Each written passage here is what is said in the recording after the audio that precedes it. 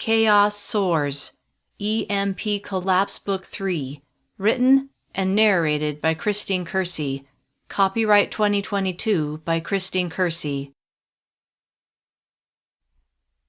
To listen to this audiobook without any ads, and to listen to all of my audiobooks ad-free, join my Patreon for exclusive access to my entire audiobook library, all ad-free. The link to Patreon is in the description. Chapter 1. Alex. "Any news?" Alex asked Luke as he stood on Luke's front porch. It was the morning after the attack on the food bank, and last Alex had heard, the one survivor from the attacking group had been unconscious at Nurse Rebecca's house. Luke had gone with a man and had said he would stay until guards arrived to watch over him. After their last prisoner, Pete, as well as the man who had been guarding him, had been knifed to death, they'd used 2 guards to watch over their newest prisoner. He was the key to discovering who was betraying their community and finding out where this attacking group was located. If they could learn those things, they would have enough information to go on the offense. Luke, who looked exhausted, stood in the doorway of his house and shook his head. "I stayed most of the night, but when 2 fresh guards arrived, I came home to sleep. What time is it anyway?" Alex glanced at the watch on his wrist. "Almost 6:30. The sun had yet to rise, and it couldn't have been much above freezing. "How much sleep did you get?" 3 hours, maybe?" Alex laughed. "That's plenty. Let's go see if our prisoner's awake." Wearing a smile, Luke shook his head. "Let me grab my coat." Less than 10 minutes later, they were knocking on Nurse Rebecca's door. A man Alex hadn't met before opened it. "Hey, Tom," Luke said. Then he motioned to Alex. "This is Alex Clark." Luke turned to Alex. "Tom's one of the guards who relieved me earlier this morning." Since Alex had been half expecting the prisoner and the guards to be dead, he couldn't stop the broad smile from lighting his face as he shook Tom's hand. "Is he awake yet?" Tom frowned. "He came around an hour ago, but before we could question him, it was lights out again." Luke tossed Alex a smirk. "Let's see if we can rouse him." Eager for answers, Alex nodded. Tom stepped back and held the door open for them. The interior was dim, lit only by a few candles. "He's in the first bedroom," Tom said, leading the way to the room Nurse Rebecca was using as a makeshift hospital room. From what Alex understood, Rebecca was a single mom with 3 daughters. The oldest was married and lived out of state. The middle child was away at college, but the youngest daughter, a teenager, lived at home and had moved into her mom's room for the duration so that the rest of the bedrooms could be used for the sick and injured. Tom gave 3 brisk raps on the door. The other guard opened it and greeted them. "Still out?" Tom asked. The other guard nodded. Tom motioned to Alex and Luke. "They're going to see if they can wake him up." "Good luck," the other guard said with a frown. "This is Eddie," Tom said with a grin. "He's grumpy since he missed his beauty sleep." Alex chuckled and held out his hand. "Alex." Eddie shook it. Then he shook Luke's before stepping back to allow them to enter. "I'll keep watch in the front room," Tom said. Then he turned and strode away. The room with the prisoner was lit with a lantern, so it was brighter than the front room had been, and a faint glow from the east was beginning to light the sky through the spaces between the slats in the blinds, which helped as well. Alex stared at the man in the bed. A neat row of stitches ran vertically above his left eyebrow, nearly into his hairline. Other than that, he appeared unhurt. His ankles were bound, and his wrists were cuffed in front of him. Alex stepped to the bed and gave the man's shoulder a brusque shake. The man drew in a sharp breath and his eyelids fluttered, but his eyes remained closed. Alex tossed Luke a smile, then faced the man again. "Wake up." He shook him again, this time a little harder. The man's eyes opened a crack.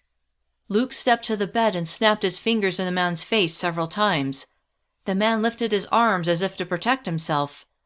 "Nap time's over," Luke said, his voice loud and commanding. "What's going on in here?" Nurse Rebecca said as she burst into the room. "Just about to question our prisoner," Alex said. Rebecca glared at him. no doubt remembering his refusal to leave her house the night his house had been attacked and they'd brought Pete to her. Alex didn't care. He was determined to get answers whether she liked it or not. Then again, she was treating his son Jason, who'd been shot a week earlier on the walk home, so he didn't want to get completely on her bad side. "He seems fine," Luke said, drawing Rebecca's attention to him, "and we have several questions that can't wait." She huffed a sigh, then nodded. Surely she wanted answers too. 2 nights earlier, someone had come into her home and knifed Pete and his guard Bill to death, while she and her daughter had been sleeping in another room. That couldn't sit well with her. "Thank you," Alex said. She frowned at him, then turned and left. Eddie stood guard in the corner. Grateful for a community that was working together, Alex glanced Eddie's way, then turned back to the prisoner. Luke pinched the man's nose closed and covered his mouth.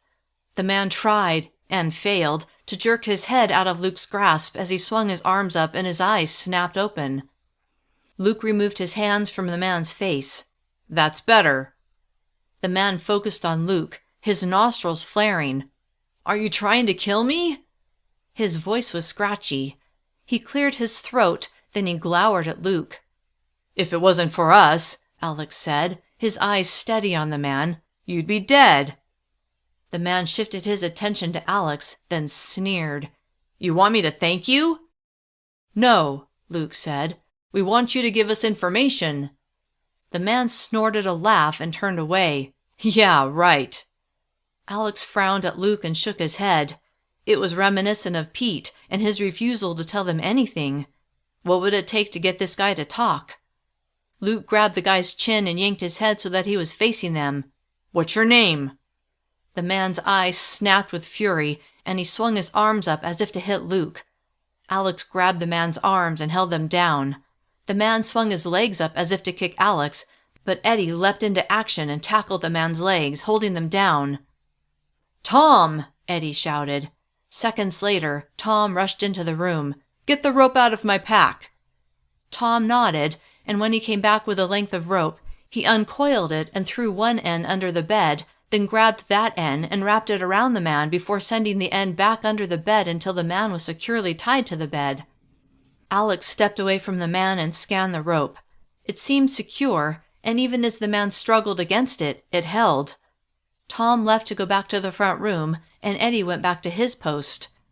Luke got right in the man's face. "Name!"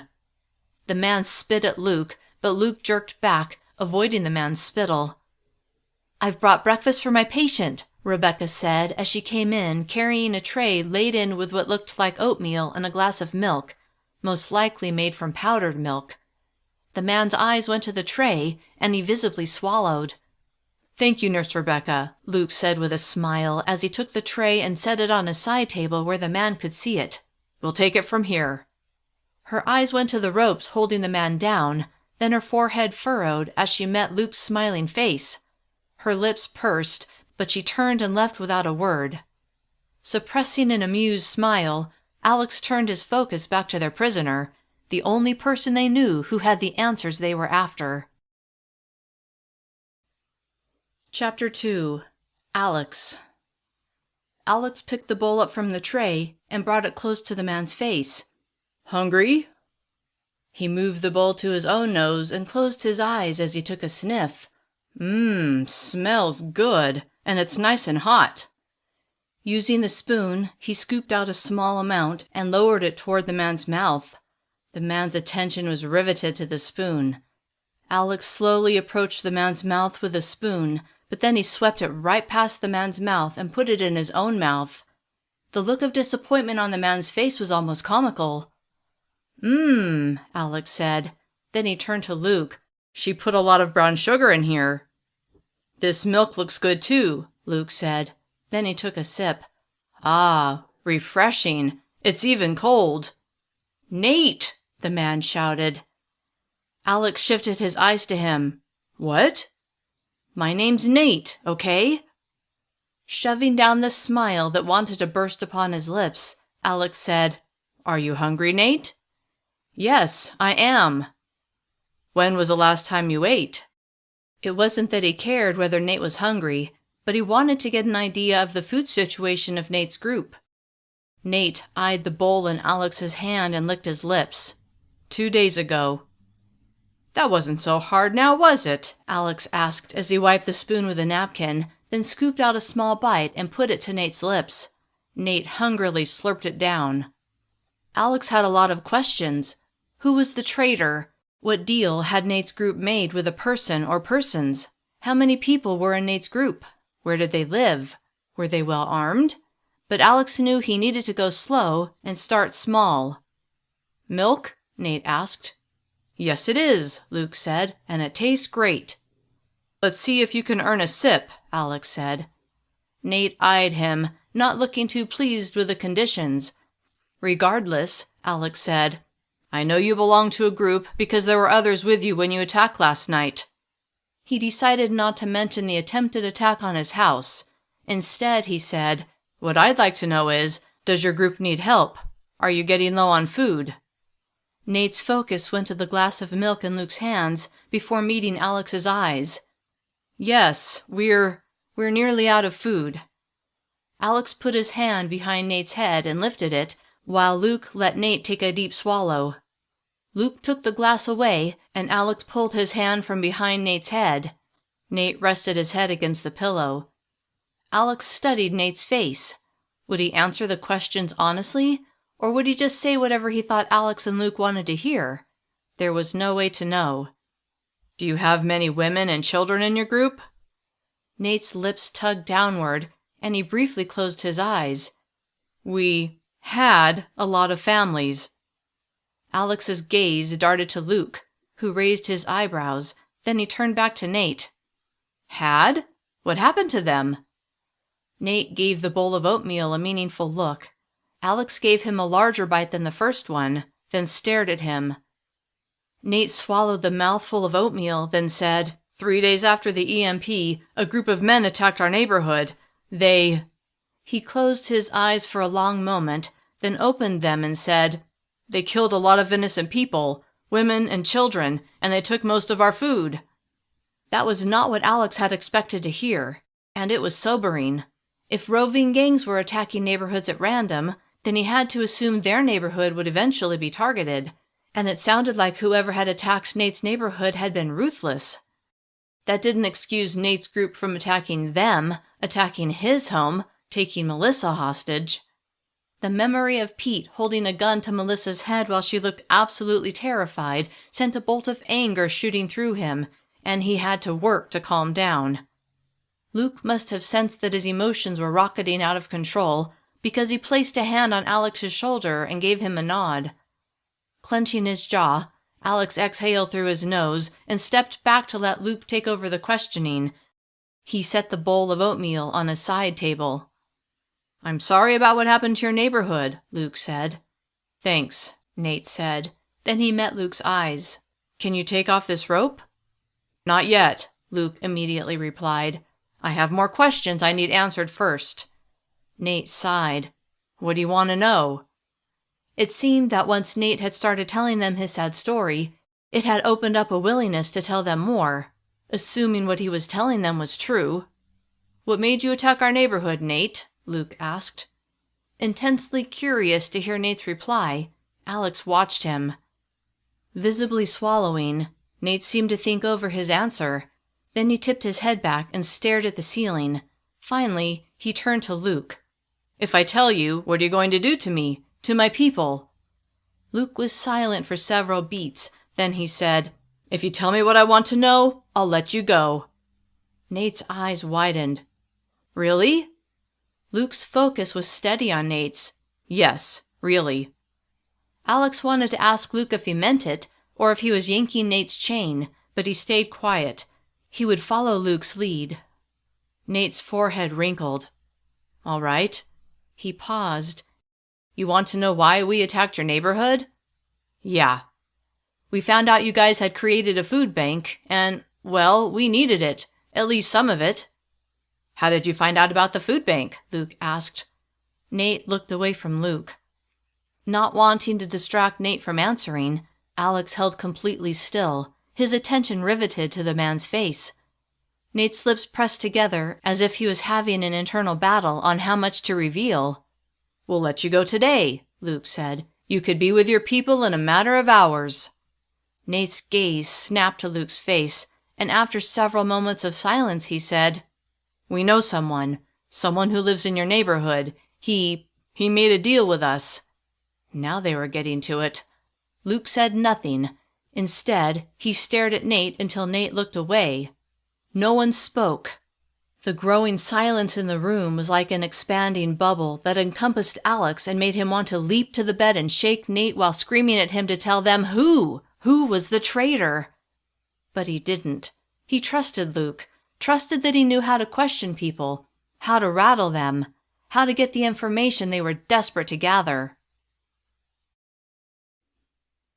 Chapter 3. Alex. "Go on," Luke finally said, and Alex exhaled the breath he hadn't realized he'd been holding. "The contact," Nate began, "has a relative in our neighborhood. The relative sought out the contact to see if the contact could help us, but the contact was having issues too. Didn't have much food either, but then the contact had an idea. This contact that Nate was talking about was the traitor, and if the traitor had murdered Pete and Bill, then the traitor was also a cold-blooded killer. They needed to know who it was." "What was the idea?" Luke's voice was completely calm. Nate licked his lips. "Another drink." Luke picked the glass up from the side table and helped Nate lift his head as he put the glass of milk to his lips. Luke allowed Nate to have a generous swallow before he took it away from him. Then Luke stepped back and set the glass on the side table. "The idea," Luke stated, his eyes unwavering from Nate's face. Nate nodded. "The contact would give us information on where to get food and the best time to get it, and once we succeeded, the contact would join us in our neighborhood." Alex pictured this contact, the traitor, telling someone from outside their neighborhood that Alex had food in his basement and that Alex would be away from home and that only his wife and children would be there, and that would be the optimum time to attack. The image of black-clad men approaching his house and taking his wife hostage at the end of a gun filled his mind. He remembered the fear he had seen in Melissa's face, real, actual terror at the knowledge that she could die. He clearly remembered his own horror at thinking he was about to see his wife murdered in front of him, and he remembered being apoplectic with rage and fear, the feeling of helplessness, of terror, as he'd watched Pete drag Melissa into their house. And this man and his group were behind it. Fury soaked every fiber of his being. He leapt toward Nate, startling Luke, then wrapped his hands around Nate's throat. "Your people almost killed my wife," he ground out through clenched teeth. Nate's eyes nearly popped out of his head, and his mouth hung open as Alex squeezed his throat. "Alex!" Luke shouted as he grabbed Alex's wrists and tried to get him to release Nate. "Alex, we need him alive!" Nate's eyes slid closed, which is when Luke's words penetrated Alex's brain. Nate still hadn't told them the most important information that they needed. He released his grip on Nate's throat, his hands shaking, and turned to Luke. "It's okay," Luke said. "Why don't you go stand by Eddie, all right?" As the adrenaline receded, Alex nodded, then shifted his eyes toward Eddie. Eddie stared back, his eyebrows raised, but his body relaxed, like he knew Luke had the situation in hand, but what Alex had just done had surprised him. Not embarrassed in the least, Alex loudly exhaled before taking a post by the open door. "You okay?" Luke was asking Nate, who had coughed. "No," Nate choked out, then he glared at Alex. "That man almost killed me." "But he didn't," Luke said, ever calm. Alex had to press his lips together to keep from telling Nate what he thought of him and his people. "Now," Luke said, moving to block Nate from seeing Alex, "you need to tell us who your contact is." Nate didn't reply, which made the simmering fury in Alex's gut come to a low boil. Despite Luke's attempt to keep Nate from seeing Alex wanted the man to have no doubt that Alex was still right there and still livid. Alex moved to the foot of the bed and stared hard at Nate. Nate's eyes widened. Luke glanced at Alex but said nothing. Instead, he turned to Nate. "It's in your best interest to answer our questions." "Are you threatening me?" Nate asked, his tone defiant. "The choice is yours," Luke said. "Go home today, or—" He let his words trail off as he gestured to Alex, clearly implying that he wouldn't stop Alex from doing whatever Alex wanted to. Alex's nostrils flared as fresh adrenaline surged through him. He could feel the ferocity broadcasting from his eyes. Nate must have sensed what Alex was feeling because he said, Okay, I'll tell you." Luke nodded. "It's Todd Richardson." Alex pictured the man Nate had named. Todd was on the cooperative's main committee. Alex remembered Todd denying that things were as bad as Alex had argued with Alex about the severity of their situation. At the meeting, where food was the topic, Todd had said that those with food had a moral imperative to share with those who had none. Alex had asked Todd if he needed food, but Todd had said no. Now he knew that was a lie. They needed to get Todd because Todd was also a cold-blooded killer. "Let's go," Alex said to Luke. "Wait," Nate said. Alex shifted his eyes to the man tied to the bed. "Yeah? What about me? What about you?" Nate gave Luke an imploring look. "You said you would let me go." Luke grinned. "We're not done questioning you." He turned to Eddie.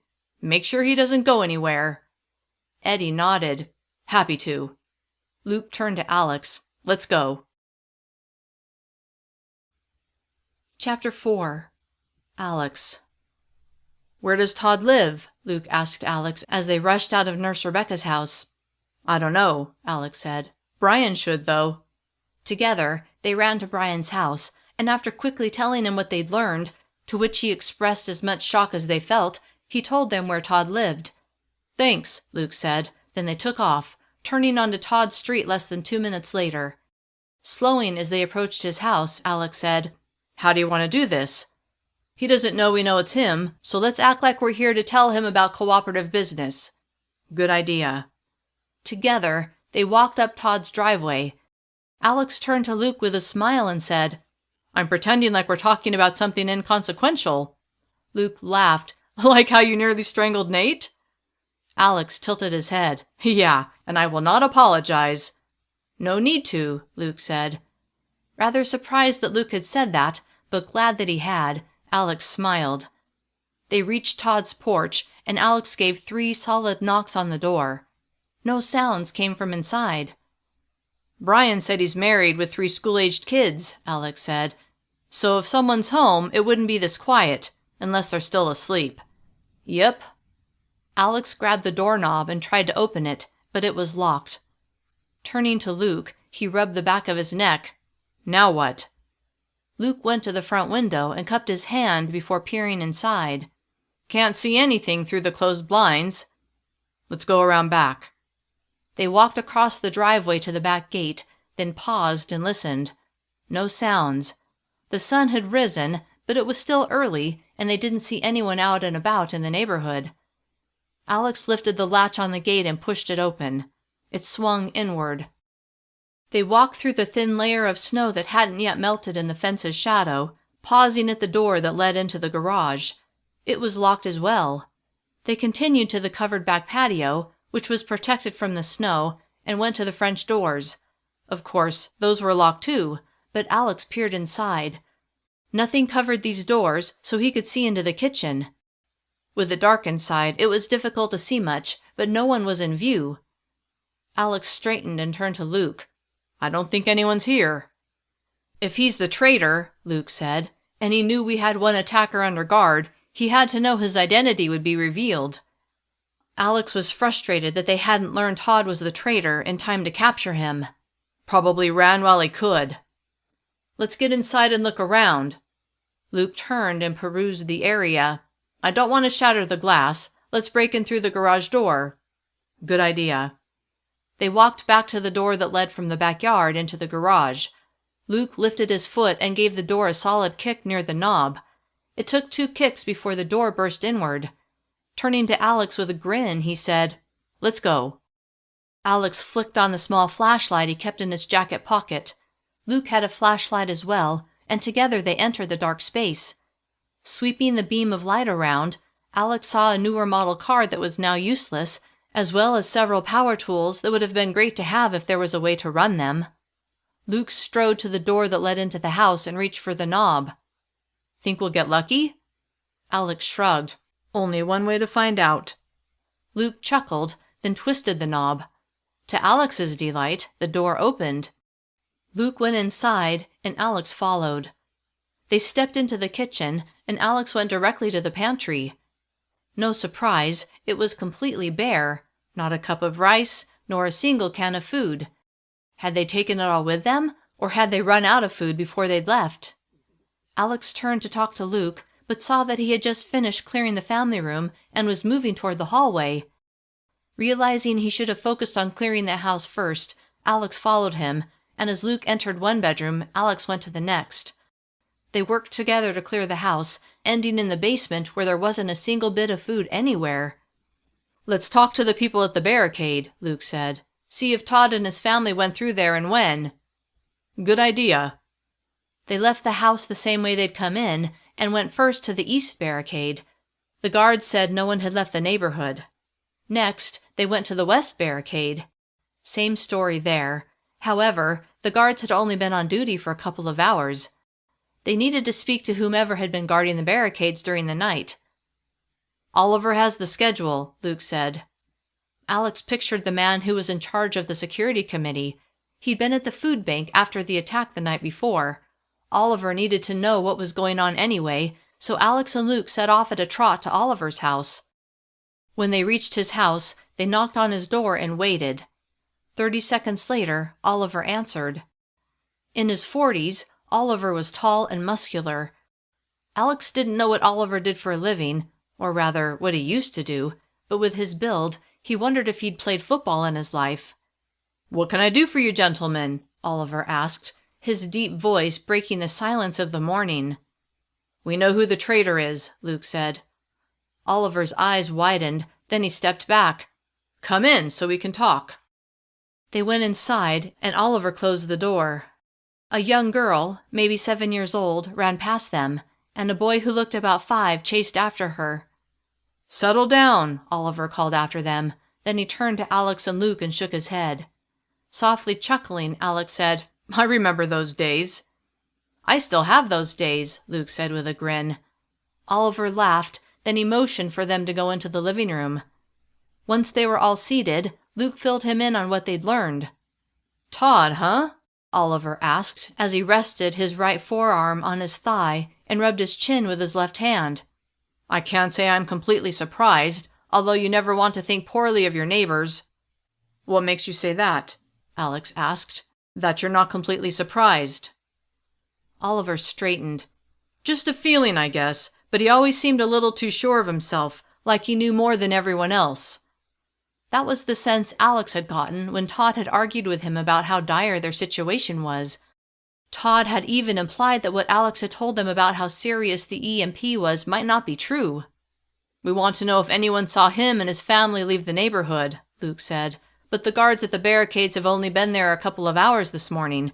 We need to know everyone who had shifts since the attack last night so we can question them." "Sure," Oliver said. "Let me grab the schedule." He stood and went to another room, then came back holding a notebook that he was skimming over. He handed it to Luke. Luke studied it. "Can I have a notepad and pen?" "Yep." Oliver left, and a moment later he came back and handed the requested items to Luke. "Thanks," Luke said, before he began writing names. He handed the notebook to Oliver, then stood.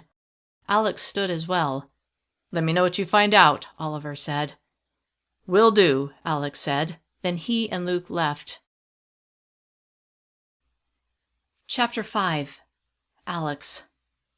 Alex and Luke divided the list of people who had been on guard duty at the barricades the previous night, then they split up. The first 2 people Alex spoke to hadn't seen anyone trying to leave the neighborhood, but when he spoke to the third person on his list, he hit pay dirt. "Yeah," a man named Rich said as he stood on his porch speaking to Alex. I thought it was a little odd since it was so late and they had kids with them, but who am I to judge? Which was when Alex questioned their decision to keep the information that there was a traitor on the down low. If they'd alerted the people on watch, they could have stopped Todd, but since they hadn't known who the traitor was, they would have potentially warned Todd that they were getting close. That was a chance they hadn't wanted to take. Didn't matter now. Alex glanced at the sheet of paper where he'd written the names of the guards he was to interview. This was the West Barricade? Yeah, Rich said. About 10 o'clock. That was nearly 6 hours after the attack on the food bank. Todd must have found out that they doubled the number of men guarding Nate, and that killing him wasn't a viable option. Obviously, he'd known his identity would come to light sooner rather than later, and that his only option had been to run. Did you notice which way he turned? Yeah, Rich said. He went north. That was something at least. Did he say where he was headed? Not specifically, but he did say that he and his family were going to a bug-out location they had. I asked why they didn't wait until morning, but he told me to mind my business. Alex shook his head. Did they have a lot of stuff with them? Rich touched his chin and looked up like he was trying to remember. Then he met Alex's eyes. Each of the 3 kids were pulling 1 suitcase, and Todd and his wife were each pulling 2. Some of them also had backpacks, I think. That's great info, thanks. Why are you asking all this? Did he do something wrong? Alex hadn't discussed with Luke or Brian whether they were going to tell people that Todd had betrayed the community, so he said, We just need to talk to him. Rich slowly nodded, like he knew Alex wasn't being completely forthcoming, but he didn't delve any deeper. Anything else you remember that might help us find him? No, Rich said with a shake of his head. All right, I appreciate your help, and if you think of anything else, let me or Luke or Oliver know. Will do. Alex left to go find Luke. He found him talking to one of the people on his list, a man who had been on duty with Rich.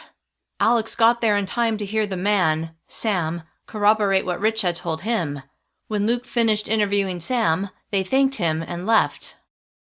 So, Luke said as they began walking, we know Todd and his family left about 10 o'clock last night through the West Barricade, and that they headed north.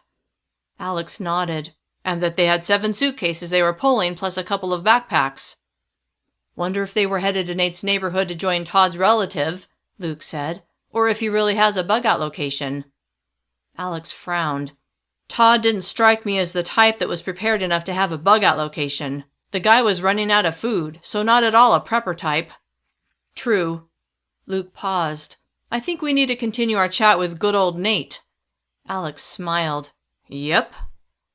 They reached Nurse Rebecca's house, and when they went in, Tom asked if they'd found Todd, explaining, Eddie told me what Nate said. Todd and his family fled last night, Luke answered. Lips twisting into an expression of disgust, Tom shook his head. What a loser. Keep the info on Todd to yourself for now, Luke said. Sure thing, Tom said. Alex and Luke went to the bedroom where Nate was tied up. Eddie gave them a single nod in acknowledgement. Nate was wide awake and scowling. Take these ropes off. He jerked against them to emphasize his fury at being restrained. Soon, Luke said, as he moved to stand beside the bed. Alex took up position at the foot of the bed, noticing that red marks were plainly visible on Nate's throat from where he choked him. I told you what you wanted to know, Nate whined. Yes, you did, Luke said. Unfortunately, Todd wasn't home. That's not my fault. No, it's not, but since he wasn't there, we couldn't question him. So I'm going to need you to answer a few more questions. Nate huffed loudly. I'm beginning to doubt that you're going to let me go. Luke shrugged. Guess you'll have to trust me. Nate made a scoffing sound. Yeah, right, because you've given me so many reasons to trust you. I stopped Alex from strangling you to death. Nate's gaze shot to Alex. Alex grinned. Then he intertwined his fingers and stretched his arms out while turning his hands outward, cracking his knuckles. Nate's face visibly paled, and he turned back to Luke. What if I don't have the answers you're looking for? Luke smiled. You do. Nate closed his eyes. Where is your group located? Luke asked. Nate turned his head and glowered at him. I can't tell you that. Can't or won't? Luke asked. Alex stayed silent, hopeful that Luke could extract the information they were after without him having to intervene, because if he did, he was afraid he might actually kill the man. Slowly shaking his head, Nate said, "Why would I tell you? If I do, you'll just come after us." "That's true," Luke said, "but if you have any hope of going home, you'll tell me." "No." Nate turned his head away. "I won't." "Have it your way," Luke said. Then he did a head tilt toward the door before walking out. Alex followed, as did Eddie. They huddled in the living room, with Tom joining them. "Don't give him any food or water," Luke told Eddie in a low voice, "not until he's ready to talk." Eddie gave a single nod, then went back down the hall. "When he's ready to talk," Luke said to Tom, "come and get us." "Yes, sir," Tom said with a smile. "Let's go see our families," Luke said to Alex. Ready for the break, Alex nodded with enthusiasm. "Sounds good to me." Chapter 6. Melissa. It had been a day and a half since Melissa had been taken hostage, and the experience still shook her. Even more, she was determined to make sure she was never a victim again. She was eager to do some target shooting. She was just waiting for Luke to find a place to practice.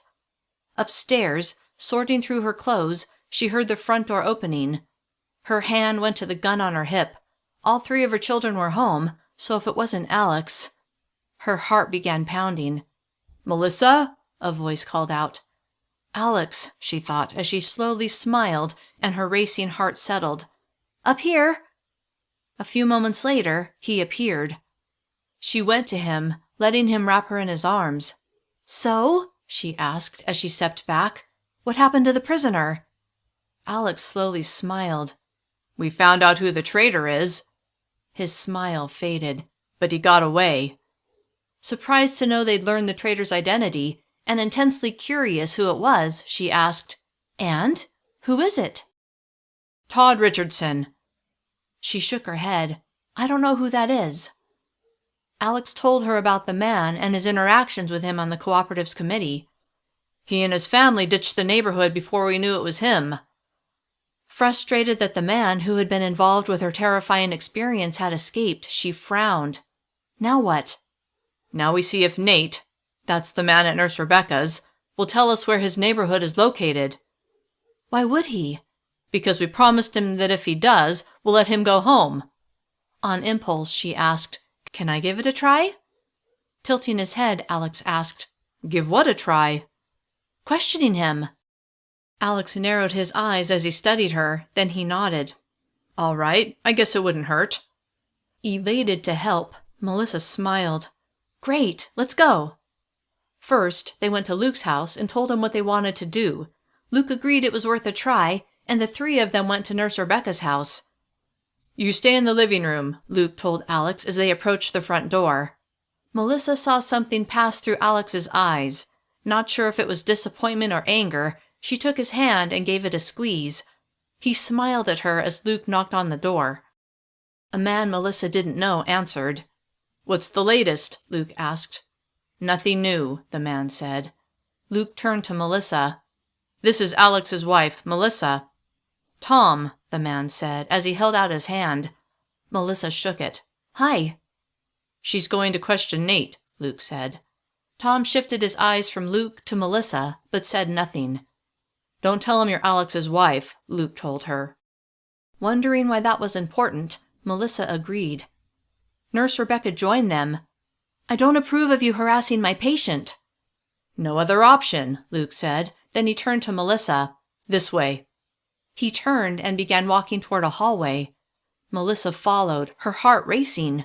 What was she doing? Why had she suggested this? Would this man, this prisoner, tell her something he hadn't been willing to tell Luke and Alex? What could she possibly say to get him to talk? Kind of regretting her impulsive suggestion, when Luke stopped in a doorway and swept his hand toward the entrance, she paused, then forced herself to go inside. That's when she saw a man tied to a bed. Rather shocked, she hesitated. "Who are you?" the man asked, his tone broadcasting annoyance. Her throat felt like it had tightened up, and she wished Alex was standing by her side. Swallowing over her nerves, she grabbed an empty chair and dragged it to the man's bedside. Placing it where she could meet his eyes, she sat down. The man, Nate, Alex had said, had a long row of stitches going from just above his left eyebrow nearly into his hairline. "My name's Melissa," she said, her voice soft. "And you're Nate, right?" He frowned. "Maybe you can talk these jerks into taking off this rope." Since the jerks he was talking about certainly included her husband, she had zero interest in honoring his request. "I understand you might go home today."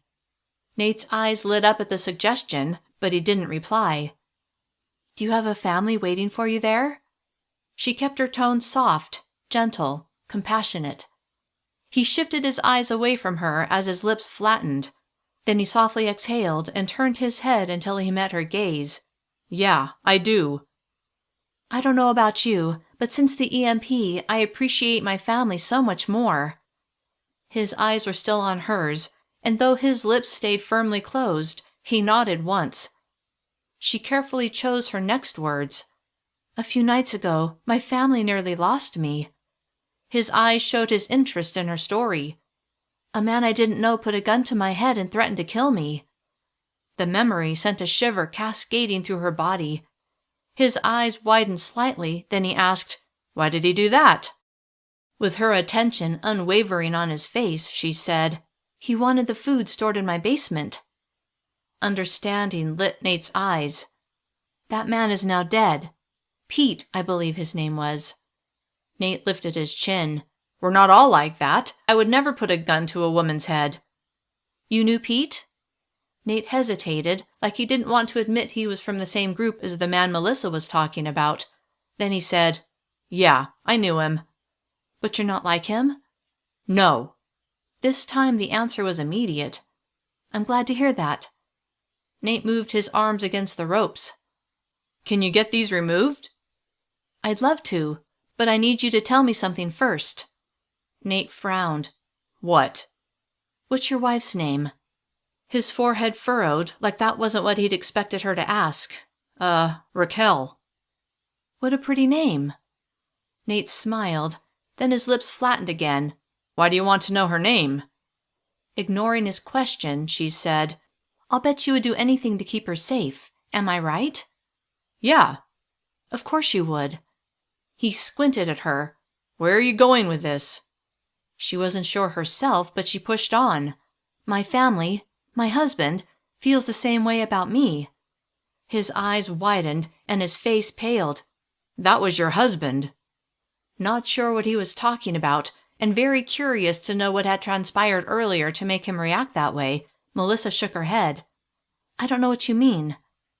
Nate narrowed his eyes at Melissa. "The man who strangled me earlier." Working hard not to react to this bit of news, Melissa held very still. Then her gaze went to Nate's throat, which was ringed with the beginning of bruises. After one of Nate's buddies had held her at gunpoint, it wasn't surprising that Alex, who would do anything to protect her, would be upset with Nate. Love for her husband burst through her. That attack never should have happened in the first place, and her neighborhood had to do what it could to prevent something like that from happening again.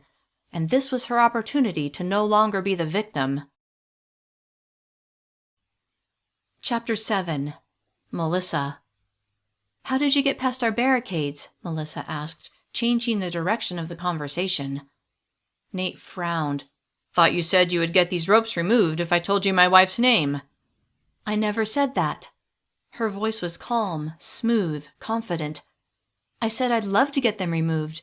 I never said I could do it." She paused. "It's not my call." He glared at her. "Then why should I answer any of your questions?" She shrugged. "You don't have to, but I know Raquel must be anxious about you. I'm sure she's eager for you to get home." Nate stared at her, his jaw clenching and unclenching. "She probably wonders if you're even still alive." Melissa softly frowned. Poor Raquel, afraid she's become a widow. Now his nostrils flared and he breathed hard. This seemed so heartless, not the way the old Melissa would have acted, but the old Melissa had never had a gun pressed to her skull and her life threatened. The world was different now, and Melissa was rather surprised, yet sadly pleased, at how quickly she was adapting. "We only need one piece of information, and then we'll let you go." A blush climbed Nate's neck and reached his face, and then he spoke through clenched teeth. "You said it's not your call." Melissa turned to Luke, who stood a short distance behind her. "If he tells us where his neighborhood is, you'll let him go, right?" Luke nodded. "That's right." Melissa turned to Nate with a smile. "You see? It's all set.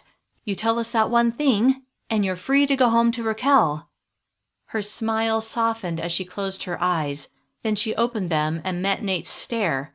"Raquel is going to be so relieved to see you, Nate. So happy."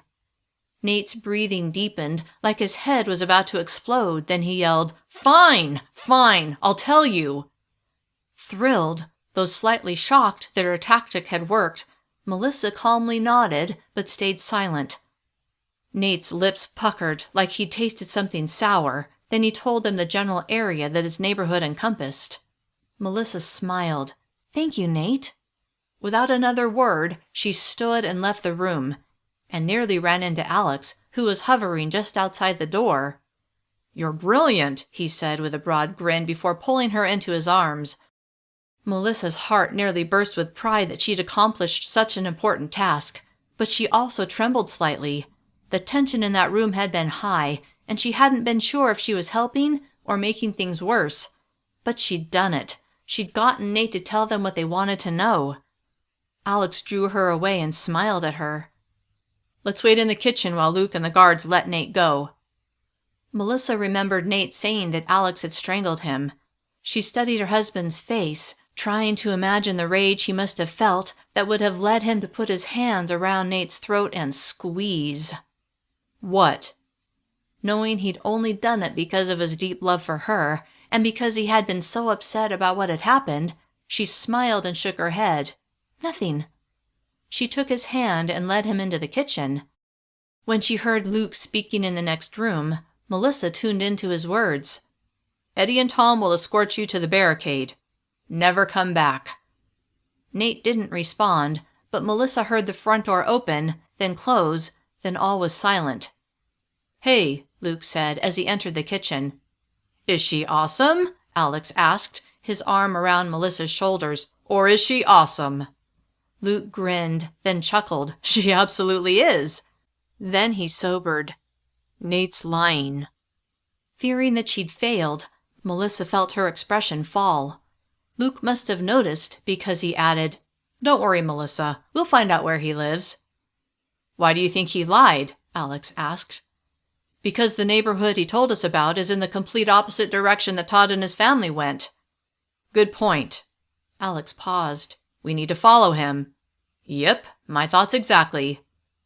Feeling like she was an important part of this, Melissa said, "I want to go too." Then she turned to Alex to see what he would say.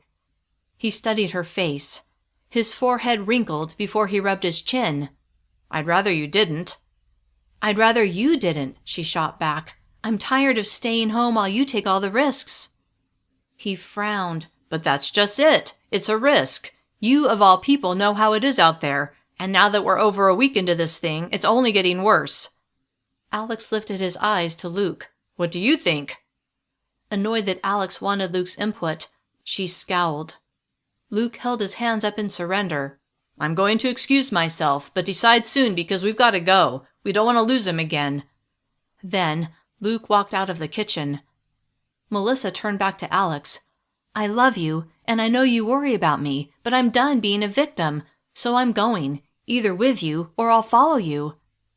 Alex's lips pressed into a straight line as he stared at her, then his jaw clenched. "All right, but if something happens to you—" His words trailed off, and his eyes grew shiny. Melissa knew how he felt, because she'd felt the same thing when he'd gone off to Home Depot days before. "We're just going to follow him, right?" "Yeah, find out where he lives and do some recon." "Okay then, I'm sure we'll be fine." He exhaled through his nose. "You have your gun?" She patted her hip. "Yep." "All right then, let's go." Elated, Melissa tamped down the smile, pushing at the corners of her lips. Instead, she nodded and led the way into the living room where Luke waited. Chapter 8. Alex. Part of Alex was annoyed with Melissa for forcing him to do something he really hadn't wanted to do, but the other part of him was proud of her for her determination, or was it stubbornness, to see this through. Mostly, though, he was quietly worried about her safety. Who knew what they would run into out there? "We're just gathering information," he reminded himself. Holding on to that fact with both hands, he followed Melissa into Nurse Rebecca's living room. "We're ready to go." Luke slowly nodded, like he was trying to decipher Alex's mood. "All right, let's hit it. But first, let's stop by our houses and grab backpacks with a few supplies. Water, food, extra ammo." He glanced at Melissa before looking at Alex again. "No idea what we're going to run into out there." That was exactly what Alex had been thinking. "Right. We also need to give Nate a little head start so he doesn't see us following him." "Exactly." The trio left Nurse Rebecca's house and jogged to their own neighborhood. Alex was glad to see that Melissa had no trouble keeping up. If anything, she was less winded than he was. "Let's make this quick," Luke said, as he broke off to go to his house. "Yep," Alex said. Then he and Melissa went toward their house. "You tell the kids what's happening, and I'll get the supplies." "All right." They unlocked the front door and went inside. As Melissa went toward the family room where the kids were presumably hanging out, he ran upstairs to the master closet, opened the safe with the key, took out extra ammo, then locked the safe and put the ammo in a backpack. Then he got his AR-15 and carried it, along with 2 backpacks, down to the family room. "I'm sure we'll both be fine," he heard Melissa telling the kids. It looked like Jason and Stephen had been playing a board game, and Emily had been reading a book. "I don't want you to go, Mom," Emily said, her eyes imploring.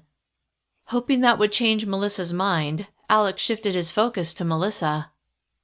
Melissa sat beside Emily on the couch.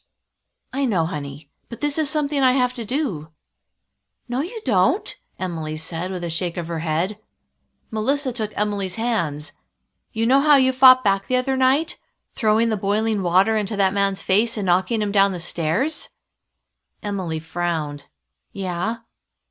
"While you were being amazing and saving us both, I felt completely helpless. That's a feeling I never want to have again. Doing this? Going with Dad and Luke?" Melissa paused. "I need to do this to prove to myself that that I'm not a victim, that I can fight back, take control, go on the offense." Ah, now Alex understood. Not that he believed she needed to come along to prove anything, but hearing her express her reasons like that, it shifted his attitude. He would support her in doing what she believed she needed to do. "Mom's right," he said, stepping forward.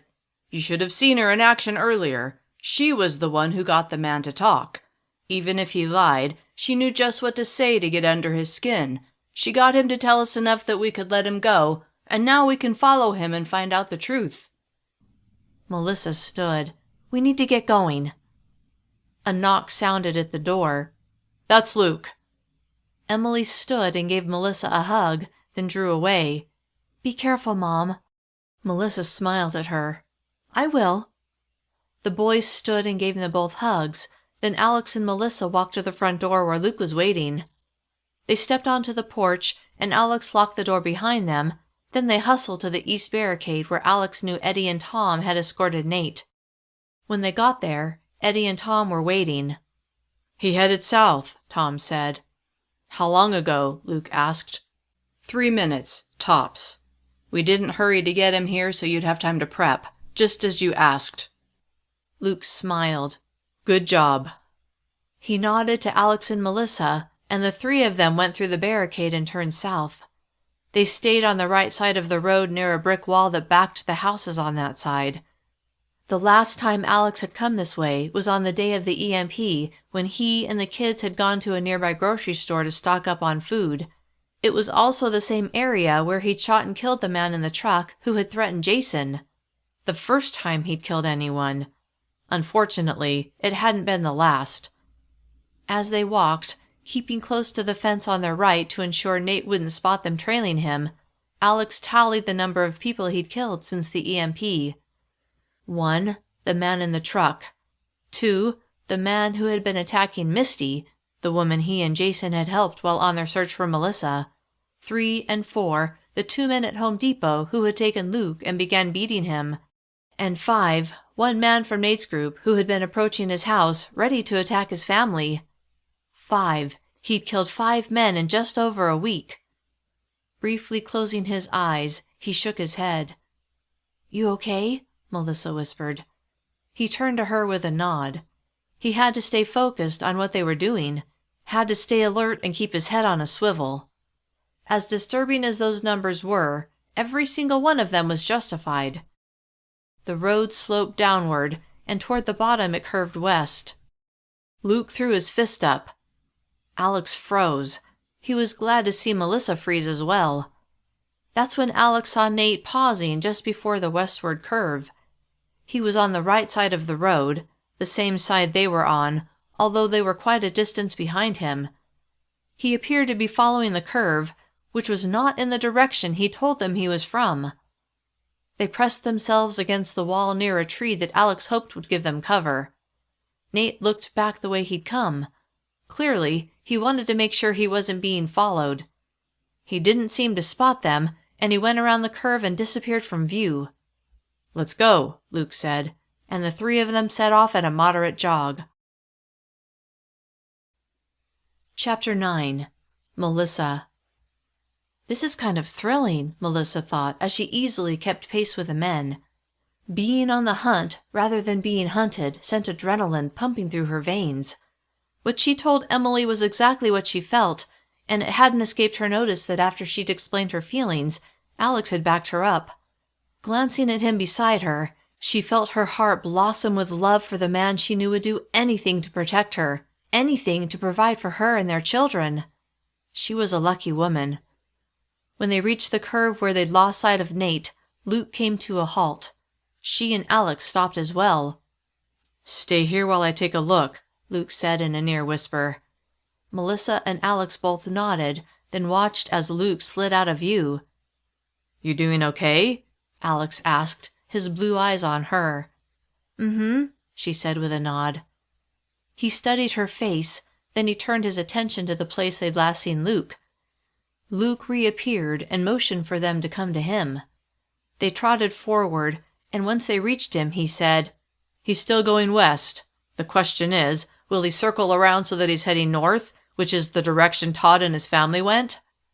"So you're pretty sure Todd and his family were planning on joining Nate's group?" Alex asked. "It would make sense," Luke said. It made sense to Melissa, too. The world they lived in now was not the type of place a family would want to be in on its own. Chances of survival were much higher with a strong group. Her group seemed to be strong. The question was, how strong was Nate's group? "My guess," said Luke, "is that he won't turn on 10th East, which would be the quickest way back to his neighborhood, and instead go farther west first." "Yep," Alex agreed. "That's what I would do. Otherwise, he would go right past our west barricade, where he would risk being seen." "Exactly." "Can we follow him now, or do we need to give him a head start?" Luke shifted his focus to her, and she realized this was the most time she'd spent with her neighbor. That was one positive about the EMP. It had brought her neighborhood closer.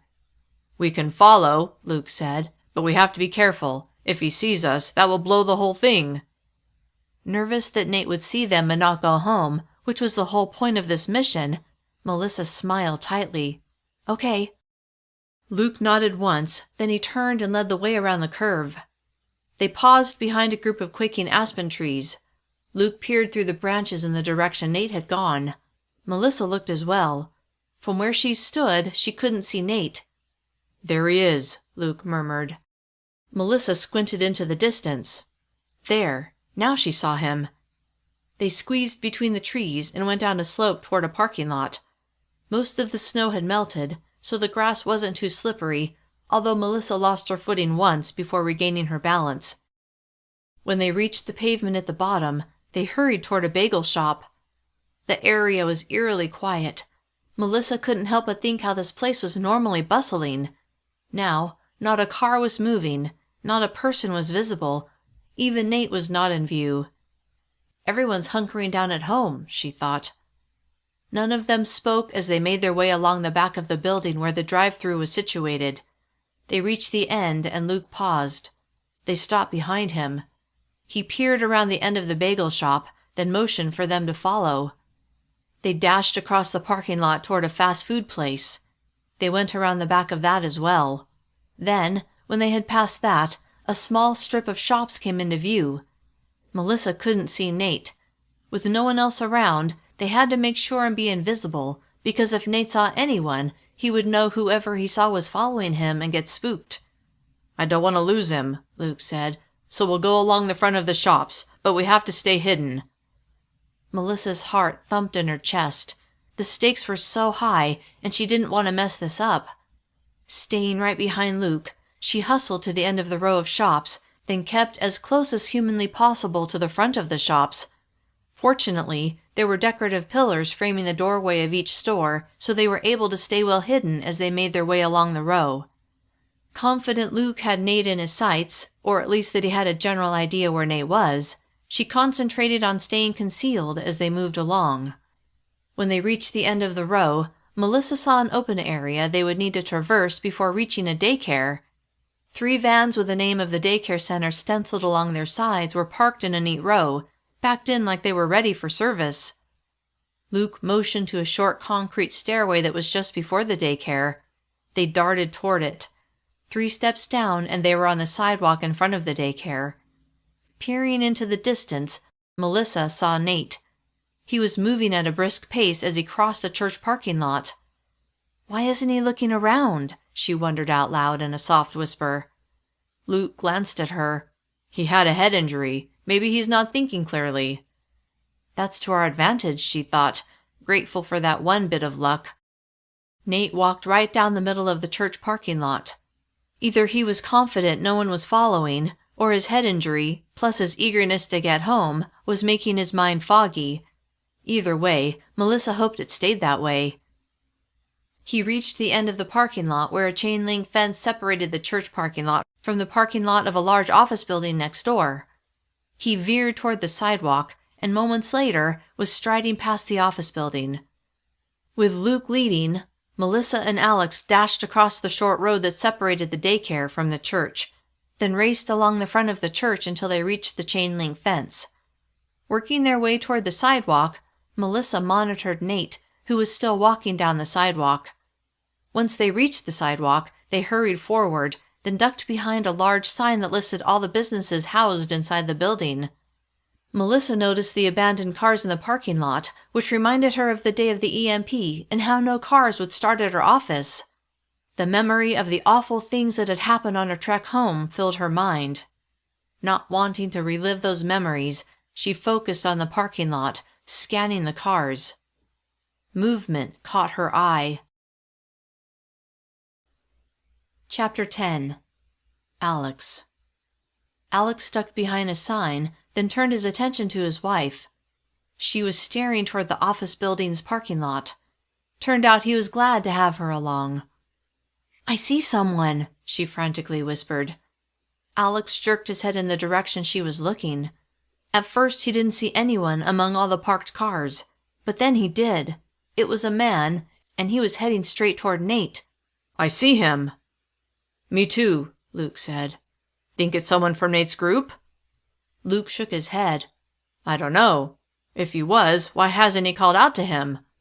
Alex studied the man, who was about 40 feet from Nate and approaching from the side but slightly behind him, like he was sneaking up on him.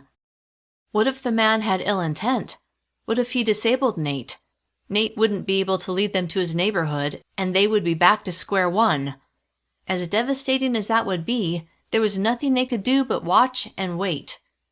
All 3 of them straightened enough to peer over the top of the sign, their focus on Nate and the man who was quickly closing the distance between himself and Nate.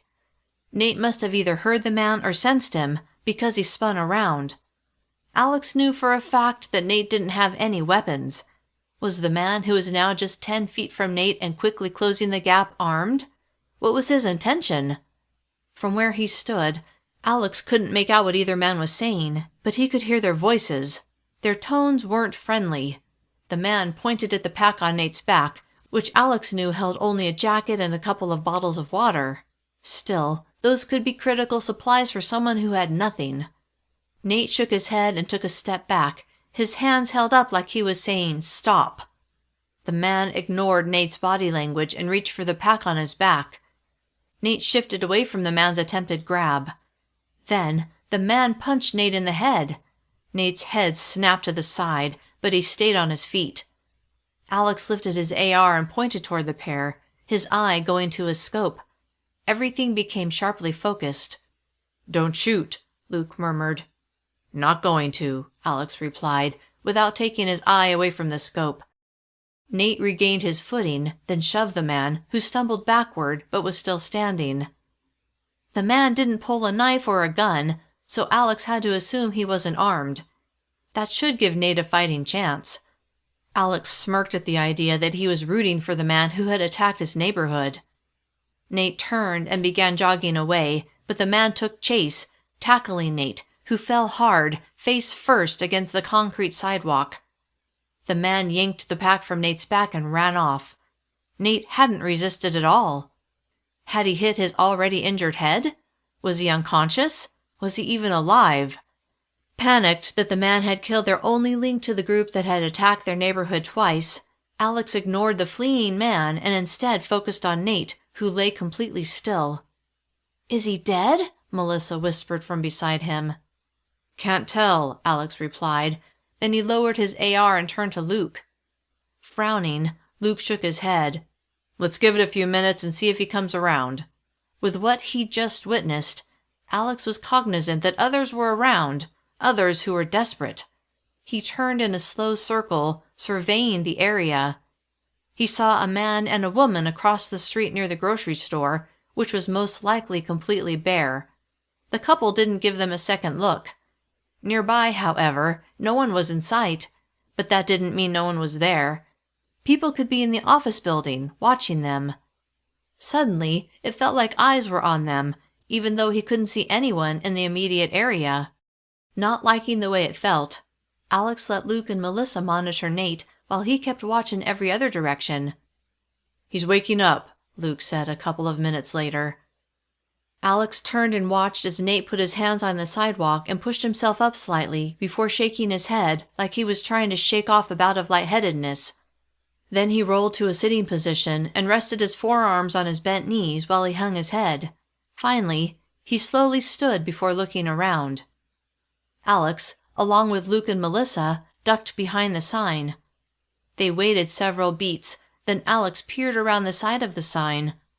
Nate was staggering down the sidewalk in the same direction he'd been going before the stranger had attacked him.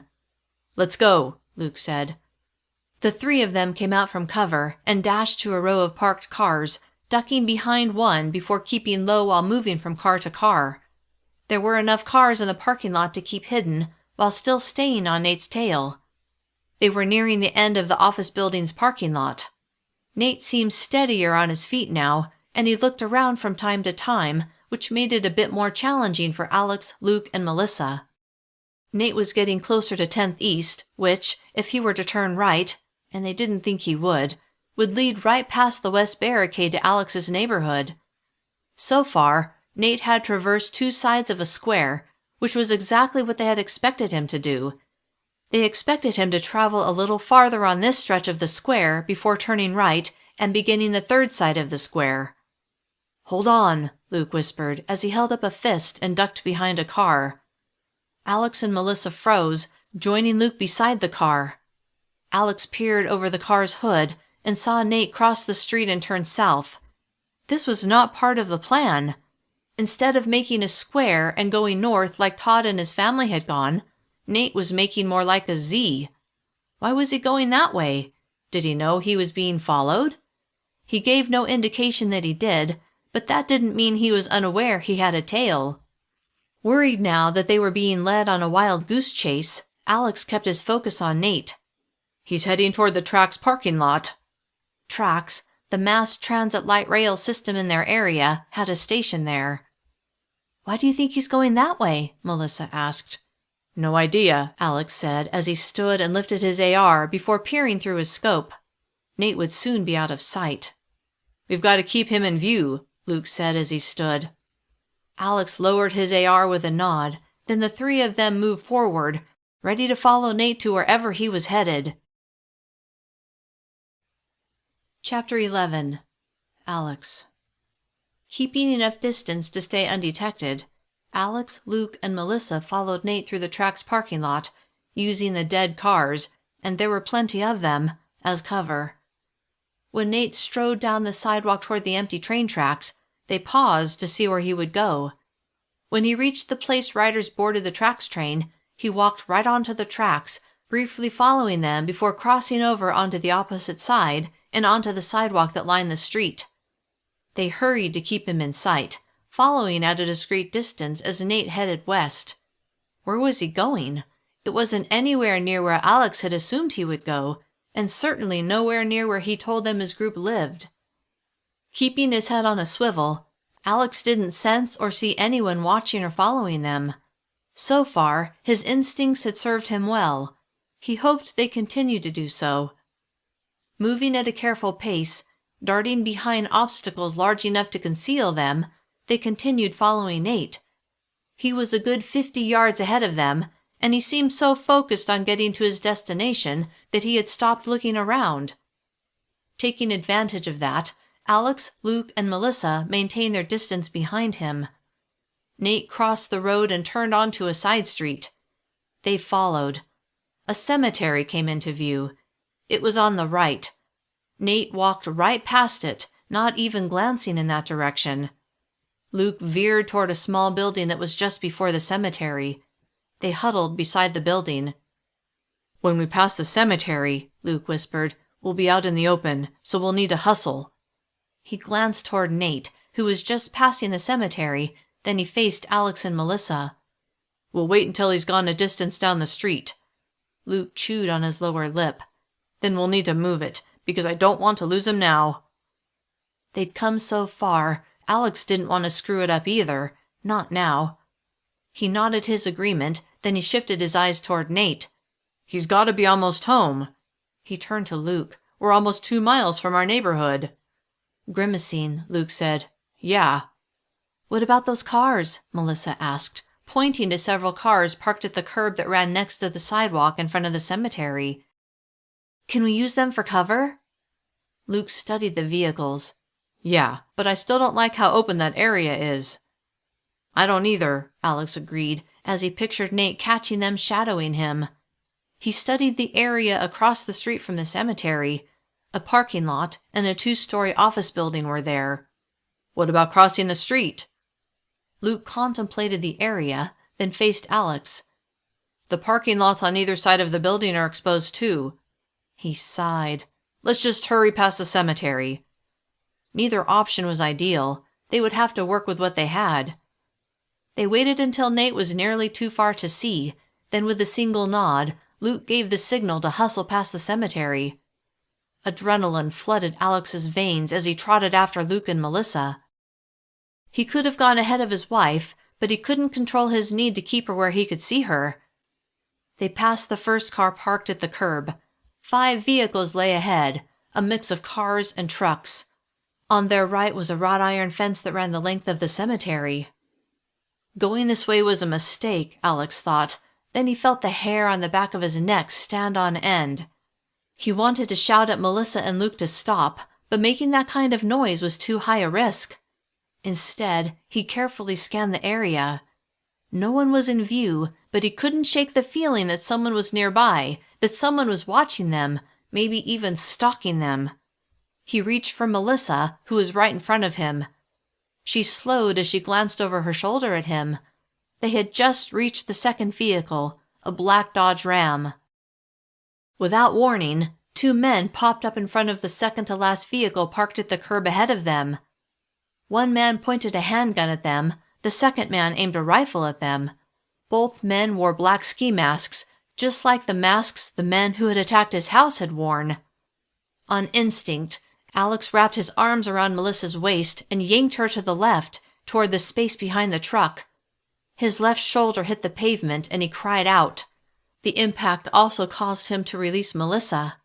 He didn't know what had happened to Luke. A single gunshot rang out. With no idea if that was from the men who had ambushed them, or if it was from Luke, Alex ignored the throbbing in his left shoulder as he scrambled to one knee and swung his AR around. Melissa pushed herself into a crouch before drawing her weapon. Although Alex desperately hoped Melissa wouldn't have to engage these guys, he was glad to have another armed person there. With his AR up and ready, he angled around the left rear side of the ram, his mind racing. Was Luke okay? How long had these men been lying in wait? Had Nate, and the men who had been with him when they'd attacked the food bank, prearranged to come this way so that if anyone from Alex's neighborhood followed, their buddies could ambush them? Feeling like an idiot for falling right into their trap, Alex turned to Melissa and mouthed, "Stay here." Her eyes widened like she didn't want him to leave. He didn't want to either, but it felt safer somehow for her to be back here rather than closer to the ambushers, which was where he was headed. She nodded, and he slid around the ram on the driver's side. Shoving aside any regrets that they hadn't crossed the street, because the ambush would have happened either way, and actually, on the other side of the street, they would have been sitting ducks with a building behind them, Alex kept low as he eased forward.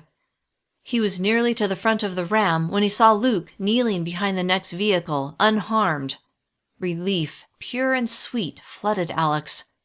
Their eyes met, and wearing a grim expression, Luke shook his head. He pointed to Alex and motioned for him to stay on the left side and move forward while Luke would stay on the right. Alex nodded his understanding. "Come out where we can see you," a voice called out, "and put your hands in the air." Lifting his eyebrows at Luke, when Luke made hand signals that Alex interpreted to mean that they should stand at the same time and shoot, Alex nodded before moving until he was just behind the left taillight, his back against the bumper, his AR pointed upward. The men who had ambushed them were in front of the fifth car, so they were 3 car lengths in front of Alex and Luke. Luke held up his hand, then lifted 1 finger, 2 fingers, a third.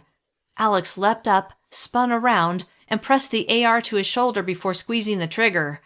Luke shot his rifle as well. The men dropped, but it was unclear if they had been hit or were just ducking. Still on their feet, Alex glanced at Luke, who was focused on where the men had been standing. Gunshots rang out, and Alex heard the ping of bullets hitting the car.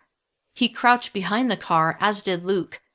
The sound of several more gunshots filled the air, then all was quiet. "Come on out, and no one will get hurt," a man's voice said, his tone commanding and sure. Alex looked at Luke, who frowned and shook his head. Chapter 12. Melissa. Melissa's heart thrashed in her chest.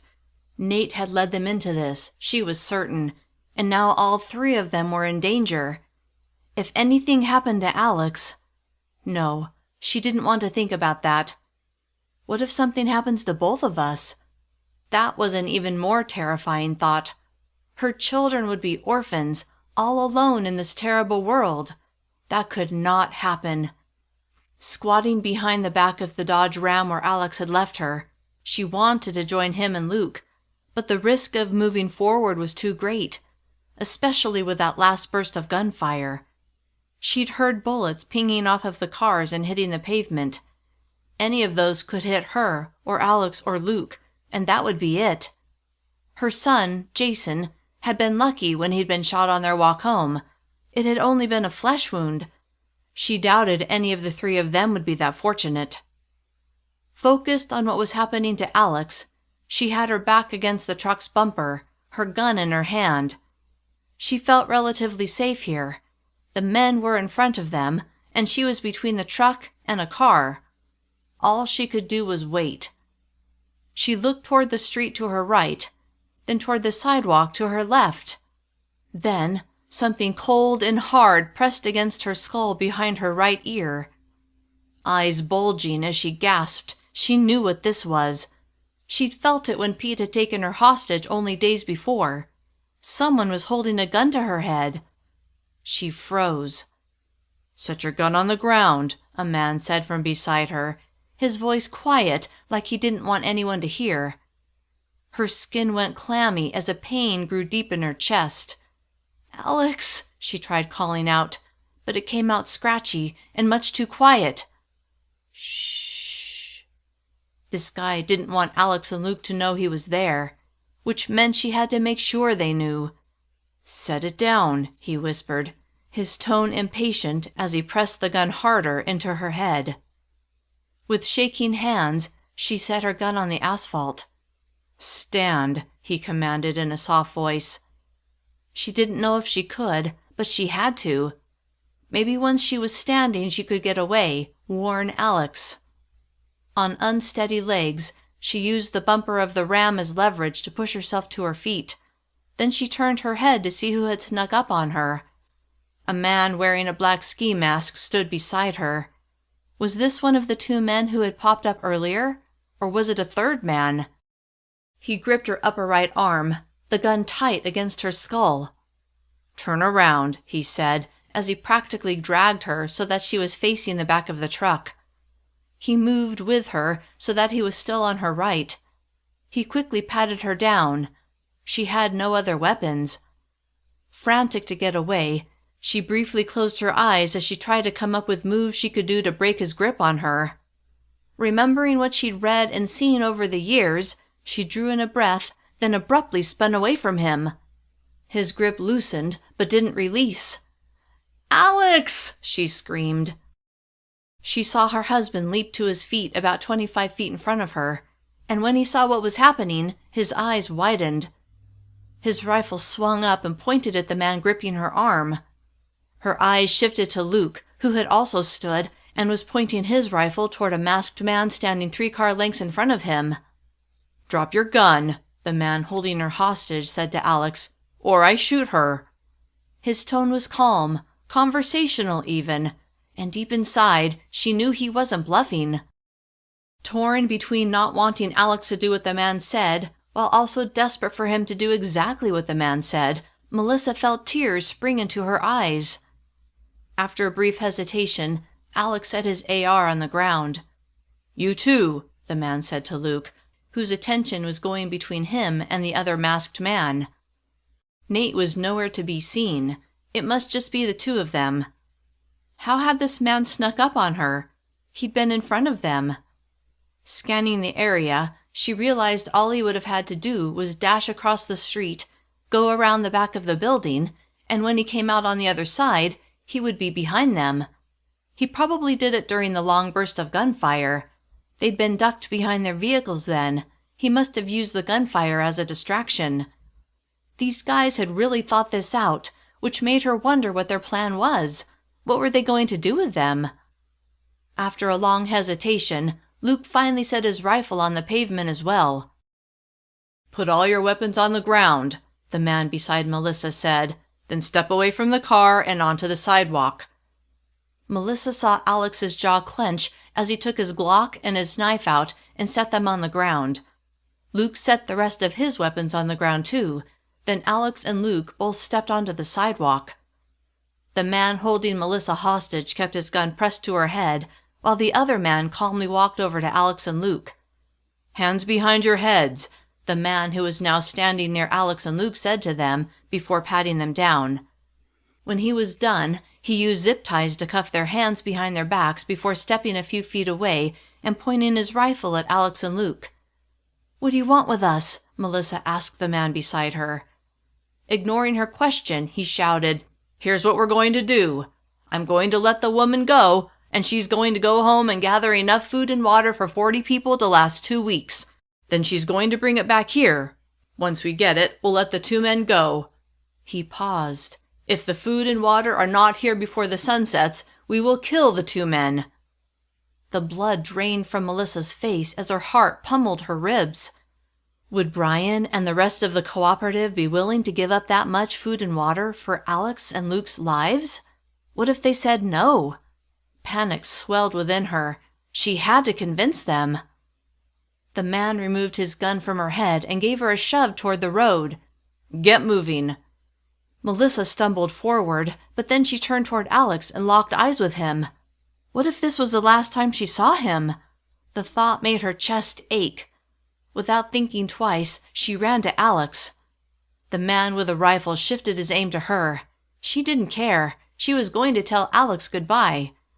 When she reached him, she threw her arms around him. "Don't worry," she nearly sobbed.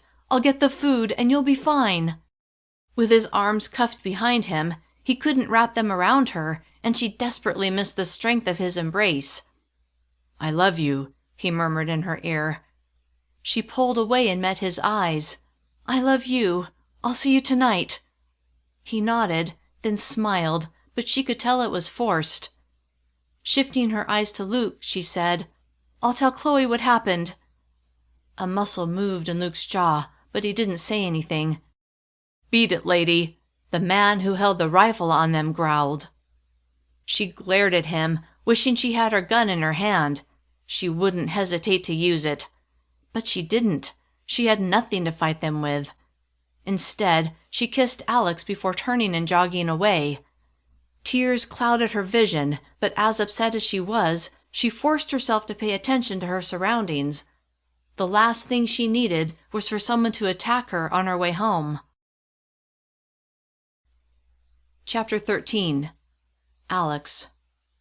Alex watched Melissa jog down the street, his fury at these men and their brazenness spiraling.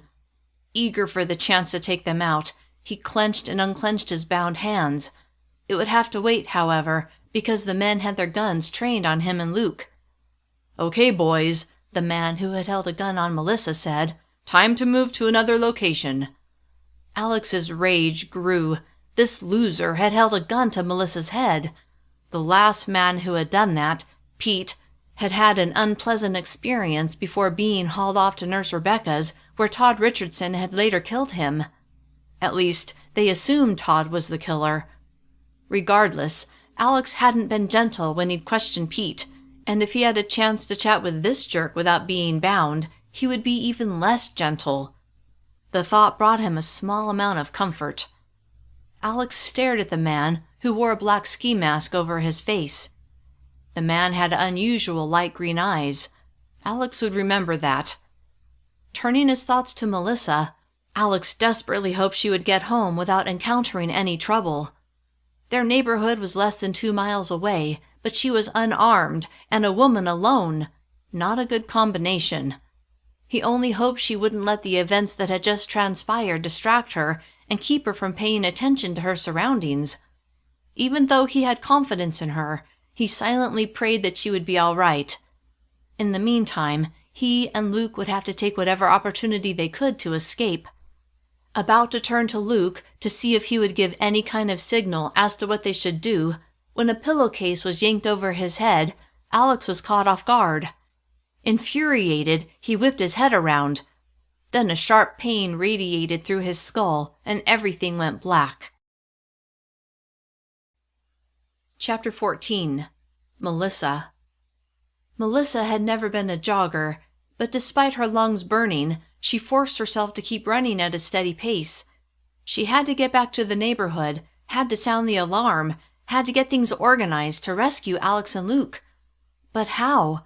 She doubted they would be at the cemetery for long. Where would the men take them? If they had a working vehicle, they could take them anywhere. There was no way to know where they were. Futility swept over her, but she forced it aside. She couldn't think about that right now. I should have stuck around, she thought, so I could see where they're taking them.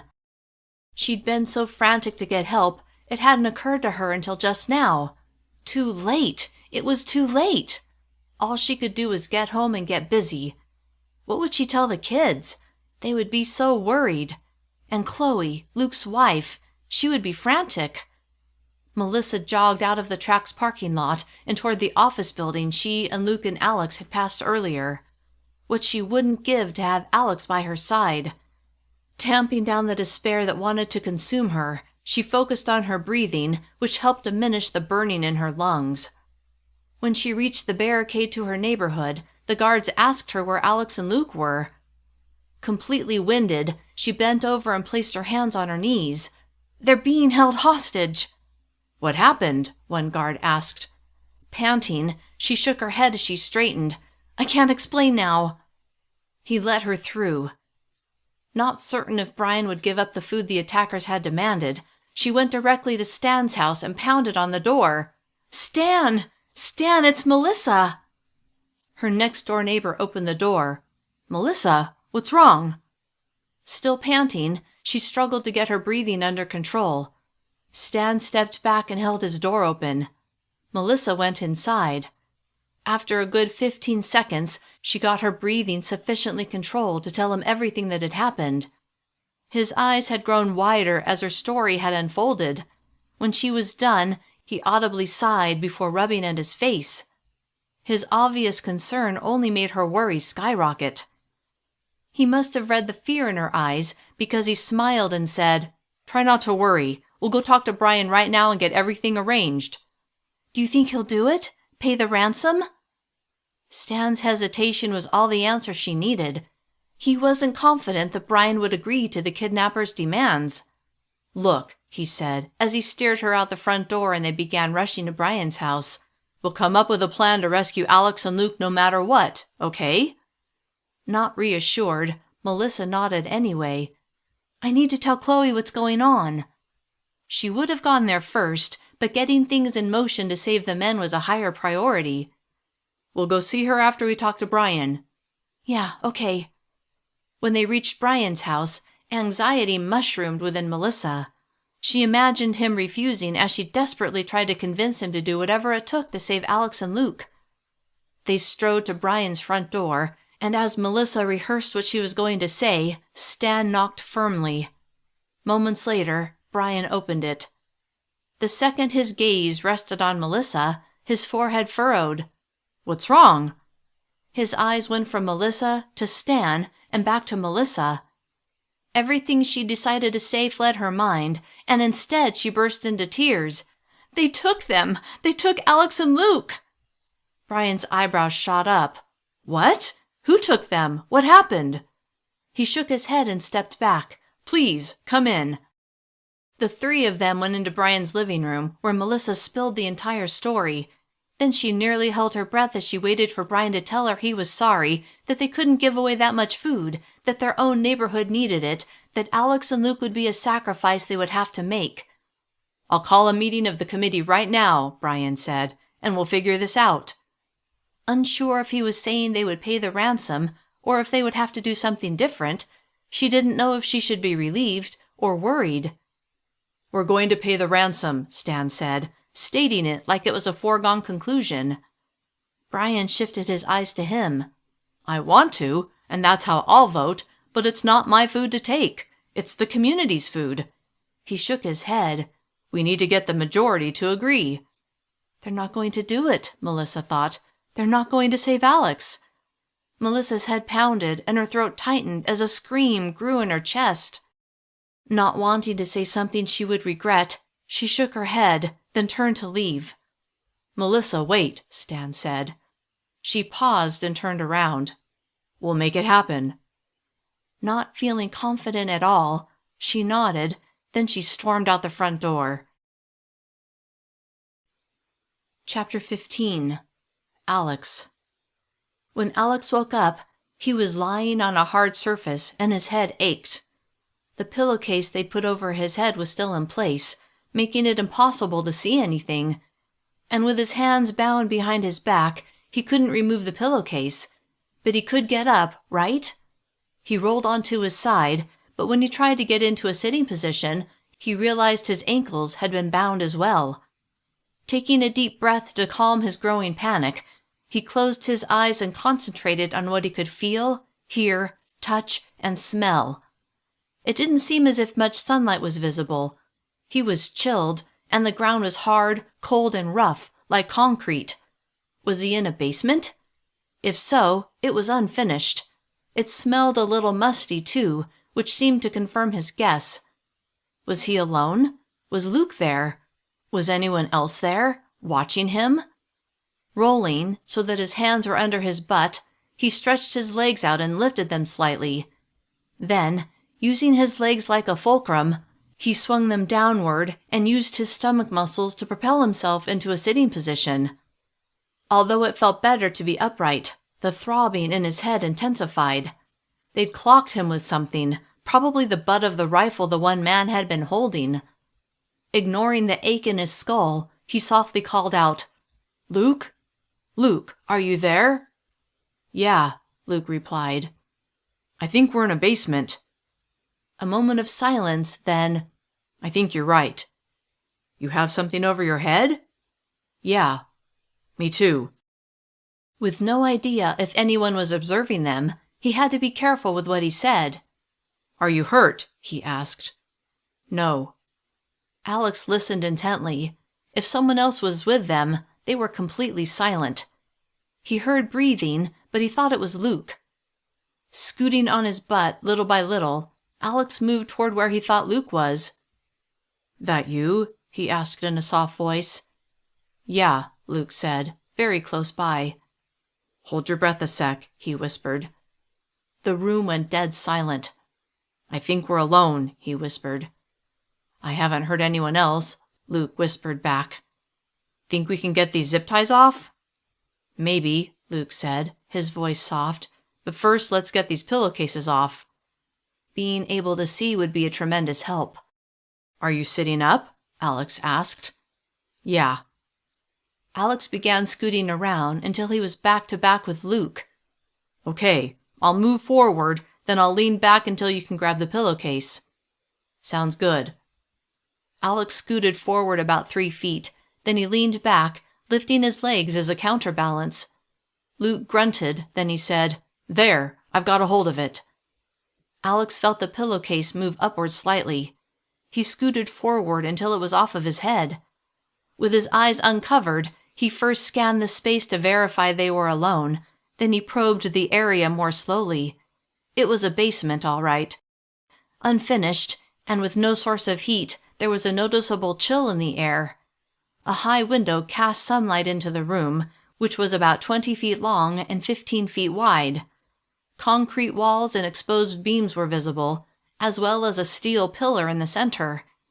Besides that, the room was completely bare, nothing to use as a weapon. A single closed door was set in one wall. Were they in someone's house? "Help me get this thing off of my head," Luke said. Alex had been so busy examining the place that he'd forgotten that Luke might want to see too. Swiveling his body slightly to see where Luke was positioned, he said, "Lean back." Luke did, and Alex scooted backward while lifting his bound wrists behind him until he felt the cotton of the pillowcase touch his hands. He grabbed the fabric. "Okay, I've got it. Scoot forward." A few moments later, Luke's head covering was off. Alex dropped the pillowcase and swiveled around so that he and Luke were sitting side by side. "Wonder where we are," Luke said. "I'm guessing it's someone's basement." The zip ties on his wrists were so tight it was becoming unbearable. "How can we get these zip ties off?" The door swung open, putting an end to their conversation. Chapter 16. Melissa. Shoving aside her deep concern that the committee would vote to ignore the ransom and sacrifice Alex and Luke, she turned her mind to Chloe. She had to talk to her, had to tell her what had happened to Luke. Heart pounding as she approached their front door, Melissa imagined how she would feel if she were just learning what had transpired. Loudly exhaling, Melissa knocked on Chloe's front door. The sound of children racing to answer filled her ears, which only made her mission that much worse. Luke and Chloe had 2 young daughters that needed their father, especially with the world turned upside down. "Don't open it," Melissa heard a woman say. Then, "Who is it?" "It's Melissa Clark." The deadbolt turned, the door swung open. "Hi, Melissa," Chloe said with a bright smile. Her light brown hair was in a ponytail, and her green eyes sparkled with friendliness. When Melissa didn't speak, Chloe studied Melissa's face, and her own expression fell. She knows something's wrong, Melissa thought, and I have to tell her what it is. Melissa's stomach churned and her throat ached. "Come in," Chloe said in a near whisper, her eyes bracketed with worry. Melissa stepped across the threshold. Chloe shut the door behind her.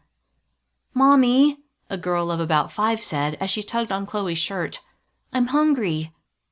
Chloe knelt in front of the girl. "You may have 1 granola bar, Charlotte.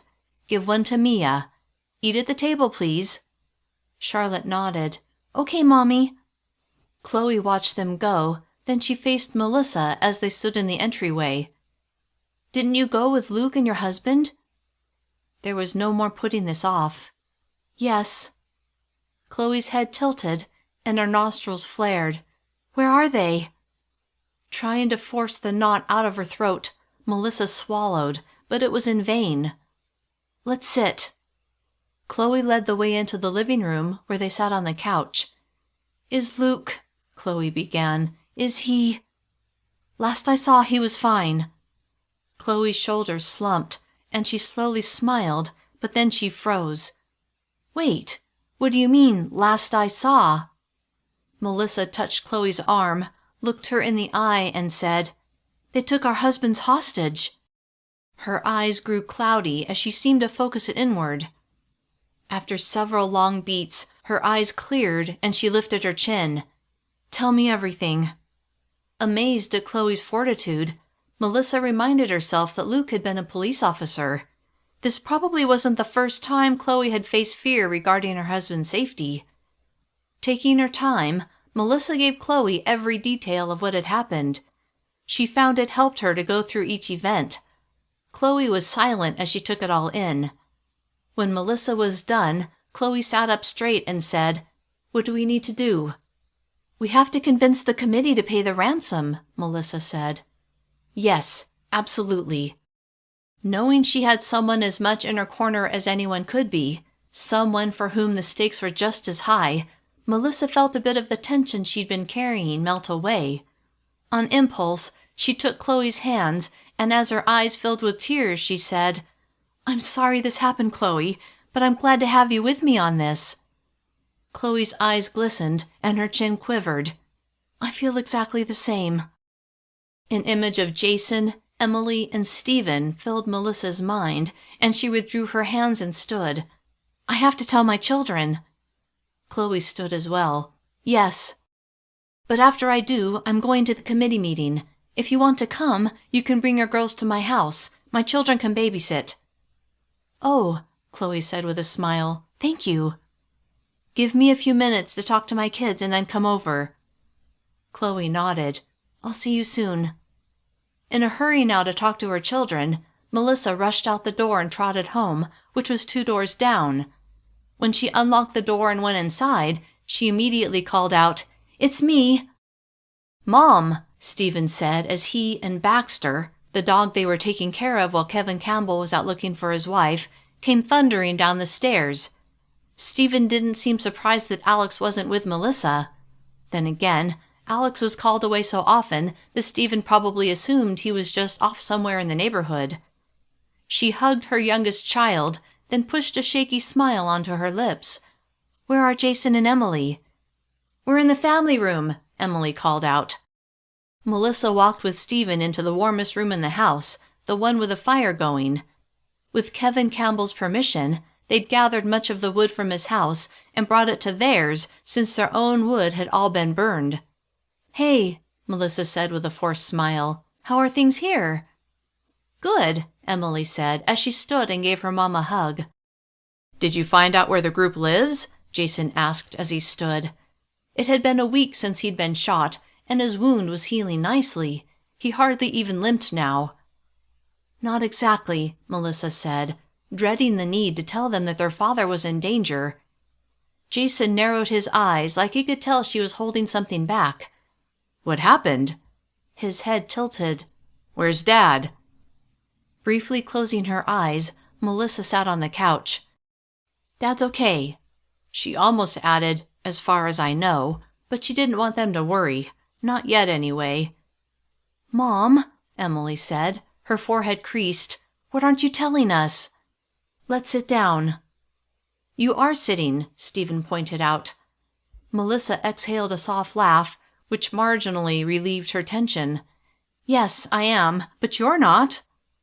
The three of them sat, Emily on the couch beside Melissa, Jason on the love seat nearby, and Stephen on the floor in front of her. She began. We had a little trouble. Then she told them an abbreviated version of events, ending with, Dad was fine when I last saw him, and I'm sure the committee will pay the ransom, so Dad will be okay. Since she actually had no idea if the committee would pay the ransom, and since she wasn't a great liar, she had to look away from the faces of her children. Do you really think they'll pay the ransom? Emily asked, clearly as unsure as Melissa. She opened her mouth to speak, to reassure her children that of course they would, but she couldn't make the words come out. Finally, she lifted her shoulders in a shrug and said, I'm going to join their meeting and convince them to. I want to come, Stephen said. She studied her 13-year-old son's face, and to everyone's surprise, she nodded. Yes, I think that's a good idea. She turned to Emily and Jason. I need you to watch Luke and Chloe's children so she can come too. Of course, Emily said. Yeah, Jason added. Thank you. That will really help. A knock sounded on the front door. That must be Chloe. Baxter raced to the door, barking all the way. Stephen followed, calling after him, Baxter, stop barking. It's friends. Despite her deep worry about Alex and Luke, it felt good to be at home with her children. There was a comfort in that. Melissa reached the door in time to see Stephen holding Baxter's collar while opening the door. He's nice, Stephen told Charlotte and Mia. Come in, Melissa said to Chloe, who brought her girls inside. Stephen shut the door, then asked Melissa, Should I put Baxter out back? Softly chuckling, Melissa said, Yes, I think that will help reduce the chaos. While Stephen put Baxter in the backyard, Melissa led Chloe and the girls to the family room. Hi there, Emily said to Charlotte, who stood in front of her mother while little Mia hid behind Chloe's legs. What's your name? I'm Charlotte. Hi, Charlotte. I'm Emily. How old are you? I'm 5, but Mia is only 3. Emily coaxed Mia out from behind Chloe's legs, then led the girls into the family room to an area close enough to the fire to keep them warm. I have some paper and colored pencils you can use. Would you like to color? Yes, Charlotte said with enthusiasm. I'm good at coloring.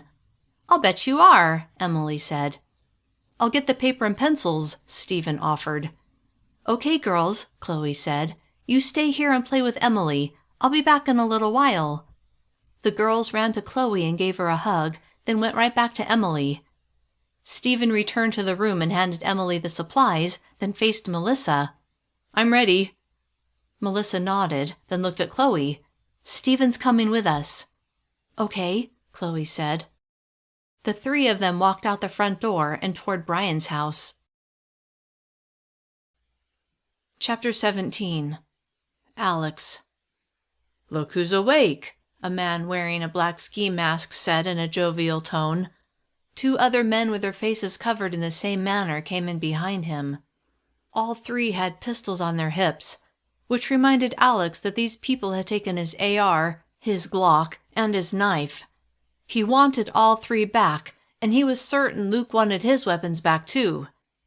Alex's gaze flicked to Luke, who glanced at him, and then Alex narrowed his eyes at the man who had spoken. With the guy's face covered, he had no idea who it was. For all he knew, it was Todd Richardson, although it didn't sound like his voice.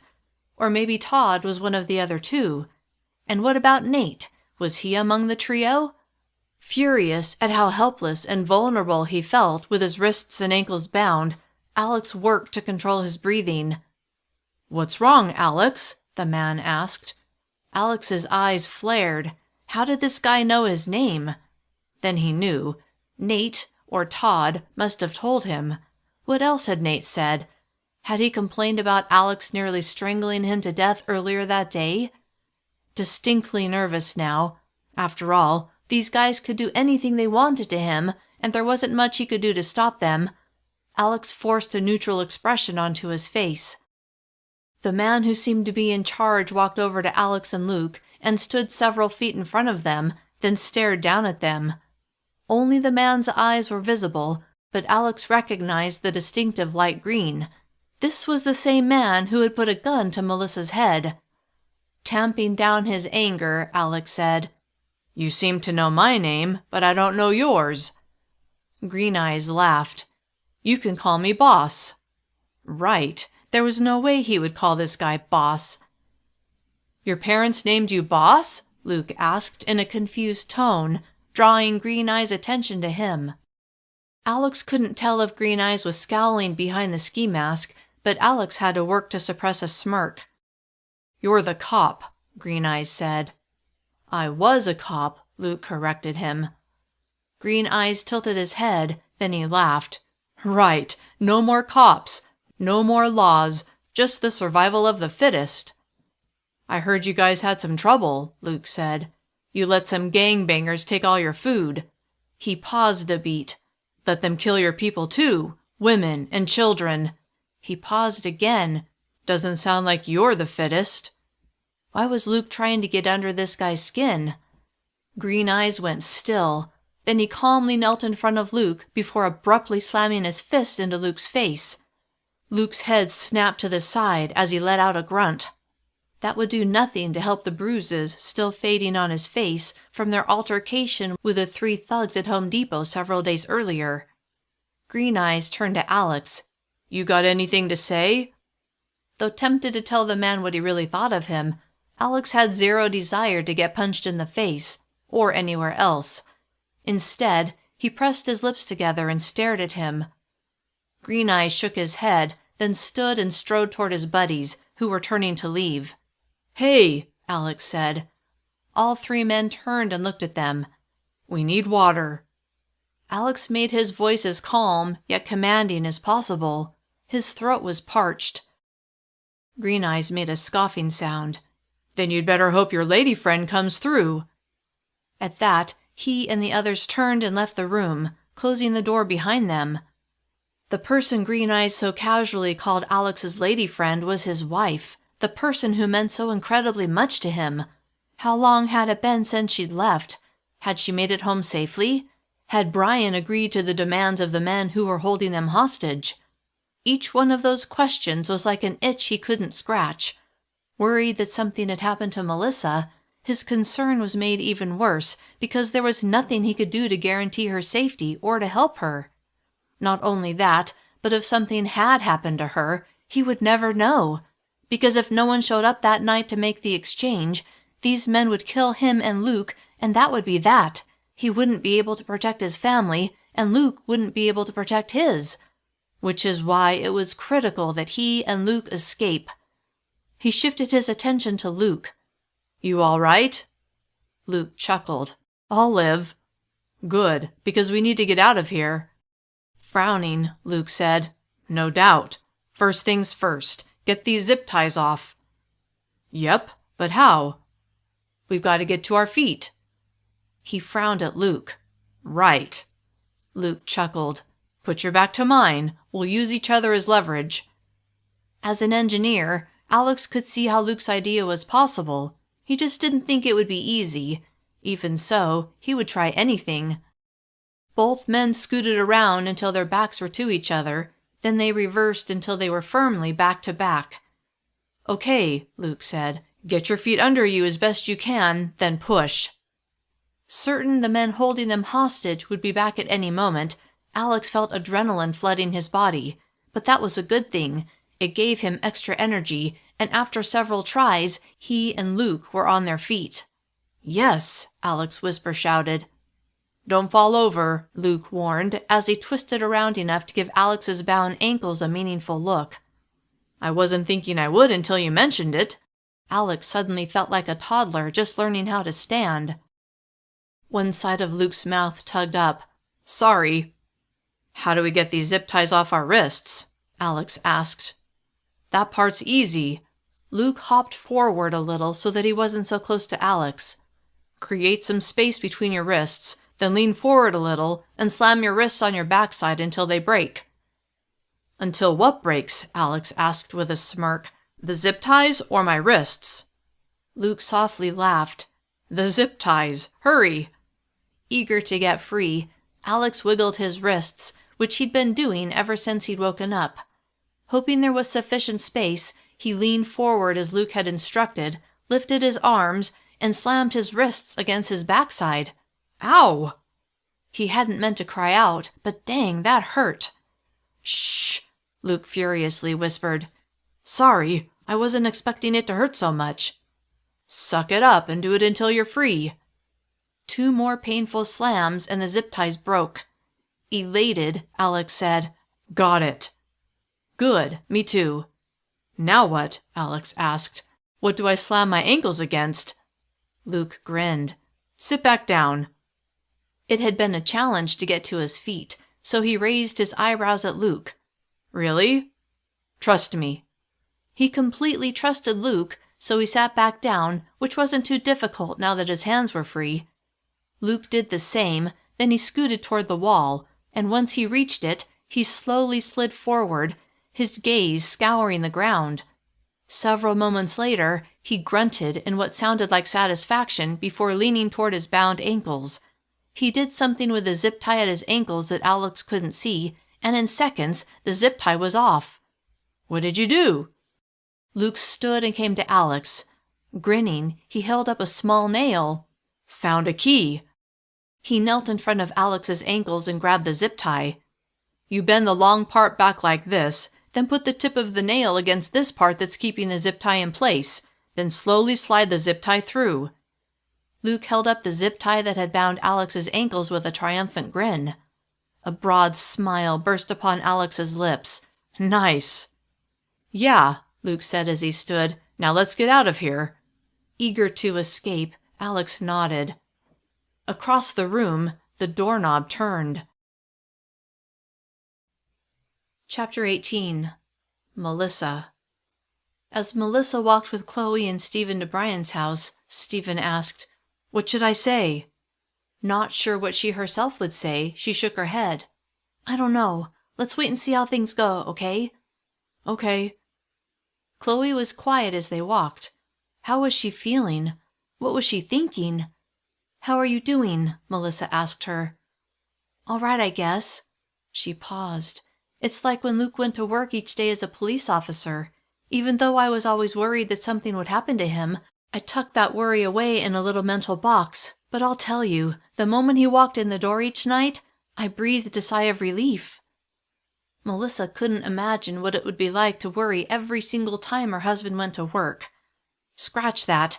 Now she actually had a pretty good idea. She'd felt that worry several times since the EMP, and she hated it. At least today she'd been with him. Being there had helped tremendously, even if things had gone sideways. Here we are, she said as they reached Brian's house. As they walked to the front door, Melissa's heart did a little dance in her chest. Chloe knocked on the door. Wendy, Brian's wife, answered. They're having a meeting, she said. Not sure if Wendy knew all the details, Melissa said. I know, that's why we're here. Wendy nodded, then allowed them to enter.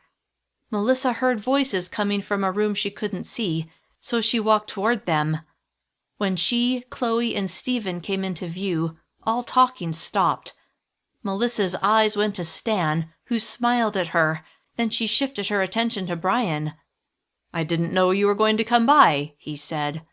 It's our husbands' lives at stake, Chloe said, her voice confident. What else would we do?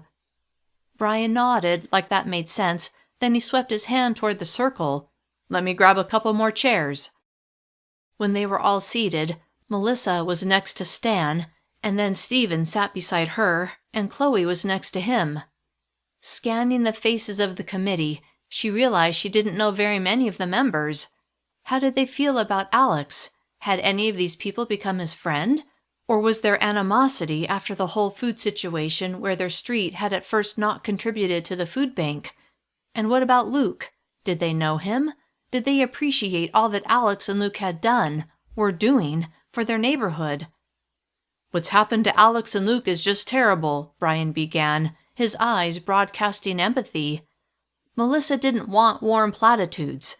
Instead, she wanted a commitment from these people that they would do whatever it took to free Alex and Luke, whatever it took.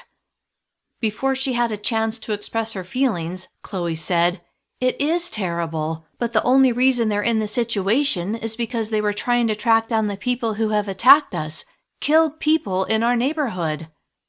Really glad that Chloe had no fear of speaking her mind, Melissa nodded, then said, "I know if it was any of you being held against your will, Alex and Luke would do whatever they could to rescue you." The members of the committee looked at each other. Brian held up both hands. "Hold on a minute." Not able to stop feeling defensive, Melissa pressed her lips together while she waited to hear what Brian had to say. "There's something you need to know. Before you got here, we took a preliminary vote, and the majority agreed that we can't afford to, that is..." With a pretty good idea of where he was going with his hesitant words, Melissa felt her heart pound as she geared up for an argument. "You're not going to help them!" Stephen shouted as he leapt to his feet. "Are you?" Several people on the committee stared at their laps, but others sat up straight, chins lifted. "They're asking for so much food," a man Melissa thought was named Jordan said. He shook his head. "I have to think of all the people in our neighborhood who will starve." Stephen sank into his chair while blood rushed to Melissa's face. Stan put a hand on her arm. She glanced at him, but he wasn't looking her way. Did he have another idea? A way to solve this without the help of the committee? "So what you're saying," Chloe said through gritted teeth, "is that you're willing to let my husband die, and this boy's father die, because you're worried you won't be able to replace the food we would have to give to save their lives?" Jordan refused to tear his eyes away from Chloe's murderous glare. Chloe's eyes flashed, and her chin trembled. Then she shook her head. "You're all a bunch of cowards." Melissa cleared her throat. "Chloe's right. We can get more food. I will get more food." Desperation made her voice go up an octave. "We just need food from the food bank right now because we have a deadline." A deadline to her husband's death. "But tomorrow, first thing, we'll go out and find more food." "From where?" a man Melissa knew was called Elijah asked. "If food was so easy to get, why did that group attack us to get ours, huh? They lost some of their people over it. If there was another way to get food, don't you think they would have done that?" She didn't want to face the truth of what he was saying, but she had to. There were many people who needed food, but no food was being brought in anywhere. The store shelves were bare, and no trucks were coming to deliver more. All that was left was in people's homes. Her community would not help, and she had no idea where Alex and Luke were being held. Despair, heavy and black, wrapped around her like a shroud. She didn't want to face it, but she had to. Alex and Luke were going to die that night, and there was nothing she could do about it.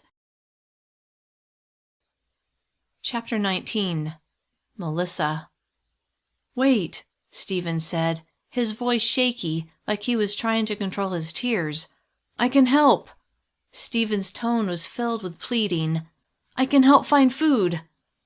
No one spoke for several beats. Melissa smiled softly at her son. He frowned, then grabbed a fistful of his hair and hung his head. "Maybe they'll get away," another man said, his forehead creased. "They're smart." "But what if they don't?" Melissa heard herself ask, then immediately regretted it when she saw Stephen straighten and turn to her. This was too upsetting. Stephen shouldn't be there to witness this. Bringing him had been a mistake. "This is reality now," her inner voice reminded her. "You can't protect him from the truth." Maybe not, but she could show him she wouldn't give up easily. She stood. "Give us back the food our street contributed." "Hold on," Brian said as he waved his arms. "You know what doing that will mean." Melissa thought back to all that had happened. Her neighbors deciding to keep control of the excess food from their street, the rift that had caused in the wider neighborhood, the attack on her home by the people who were now holding Alex and Luke hostage, and the decision of their street to move the food to the cooperative's food bank so that Alex and Melissa wouldn't be a target, and so that the people on their street would have access to the food bank. Then she thought about the ramifications of withdrawing their food. no access to the cooperative's food bank for anyone on their street. But wait, hadn't the neighborhood decided not to penalize the streets who hadn't contributed? After all, those streets hadn't chosen to not put food into the food bank. Instead, it had been because of unknown persons taking the food from the houses where residents had yet to come home. But everyone agreed, Chloe said, clearly thinking the same thing. All streets will have access to the food bank. This is different, Elijah said. You would be choosing to pull your food from the food bank. He looked at the others, and several were nodding in agreement, although a few looked uncertain. Melissa turned to Stan to see if he would say anything. He stayed silent, so she tried to read his thoughts, but his expression gave nothing away. He's representing all of our street, Melissa thought. He can't just cut everyone off from the food bank without talking to them first. She knew he was in a difficult position, but she also believed he would do what he could to save Alex and Luke. On the other hand, the rest of the committee frustrated her. Not only had they not immediately chosen to do whatever they could to help Alex and Luke, but most of them were willing to put Alex and Luke's lives at risk because they wouldn't give up some food. Anger uncoiled inside her. "We don't have time for this," she said. "Alex's and Luke's lives are at stake. Today. Now." She turned to Chloe, whose jaw was set and chin was high. Knowing how determined Chloe was to save their husbands, Melissa felt her own resolve solidifying as a new idea filled her mind. She turned to Stan. "When you're done with this meeting, please come see me." He nodded, his eyes seeming to communicate that he would do what he could to advocate for Alex and Luke. At least, she hoped that's what he was thinking. Regardless of whether the cooperative helped, she was going to do everything within her power to save her husband and Luke. "Let's go," she said to Stephen and Chloe, and the three of them walked out of the house. "What are we going to do?" Chloe asked as they began walking briskly home. "We're going to save our husbands," Melissa said. "But how?" "How much food do you have in your basement?" Melissa asked, walking so fast she was nearly trotting, but Chloe and Stephen kept pace. "A decent amount, I guess, but not nearly enough to satisfy the ransom demands." Shoving down the truth of Chloe's last comment, Melissa said, "Everyone on our street divided the food that we held back from the cooperative. All of that food, plus whatever you and I have in our basements, will go a long way toward paying the ransom." "But Mom," Stephen said, "then we won't have any food." Melissa turned to him as they kept walking. "We'll figure it out." Stephen nodded. "I know, and it's worth it. It's just—" His eyes glistened with unshed tears. "This sucks." She couldn't agree more. They reached their street. "Would you round up all of our neighbors?" she asked Stephen. "We need to have a meeting." With a nod, Stephen dashed off, then Melissa and Chloe went into Melissa's house. When they walked into the family room and saw Chloe's girls concentrating on coloring with Emily and Jason, Melissa couldn't suppress a smile. "Mommy!" Charlotte and Mia both shouted when they saw Chloe, then they ran to her for a hug. "What did they decide?" Jason asked as he stood and came to them. Emily was right on his heels. Trying to put a positive spin on things, Melissa said, "They're still discussing it, but in the meantime, I have another idea. Stephen is gathering our neighbors, so if you guys can keep these two entertained, that would be great." Worry was etched in Emily's eyes, but she nodded. "Of course." A short time later, all the adults who lived on their street, minus Dawn, who had gone with Kevin Campbell to look for Kevin's wife, also minus the other three neighbors who had yet to come home, gathered in Melissa's living room. Stan wasn't there yet, and although Melissa was anxious to know what was being said at the meeting, she had decided to move forward on the assumption that she and Chloe were on their own. "What's going on?" Diana asked once everyone had settled in their seats. Melissa quickly explained what had happened and how the cooperative was reluctant to let them take food from the food bank. "That's not right," John, a man who lived next door to the Campbells, said. "The only reason they were out there was to help the entire neighborhood. Now they're just going to what? Abandon them?" Lips pursed in disgust, he shook his head. "What can we do to help?" Lisa, a single mom who lived in their neighborhood, asked. Well, Melissa began, fairly confident they would agree. You know how we divided up some of the food we held back from the food bank?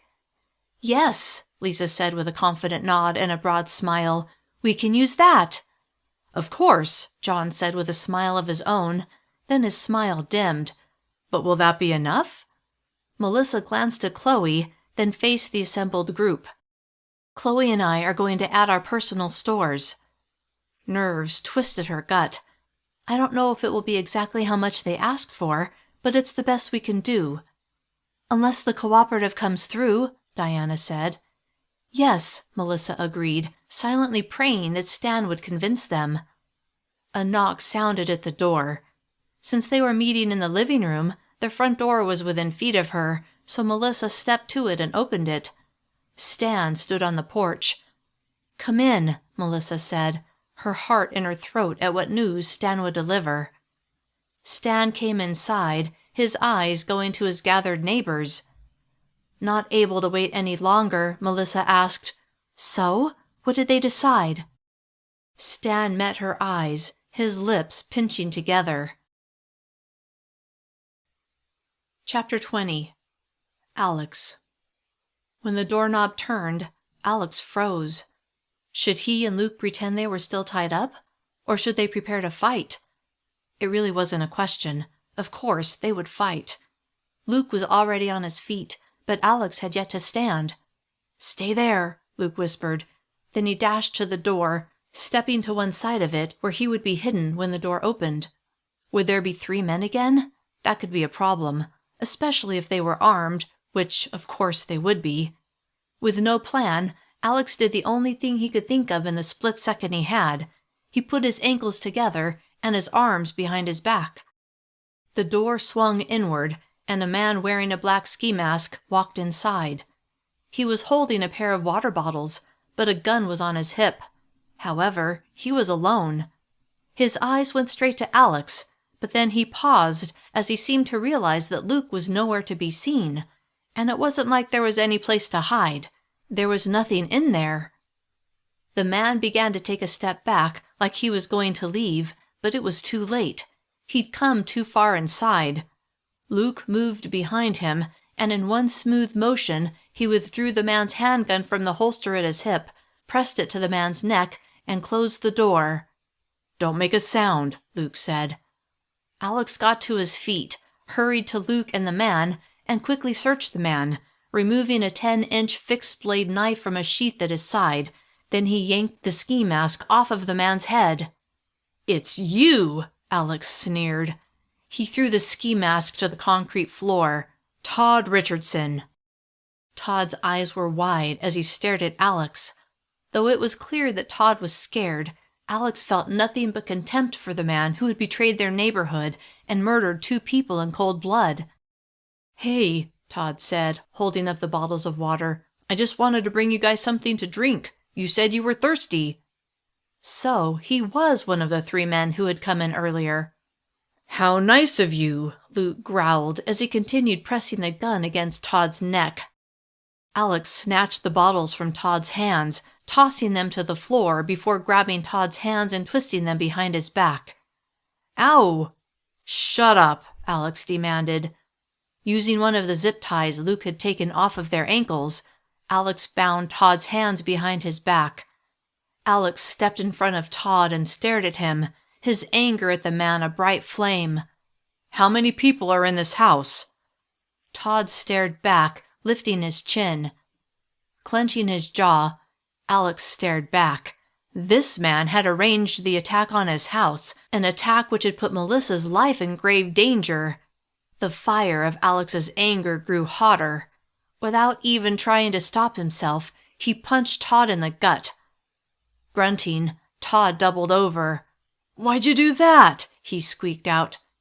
Answer my question, Alex said, his calm tone belying the rage that simmered just below the surface. Todd slowly straightened, although his face had paled. I can't do that. Why not? Luke asked as he jabbed his gun harder into Todd's neck. Todd turned his head to Luke, then slowly smiled. You're not going to shoot me. The sound would bring everyone running. Todd was right, which made Alex grit his teeth in frustration. Maybe not, Luke said with a grin, but I can still do this. He slammed the butt of the gun into Todd's forehead. Todd fell as if he was a puppet whose strings had been cut. Luke dropped the magazine, looked at it, slapped it back in, then pulled back the slide to make sure a round was in the chamber before he tucked the gun into his waistband. We've got to get out of here before someone else shows up. Alex couldn't have agreed more. He frowned at Todd, prostrate on the concrete floor. What should we do with him? Part of him wanted to kill the man, but the other part, the part that lived in a civil society and had morals and integrity, wouldn't allow him to murder a man who was lying unconscious on the ground. We still have one zip tie. Luke held it up as proof. Help me drag him to the pillar. Alex did so, and once Todd was close enough, they looped one end of the zip tie through the zip tie at Todd's wrists before circling the steel pillar that supported the beams holding up the house. Alex took a moment to remove the sheath from Todd's belt and put it on his own, then slid the knife safely inside. When he wakes up, Luke said as he straightened, it won't take long for him to break free, so we've got to move. Yep. They strode to the door. With all the experience Luke had in law enforcement, Alex let him take the lead. Luke reached the door and pressed his ear to the wood. After listening intently for several beats, he cracked it open and peered through the gap. After a pause, he pulled it open enough to slip out. His hand appeared, and he waved Alex forward. Alex eased out the door. They were in an open room that had a useless television mounted on one wall and a sectional sofa facing it. High windows lit the space, which was large. Alex could see a short hallway with several closed doors, as well as a staircase leading up. Should we clear this area? Alex whispered. Luke shook his head, then motioned that he wanted to head up the stairs. Made sense. Their goal was to leave as soon as possible. If they took the time to clear the basement, chances were that someone, or more than one someone, would come down and discover Todd and that Alex and Luke were free. Better to get the heck out of there as fast as possible. They moved to the base of the stairs, which went straight up to the main floor. No door was at the top to hide behind, but the sunlight coming into the main floor trickled down the stairs, allowing them to see decently. Luke pressed his back against the wall and began climbing the stairs. Alex was right behind him. They were halfway up when Alex heard voices. I just need a few minutes, one man said. Another man chuckled. You'll get your chance, Nate, but not yet. Come on, Paul. Do you see the bruises? Brief silence. Yeah, they look pretty gnarly, but I'm not going to let you kill him just yet. A loud sigh. Alex listened with interest. It was Nate, the man they'd followed, the man Alex had nearly strangled to death earlier that day. Clearly, Nate was angry about what Alex had done to him and wanted time alone with Alex. Alex welcomed it, although he suspected that Nate would expect Alex to have his wrists and ankles bound. Not exactly a fair fight. Still, Alex wondered what these guys had in mind for him and Luke. Were they planning on killing them regardless of whether they paid the food ransom? Not that it mattered. They were going to escape. If they could get past them, or neutralize them, Luke had a gun after all. The plan's gone flawlessly so far, Paul said. You played your part to perfection and lured them here. I did string them along pretty good, didn't I? A soft laugh, as if I would lead them to our people. Alex's interest turned to anger. He and Luke had completely bought Nate's act and had fallen right into his trap. It would have been better if you and the others had succeeded in your mission to clean out their food bank, but this Plan B isn't half bad. We lost good men in that raid, Paul. I know. Soon enough, we'll take our revenge. You've just got to be patient. We're going to take them all out, right? Absolutely. Everyone who shows up with the food will be dead. Alarm bells clanged in Alex's head.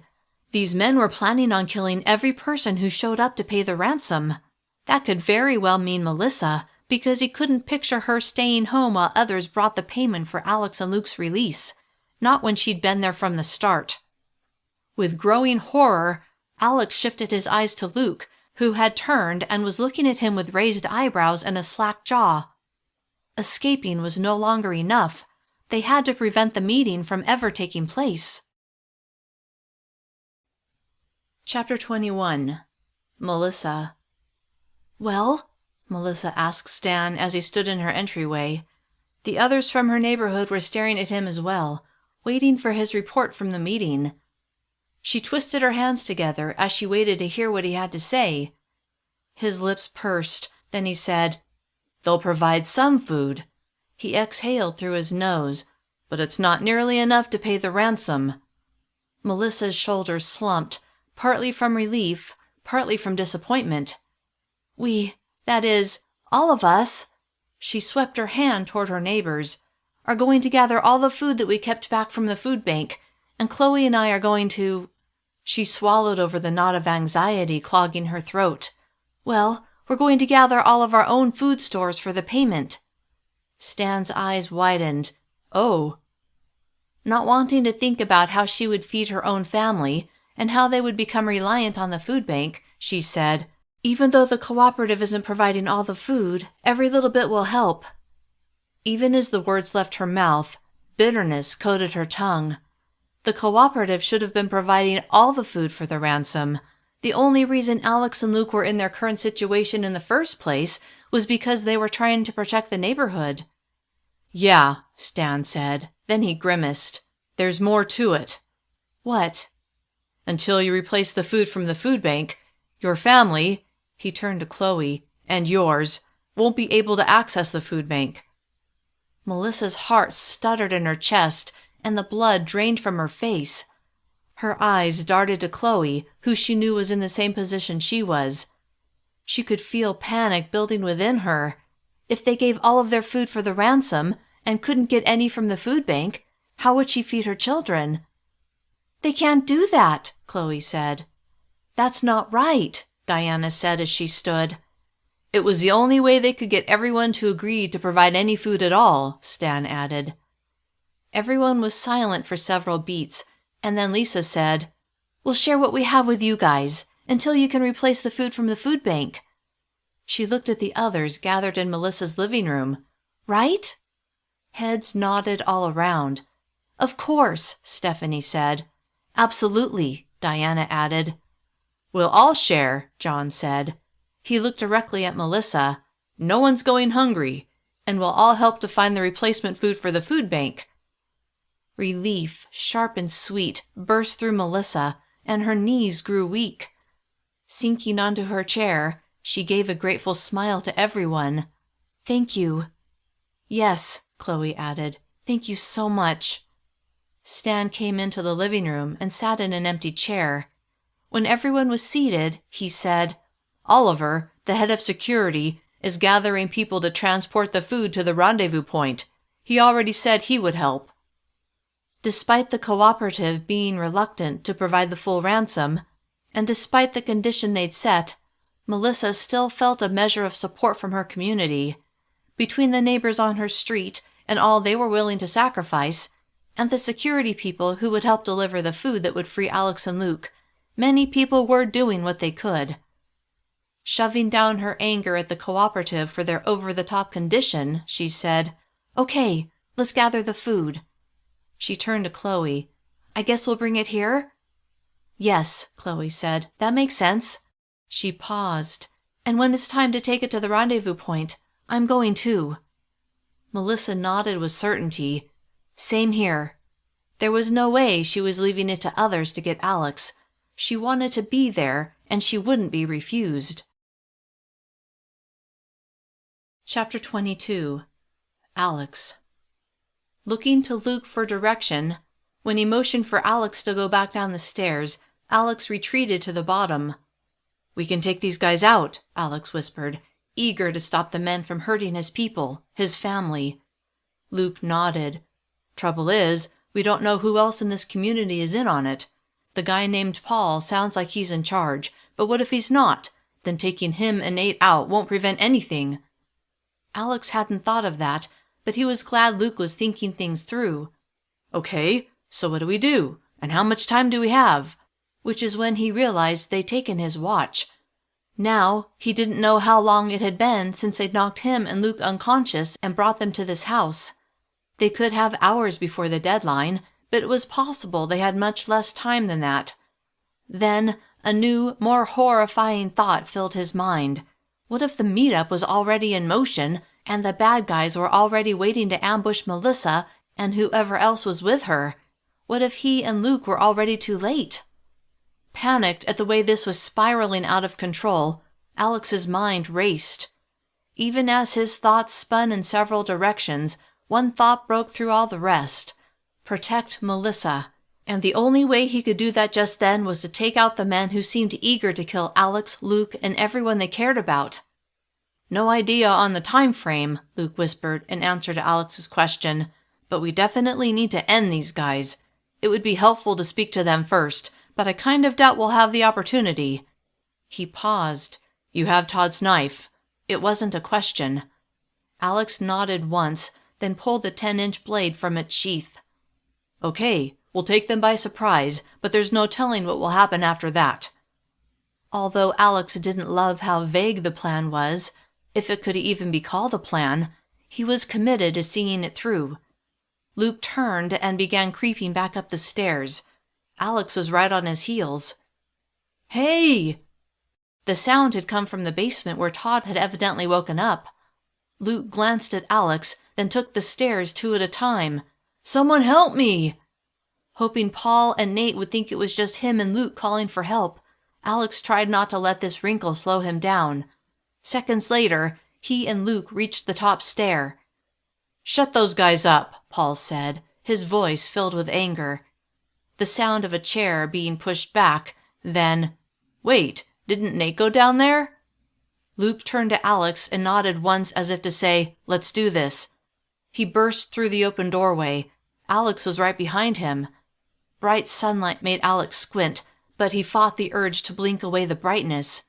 "Don't move," Luke commanded, the gun in his hand pointed at the men.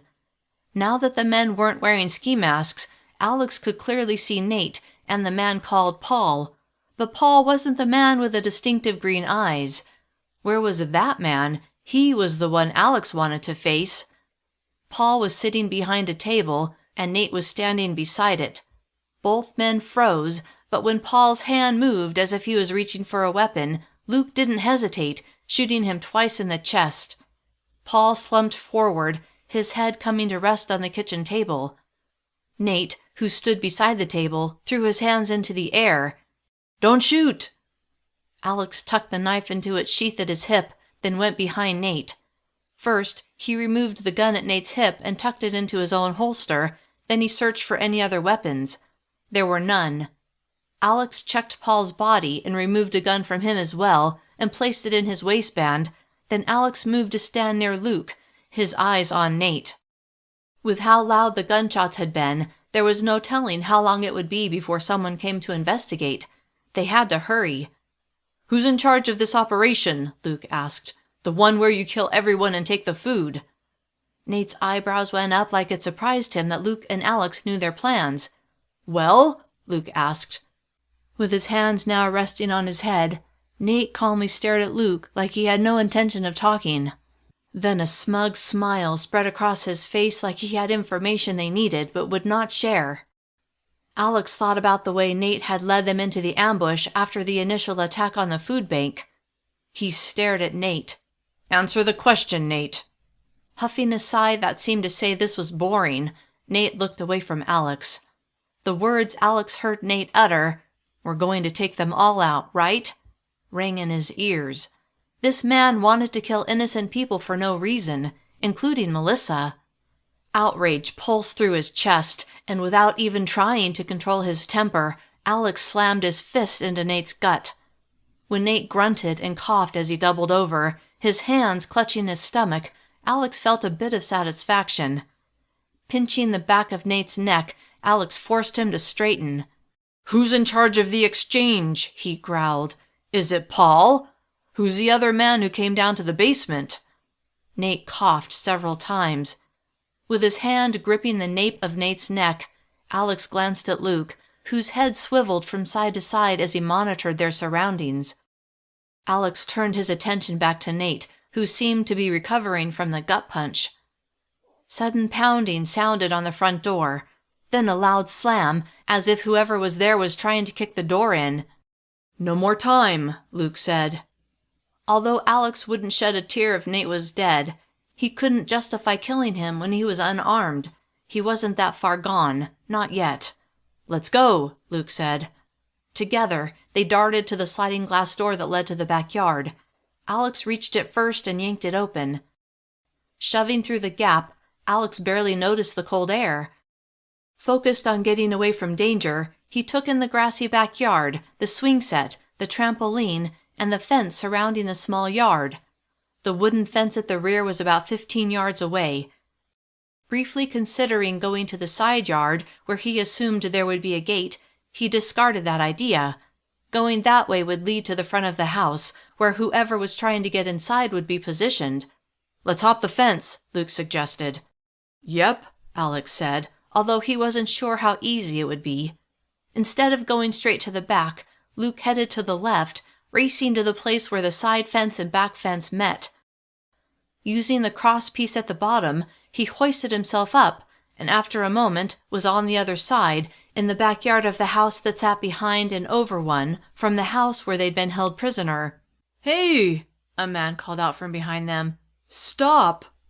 Taking a split second to see what was happening, when Alex saw two armed men bursting through the sliding glass door, adrenaline poured into his veins, which helped give him the strength to haul himself over the fence, falling to the grass on the other side. A gunshot rang out, and a bullet pierced the fence right above his head.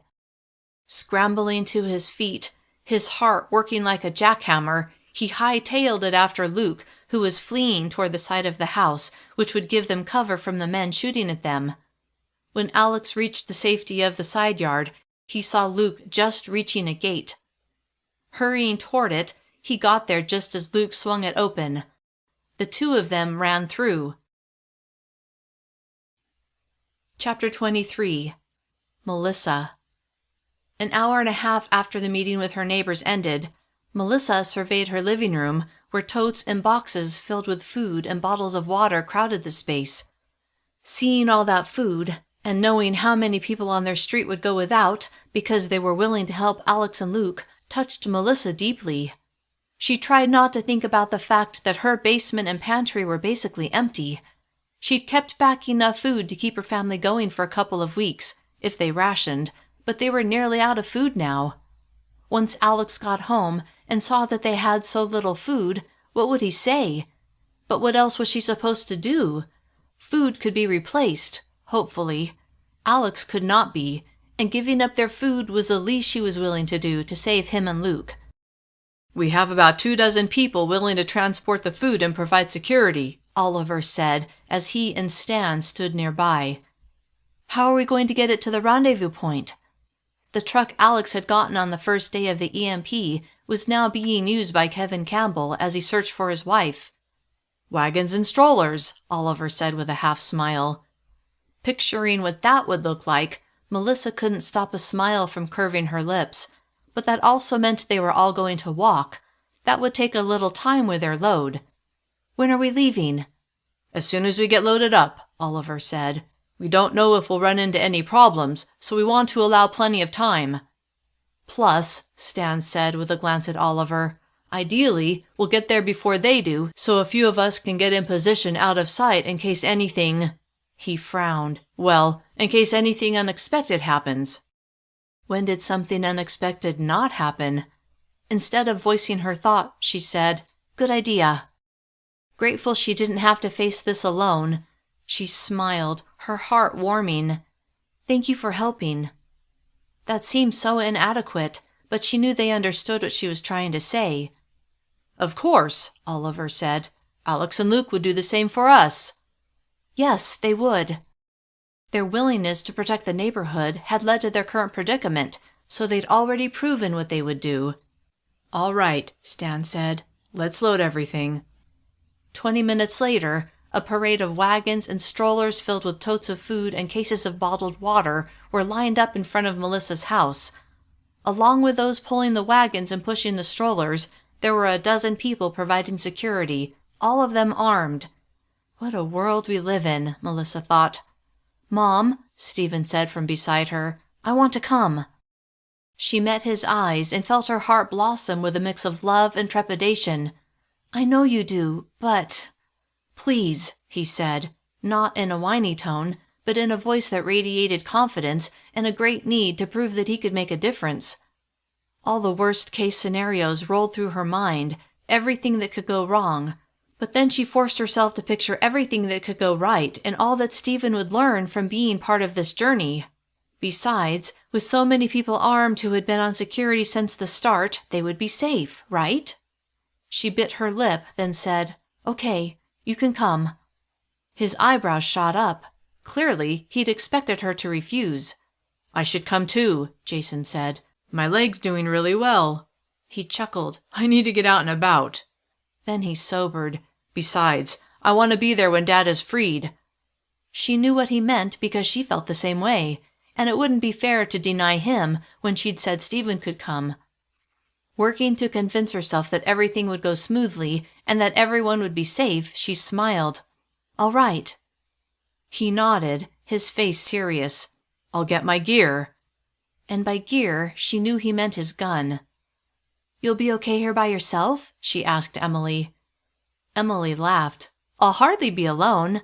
She gave a meaningful look to Charlotte and Mia, who were talking to Chloe. Smiling, Melissa said, "True." "Okay, everyone," Oliver shouted. People quieted and turned to him. "Let's head out." Chapter 24. Alex. With no idea where he and Luke were, after all, when they'd been brought to the house, they'd been unconscious, Alex wasn't sure which way to go, but there was no time to think about that. The men who had shot at them would be on their tail any second, so they just ran, away from the house that backed up to the one where they'd been held prisoner, away from the men who wished them dead. Although they could have turned and fought, they were outnumbered and outgunned. They had to regroup before they mounted an attack. Luke veered off of the sidewalk and toward the side of a house. Alex darted after him, and when he reached him, Luke was opening a gate that led to someone's backyard. Hoping there wasn't a dog to greet or attack them, Alex followed Luke through, then softly closed the gate. They paused, peering through the gap between the gate and the fence toward the street they had just left. 6 armed men appeared in the street, halting before speaking among themselves. Alex could only make out a word here and there. One of the men was Nate, Alex noticed, which made him doubt his decision to not kill him when he had the chance. The men looked first one way, then another, but they didn't cast their gaze toward the gate he and Luke had gone through. "We'll have to search all of them," one man said, his voice laced with anger. Then the group split up, 3 men heading one way down the street, 3 heading in the opposite direction. "We need to regroup," Luke whispered. It was exactly what Alex had been thinking. He didn't like being hunted. He would much rather be the hunter, but they needed a minute to come up with a plan.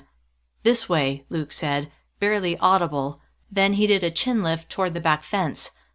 Without knowing if someone was in the house whose backyard they were in, someone who might spot them and sound the alarm, they crept as quietly as they could toward the rear fence in the modest-sized yard. Standing on the crosspiece at the bottom of the wooden fence, Luke peered over the top. Alex kept his eye on the gate, concerned that the men hunting them would come through at any moment. Luke climbed over. Alex clambered over as well. They hurried to the side yard and through a gate, pausing once they were in front. They were now 2 streets over from where they'd been held captive, and 1 street over from the men hunting them. Now that they weren't being chased, Alex took in their surroundings. The homes were older, with detached garages and large yards. The neighborhood didn't look familiar. How far were they from home? Were they near where they'd been abducted? "We need to find a street sign," he said to Luke. Luke was looking around too. Together, they came out from the cover of the side of the house, but stayed close to the structure, creeping along the front, their heads on a swivel, on the lookout not only for their pursuers, but for anyone who might see them and give up their position. they dashed to the neighboring house, and just as they finished crossing the driveway, a woman came out the front door, a bulging plastic bag in her hands like she was taking out the trash, although there was no longer trash pickup. 20 feet away from her, they froze. Half a beat later, she saw them and gasped. Alex held up his hands.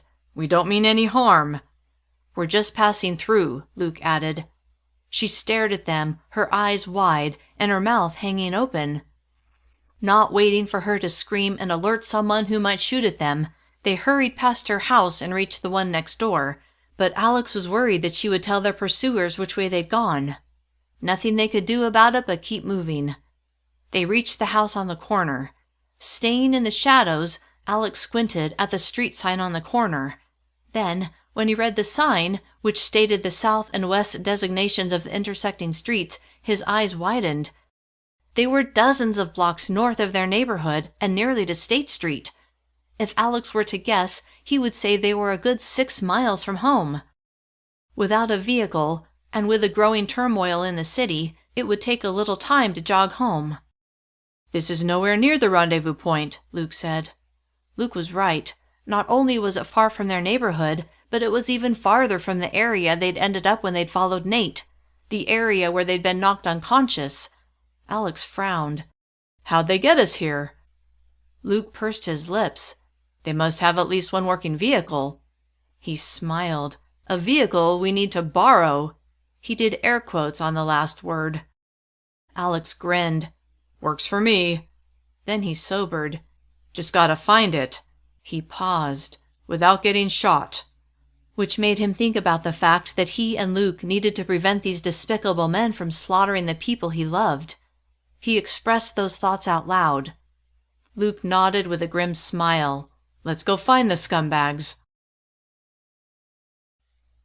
Chapter 25. Alex. Alex definitely preferred being the hunter over being the prey, but without knowing exactly where the men they were now searching for were, and who was in charge, it was going to be a challenge to put a stop to their plans, and time was running out. Going by where the sun hung in the sky, they only had a few hours until dark, which was the deadline, which meant these men would probably head to the rendezvous point sooner rather than later to stake it out. That's what he would do if he were in charge. Then again, with Luke and Alex escaping, that had to have thrown a wrench into their plans. At least, he hoped so. Then a few questions popped into his head. How many people did they have who were ready and able to fight? How many of them were going to the rendezvous point? How many were looking for them? More than the 6 they'd seen? Fighting blind was a real hindrance, and Alex wasn't trained like Luke, which made him feel somewhat inadequate. "Last we saw," Luke murmured, "they were 1 street over. Let's head that way and see what we can see." Glad to have the beginnings of their own strategy, Alex nodded, and the two of them slipped around the side of the house on the corner. Staying in the shadows, they headed toward the neighboring street. Moving as stealthily as possible, they crept toward where the corner house ended and the yard began, stopping before possibly revealing themselves. Alex heard someone shout, "Clear!" The voice was very close. "This backyard's clear too," a different man shouted from more of a distance. Luke turned to Alex and cocked his head like he was saying, "Here goes nothing." Alex nodded once, then watched as Luke poked his head around the corner. Luke jerked his head back with a gasp. "There they are!" a man roared. They'd been spotted. "Fall back," Luke said, his tone urgent. Adrenaline surging, Alex took off running.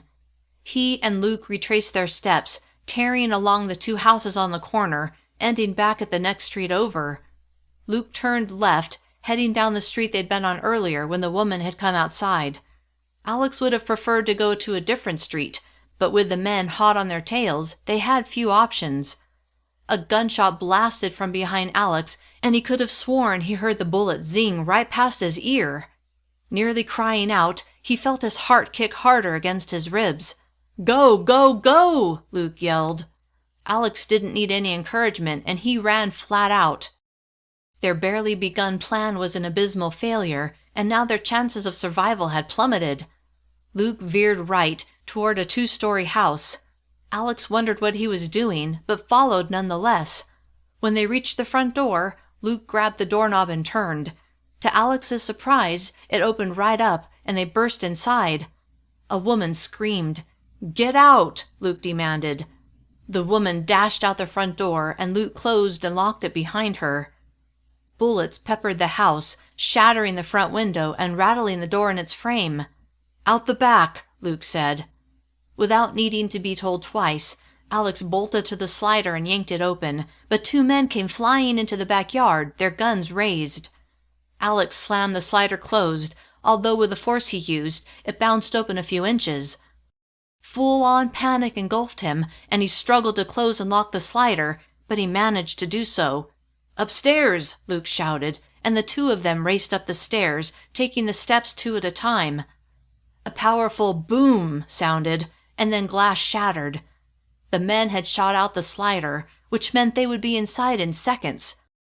Sprinting after Luke, when Alex saw him go into a large bedroom that must have been the master, Alex followed. They closed and locked the door. "This flimsy door won't stop them," Alex said as he frantically looked around.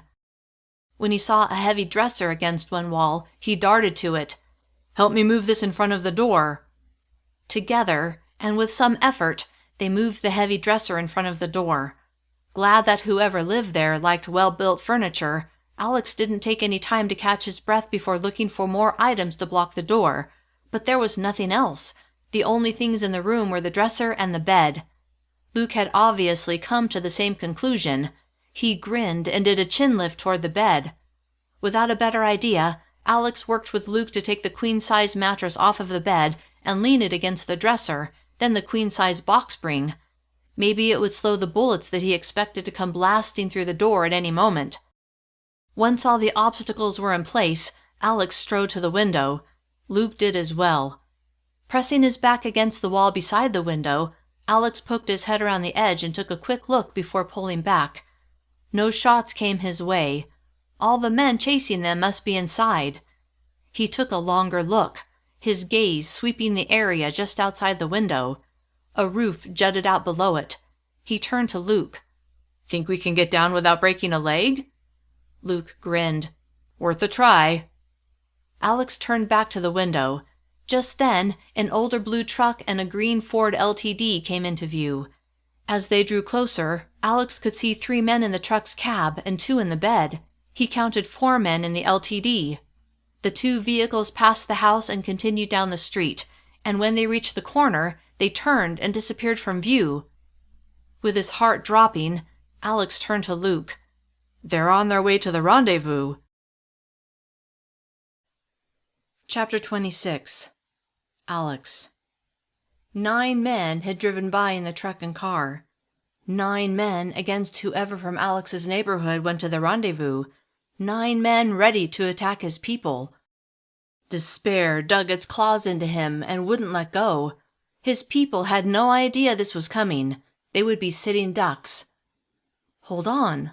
Maybe Brian had refused to provide any food for the ransom. Maybe no one from his neighborhood would be there when the attackers arrived. Maybe the attackers would go there in vain. Whereas before, Alex had hoped Brian would do as his kidnappers had demanded, now he desperately hoped that Brian had refused and that no one from his neighborhood would show at the rendezvous point. As deeply as he wished that, he knew it wouldn't be the case, not with Melissa advocating for him. He had zero doubt that she would do whatever it took to make sure he and Luke were freed. Helpless to stop the tragedy barreling toward his wife and whoever else went with her, Alex rested his hands on the windowsill and hung his head. A gun blasted behind him. Wood splintered. The men after them were at the door. Smashing his anguish, Alex slid the window open, then worked to remove the screen. More gunshots, men shouting, then bang, bang, as the men slammed against the door in an attempt to push the dresser out of the way. The screen popped out. "Go," Luke said, as he yanked his sidearm out of its holster and shot 3 times in quick succession through the closed door. One man cried out. Without knowing how many men were out there, and with limited ammo, the prudent thing to do was to get away from the gunfire and regroup. Alex scrabbled over the ledge of the window and hopped onto the roof. Then Luke climbed out. Moving to the right, out of the potential line of fire from the men inside, Alex studied where the roof ended. Grateful there was no snow or ice to slip on, he carefully stepped toward the edge where a rain gutter lined the roof. Loud banging continued from inside the house. They had to get away from there, now. "Go to the end," Luke said. "We can use the fence to help us get down." Alex hurried across the asphalt-shingled roof, past a second window. When he reached the end, he saw that, sure enough, a fence butted up to the house. He sat down, then scooted to the edge. The sounds of banging stopped. Had they breached the room? He had to hurry. Putting one hand against the house and the other on the roof where he was sitting, he steadied himself as he reached toward the top of the fence with his foot. It was only a few feet below him, and in seconds he was on the ground. "They're getting away!" a man shouted as he stuck his head out the window. Luke climbed down the same way Alex had and joined him on the ground. Gunshots rang out, and bullets pinged the ground near them, but they were out of the line of fire on the side of the house. Figuring the man shooting at them was trying to pin them down while others came down the stairs and out of the house, Alex said, "We've got to get out of here." "Yep," Luke said. Then he lifted the latch on the gate beside them, but as he was about to step through, a bullet tore through the fencing right next to them. At least one man from inside the house had come out through the shattered slider and was in the backyard. Luke yanked the gate closed. Alex pulled the gun he'd taken from Nate out of his holster. Pointing it toward the roof, he stepped out from cover and aimed it at the man, who was now walking along the roof. The man's eyes widened right before Alex took the shot. He hit him center mass, and the man tumbled off of the roof and onto the brown, dormant grass below. Moaning, the man rolled onto his side, his right leg bent at an unnatural angle. His gun was out of reach, so Alex didn't worry about him shooting at them as he and Luke dashed across the lawn of the neighboring house and down the street, keeping close to the houses to give them some cover. Gunshots followed them, but the angle was all wrong, and they didn't get hit. They made it to the corner unscathed and dashed in the opposite direction they'd gone before, the same direction the men on the way to the rendezvous had gone. Now that the attack on their people was in motion, it made more sense to head either to the rendezvous point or to their neighborhood, rather than try to take out people here. Not only were they outgunned, but they were also outnumbered. They would have to seek retribution another day. "Now that we know where they live," Luke panted as they ran, "they're going to want to take us out before we can tell our people where to go." Alex hadn't thought of that, but Luke was right. If they survived this, he and Luke could bring a small army to go against them, assuming they didn't lose too many today. He couldn't think about that, not when he was all but certain Melissa would be among those lost. "Look out!" Luke shouted as he shoved Alex toward a low fence. They dove over, crashing to the ground on the other side. Alex heard a car's engine, then guns blasting. Bullets pinged all around them, shredding the fence slats, but miraculously they weren't hit. Not yet, anyway. The car stopped at the curb. They scrambled along the damp ground where bits of snow still clung to the dirt in the fence's shadow. A red lawnmower that looked like it had seen better days sat near the fence. It wasn't much in the way of cover, but it was better than nothing. Luke tipped it onto its side, then shoved it forward until it was against the fence, which allowed them to get close to the fence while still having a modicum of cover. They both withdrew their handguns. The fence was a chain-link fence with privacy slats woven through it, which made it possible to see the location of the vehicle, even if it was difficult to see the shooters clearly. It looked like there were two men, the driver and his passenger. Alex and Luke knelt behind the tipped-over lawnmower and pressed their guns to tiny gaps in the privacy fencing, aiming at the men trying to kill them. "Conserve your ammo," Luke murmured. Alex didn't need to be told. He was well aware that the rounds in the magazine were all that he had. The men in the car continued to shoot at them from time to time. Bullets pinged off the body of the lawnmower and hit the ground near them. Taking advantage of the slight cover, Alex took careful aim at the driver as best he could through the slats and squeezed the trigger. The man bucked, but held onto his gun. Luke finished the job, and the man's gun clattered to the pavement. Alex got to his feet, his gun aimed at the passenger. With the fence only reaching just above his waist, he had a clear shot. Luke was right beside him. The passenger threw his hands up, no gun visible. Must have dropped it, or it was hidden and within reach. Looked like they had a vehicle now, a classic cherry red Mustang. It had a few bullet holes, but it was still a beauty. A smile slowly lifted the corners of Alex's mouth. "Hands up!" a deep voice shouted from behind them. Chapter 27. Melissa. Melissa looked at the procession of wagons and strollers, along with the armed men and women, and smiled. These people were taking this journey, this risk, for Alex and Luke. They'd just left the safety of their neighborhood, but unlike earlier that day when she and Alex and Luke had followed Nate, they had a small army of armed people with them. And this time, they weren't trying to be stealthy. Instead, they were proudly walking, even though they had been coerced into giving up so much food. Trying not to think about that, she focused on her goal of seeing Alex safe and unharmed, Luke too. Glancing at Chloe, who was pushing a stroller which held a tote filled with food, Melissa was glad about one thing. This event had brought her closer to her neighbor. Before having to deal with their husbands being held hostage, she had never spent one-on-one time with Chloe. But now that she had, she discovered how much she liked her. She was a strong woman, and Melissa looked forward to teaming up with her in the future. "This wagon is full," Stephen said with enthusiasm as he walked beside Melissa.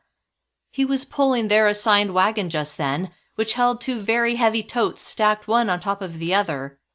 "Too heavy for you?" Jason asked with a smirk. "No," Stephen said, his tone broadcasting that he was up to the task. Jason chuckled and continued walking, his eyes sweeping the area. He was part of the security team. There were a dozen people whose only job was to keep the procession secure. The rest were responsible for pulling wagons or pushing strollers. Melissa and Stephen were taking turns pulling the wagon. With only one wagon behind them, they were nearly the caboose. Melissa didn't mind.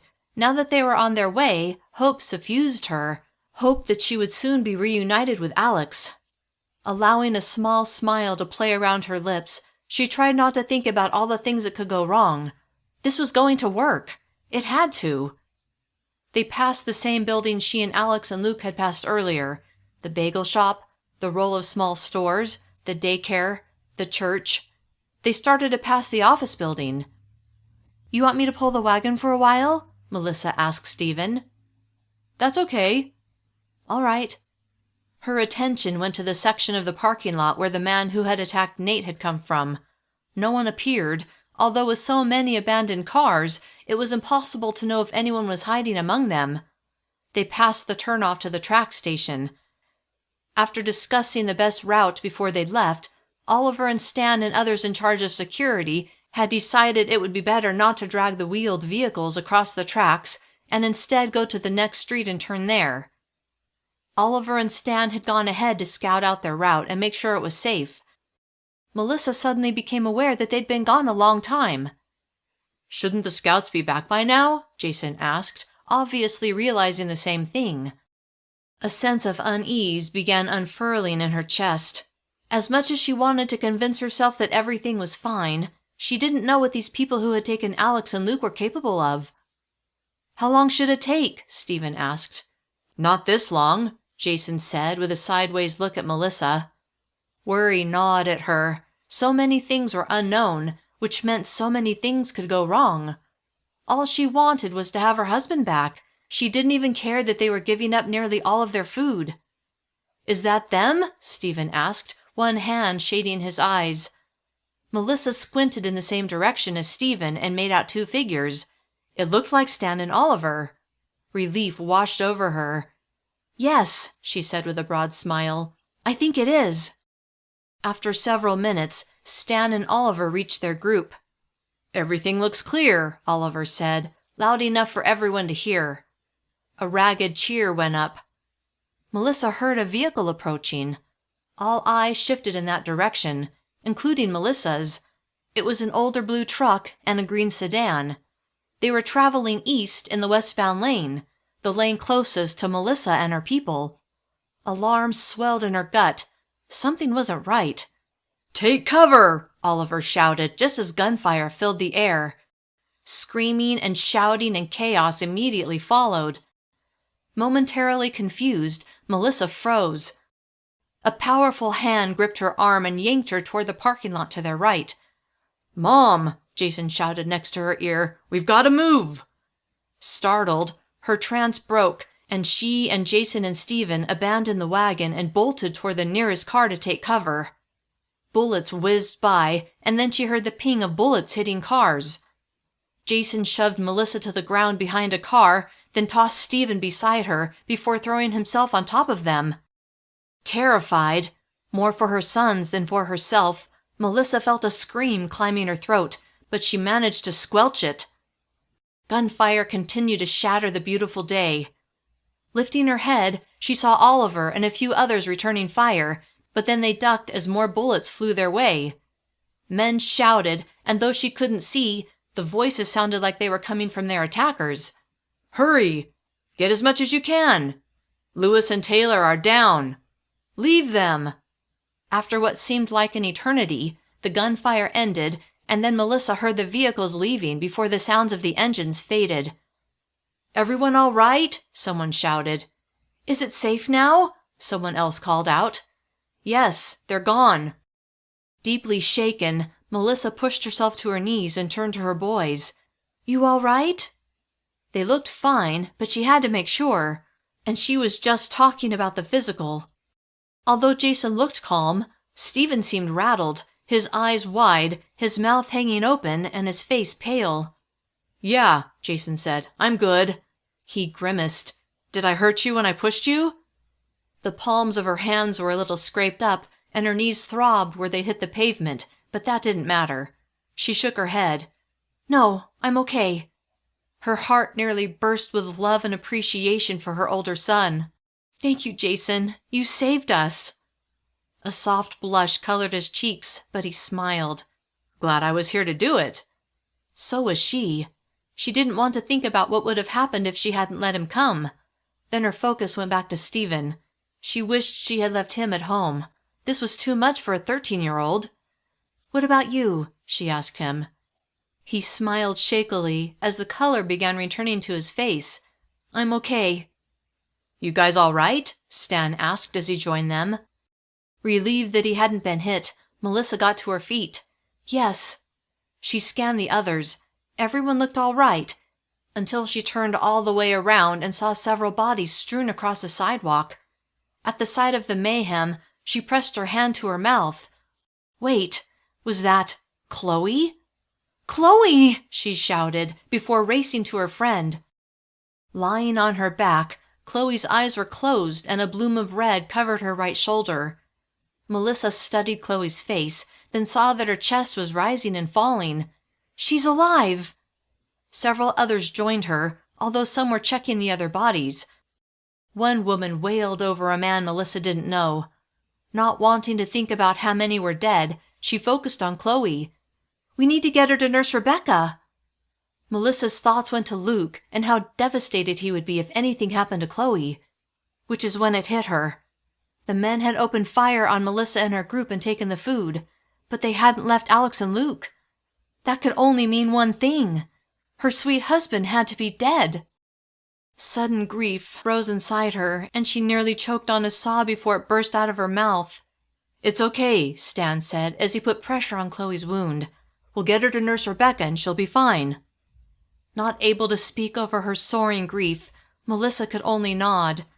Though she wanted to communicate her realization to Stan, she was also aware that Jason and Stephen were nearby, and she didn't want to tell them what they would learn soon enough. Instead, she watched as Stan and others lifted Chloe from the sidewalk and draped her across the largest wagon as best they could. Desperate to think about something other than the fact that she was now a widow, Melissa counted the bodies lying on the sidewalk. 1, 2, 3, 4, 5. 2 of the dead were not from their group, but that was still 3 of their number who had been killed in the ambush.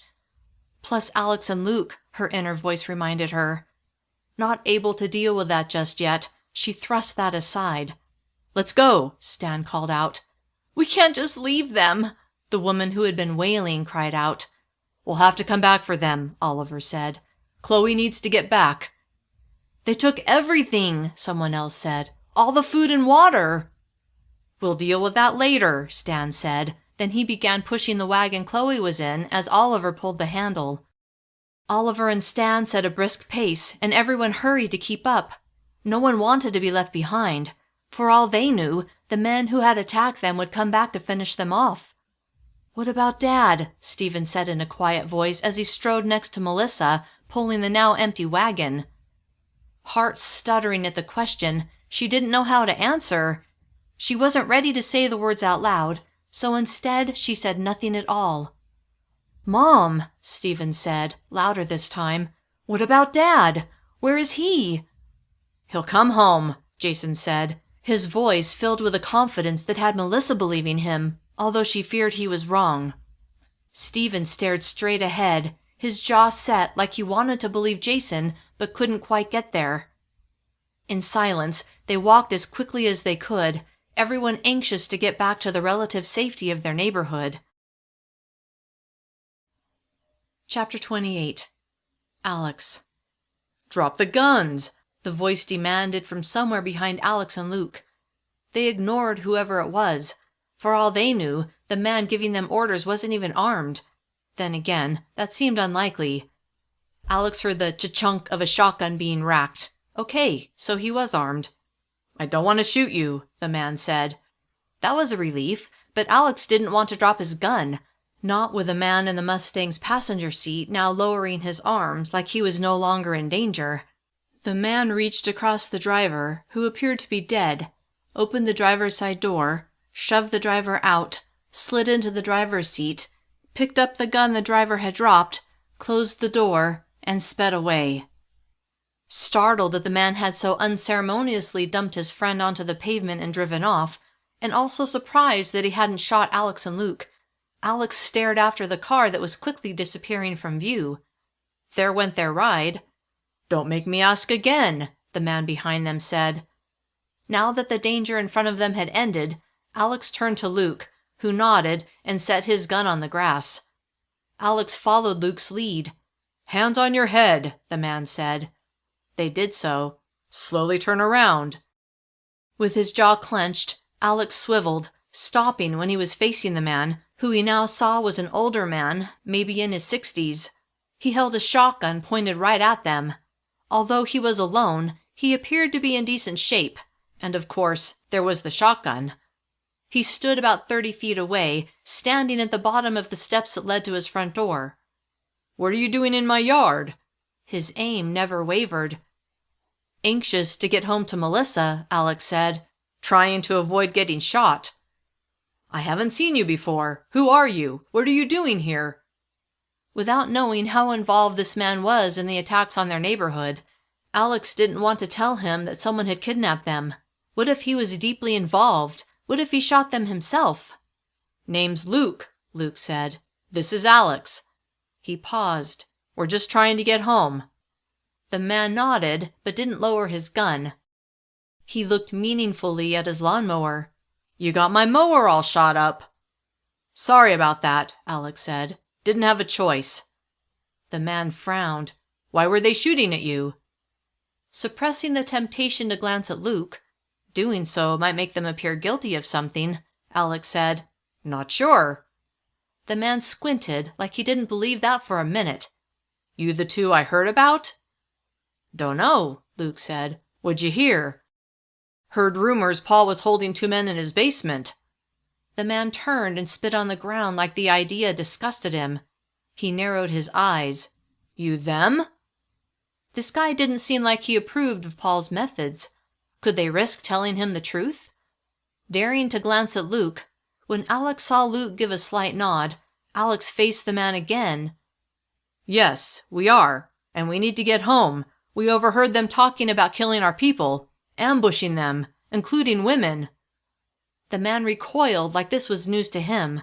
He also lowered his shotgun. Alex began lowering his arms. When the man didn't object, he let his arms fall to his sides. Luke did the same. "What can I do to help?" the man asked, his expression pained. Surprised the man had not only not shot them, but was offering to help, Alex was at a loss for words. "Was Paul the one in charge?" Luke asked. The man's lips twisted. "He wants to be, but no." Alex didn't mention that Paul was now dead. No reason to make this man angry at them. Alex pictured the man with the green eyes. "Who is in charge?" "Hughes. Travis Hughes." The man's lip curled when he said the name. "Tell us about him," Luke said, his voice calm. The man slowly scanned the neighborhood, then he said, "Come inside." Alex didn't want to take the time, but it was critical to learn about their enemy. Besides, as much as it pained him to think it, he knew there was no way he was going to get to Melissa before the men in the vehicles did. There was no way to stop what was already in motion. It hurt his heart to think that, but he had to face reality, and learning more about their enemy was critical. Even so, he wanted to make this quick and get home. Alex and Luke collected their handguns, then followed the man into his house. Alex felt no threat from him, and he trusted Luke. If Luke was willing to go inside, so was Alex. It was dim in the house. Almost all the windows were covered with either plywood or sheets of aluminum foil. To keep the heat in, Alex assumed. It was warmer in the house than it was outside, but not by much. Once they were all inside, the man closed the door and leaned his shotgun against the wall near the door. "I'm Doug, by the way." He held out his hand. Alex shook it first. "Alex." "Luke," Luke said as he shook Doug's hand. Doug gave a single nod. "Can I get you some water?" He grimaced. "That's about all I have to offer." "Yes," Alex said. "Thank you." Doug went into the kitchen and poured water from a pitcher into 2 glasses, then handed them to Alex and Luke. Though thirsty, Alex hesitated. "Don't worry," Doug said with a half-smile. "It's clean." His throat parched. Alex nodded, then he gulped it down. Luke drained his as well. Alex set his empty glass on the nearby coffee table. "Tell us about this Travis Hughes." Doug pressed a fist against his mouth and puffed out his cheeks, then let his arms fall to his sides. "Where to begin?" He paused a beat. "Hughes lives 2 streets over, next to a friend of mine. My friend has had a lot of issues with Hughes over the years." "Like what?" Luke asked as he set his empty glass next to Alex's. "It started with a dispute over the property line. Hughes claimed my friend was encroaching, but even the city said he wasn't. Didn't satisfy Hughes." Holding up his fingers, he touched them one at a time. "He constantly let his dog, who is aggressive, run around without a leash, which terrorized my friend's kids. He would park just far enough forward to make it difficult for my friend to use his own driveway. Played loud music at all hours." He lowered his hand. "Basically, just tried to make my friend's life as uncomfortable as possible. Maybe he was trying to get him to move." "What about the other neighbors?" Alex asked. "Sounds like some of those things would bother everyone." "Oh yeah," Doug said, "they did. But everyone was too afraid to speak out for fear of becoming his next target, so no one complained." "How are things with your friend now?" Alex asked, "since law and order have vanished." Doug frowned. "He and his family left a couple of days after the grid went down. I didn't talk to him before he left, but I heard Hughes was getting pretty aggressive with him, threatening him." Luke shook his head. If this guy was behind all the attacks on their neighborhood, and the one willing to kill those Alex loved, he and Luke needed to get rid of him before he could do more damage. "Does this Travis Hughes have light green eyes?" Doug nodded. "Yeah, as a matter of fact, I believe he does." So, Hughes was the man who had held a gun to Melissa's head and punched Luke in the face. Guess he was the type of leader who liked to get his hands dirty. "Can you show us where he lives?" Alex asked. "I'm not going over there," Doug said with a frown, "but I can tell you which street is his." He told them the name of the street and how to get there from where they were. "His house is the 3rd one on the left. My friend's house is the one right before Hughes." Then he added, "Don't underestimate him." "How many men does he have?" Alex asked. "I don't know, but I do know a lot of those following him are only doing it out of fear. After that gang attacked our neighborhood, killed our people, and stole our supplies, Hughes stepped in and promised to never let our neighborhood be victimized again. A lot of people were grieving and devastated and happy to have a strong person take the lead. Still are, as a matter of fact. But I've heard murmurings that people don't like Hugh's methods. Even so, they're too scared to do anything about it, and even more scared that if they put someone else in charge, that the new leader won't be able to keep the wolves at bay, so to speak. Sounded like Doug's neighborhood was in a real tough spot, which made Alex all the more impressed and grateful with the way his own neighborhood had come together. "We'll keep that in mind," Luke said. "Yeah," Alex added. "Thanks for your help." Wearing a tight smile, Doug nodded. Alex went to the front door and cracked it open, and after making sure no one was around, he stepped outside. Luke followed. Chapter 29. Melissa. "How are you feeling?" Melissa asked Chloe, who was resting in her own bed. She'd woken up on the way home from the ambush, in pain and disoriented, but they'd gotten her to Nurse Rebecca, who had treated her gunshot wound, which was a through and through in her upper right arm. No bones had been broken. "Not great, but I know I'm lucky." Melissa pictured the bodies strewn along the sidewalk and forced away a grimace. She thought about the woman who had been overcome with grief, throwing herself over the man who had been killed. Sadness on the woman's behalf welled up inside her. Then she remembered that her own husband, as well as Chloe's, were most likely dead. Stark grief slammed into her, and she physically reacted, gasping as she recoiled, but she stayed in the seat beside Chloe's bed. "What's wrong?" Chloe asked, her forehead furrowed. Melissa's eyes went to Chloe's face. Had she not made the connection yet? The one that said the people who had attacked them hadn't brought Alex and Luke, so they must have killed them.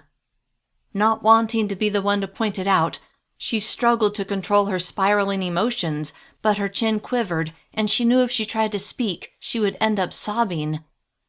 Chloe reached out her left hand, her uninjured side, and touched Melissa's arm. "Tell me." There was no hiding the truth, and Chloe had a right to know, especially after getting shot herself. Clenching her jaw to stop the trembling, Melissa inhaled deeply through her nose, and then she slowly exhaled. It helped. "Chloe." Chloe removed her hand from Melissa's arm. "What?" Swallowing over the knot in her throat, she said, "I'm worried about Alex and Luke." Chloe slowly nodded. "Me too. Those people who attacked us." She shook her head. "They didn't bring them. I can't help but wonder if—" Her eyes shimmered.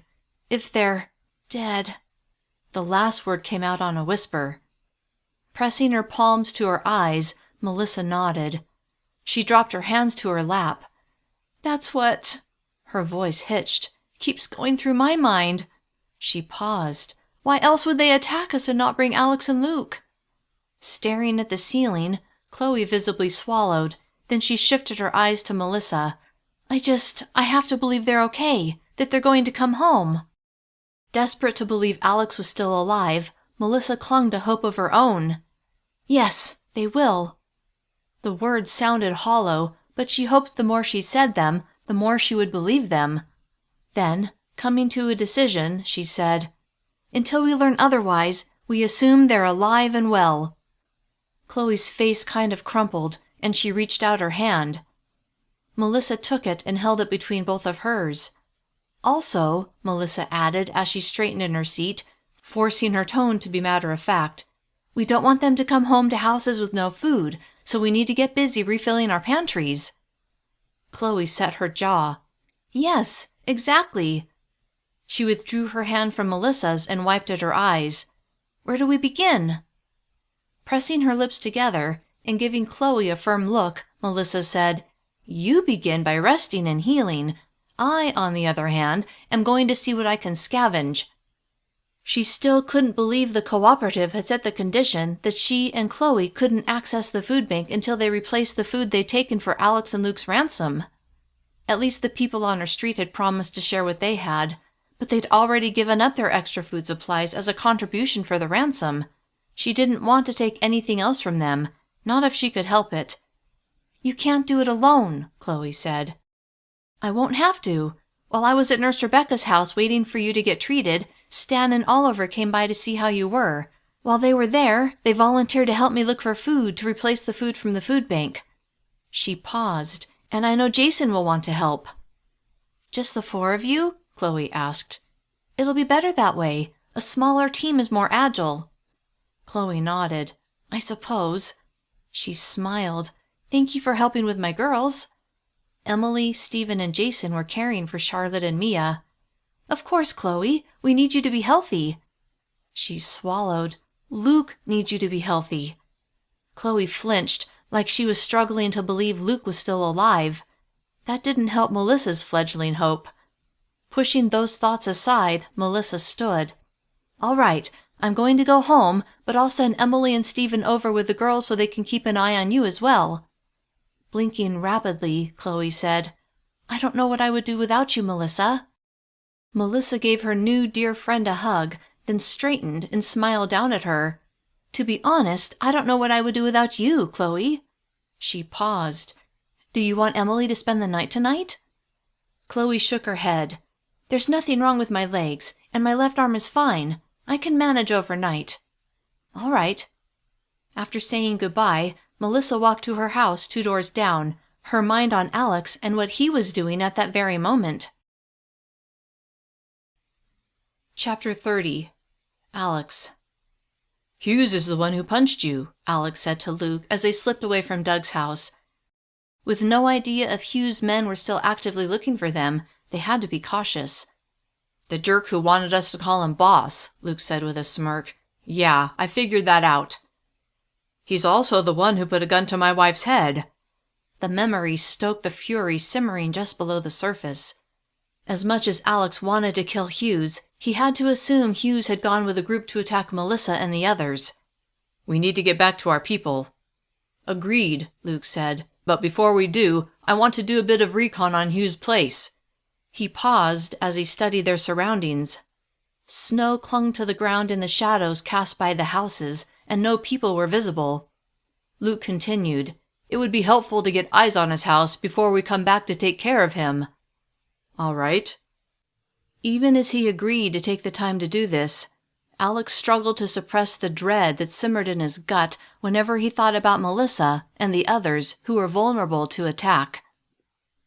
Focused on staying unseen, he and Luke skirted the house on the corner, then stopped, making sure no one was in sight before they dashed across the street in the direction Doug had given them.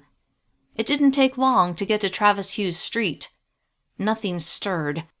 Most people were probably inside their homes where it was warmer than it was outside. "Third house on the left," Luke said. Alex scrutinized the house. On the opposite side of the street from where they hid, it was a 2-story structure. They could see the front door. Was anyone home? Maybe this was their opportunity to get inside and look around. Alex said as much to Luke. Luke slowly nodded. "It's a risk." "A risk worth taking?" Luke frowned. "Hard to say. Could be people inside." They stayed where they were for a full minute. "All right," Luke said. "Let's check it out." Alex nodded, but just as he and Luke were about to move forward, the front door opened. A woman stepped onto the porch.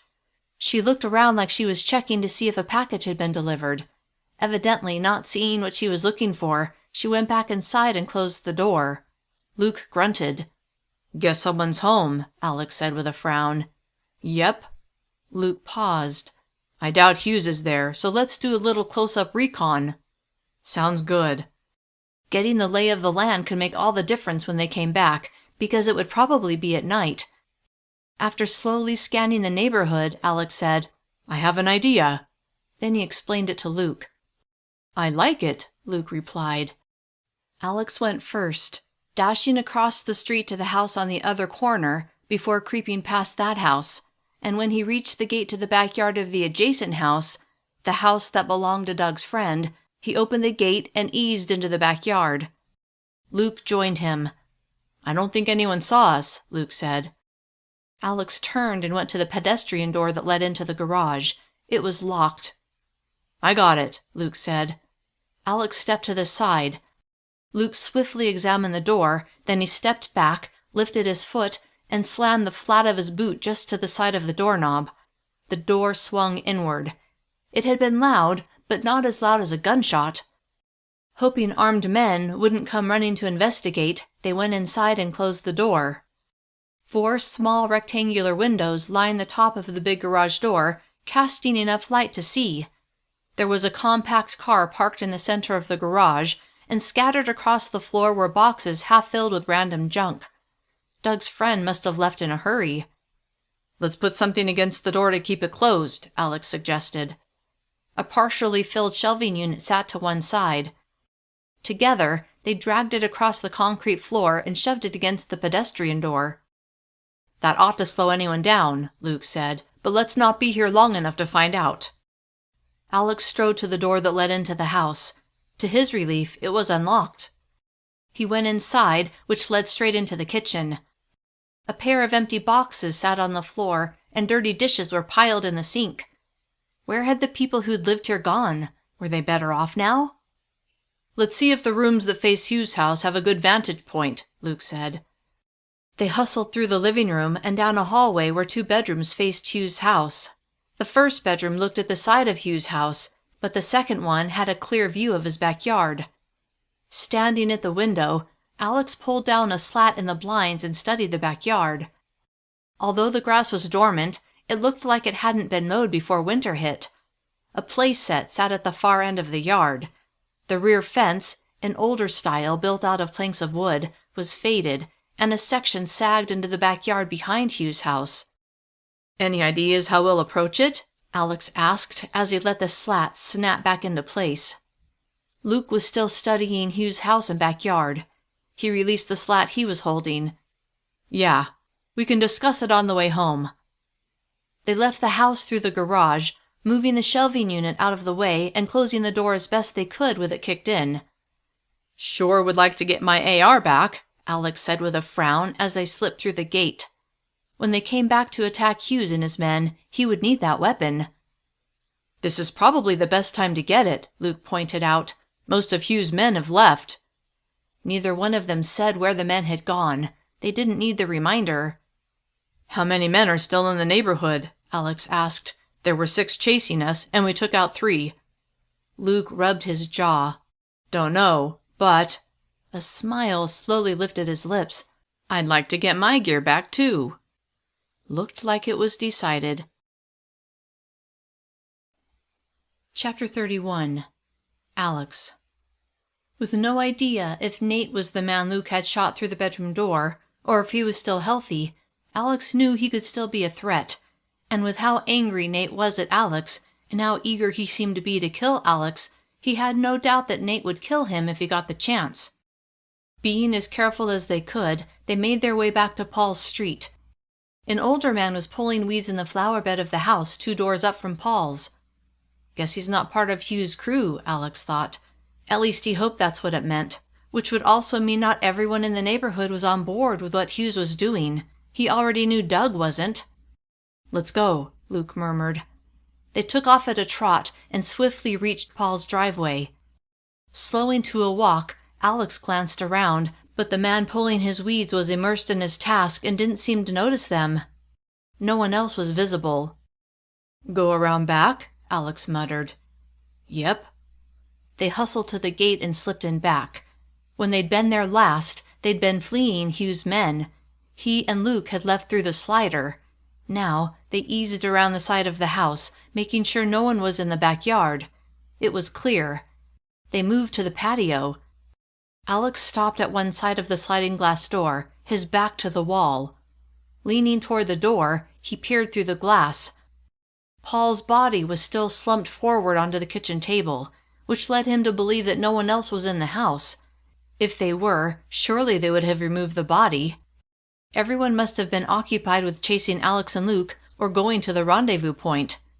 "Body's still there," Alex said to Luke, who stood to his left.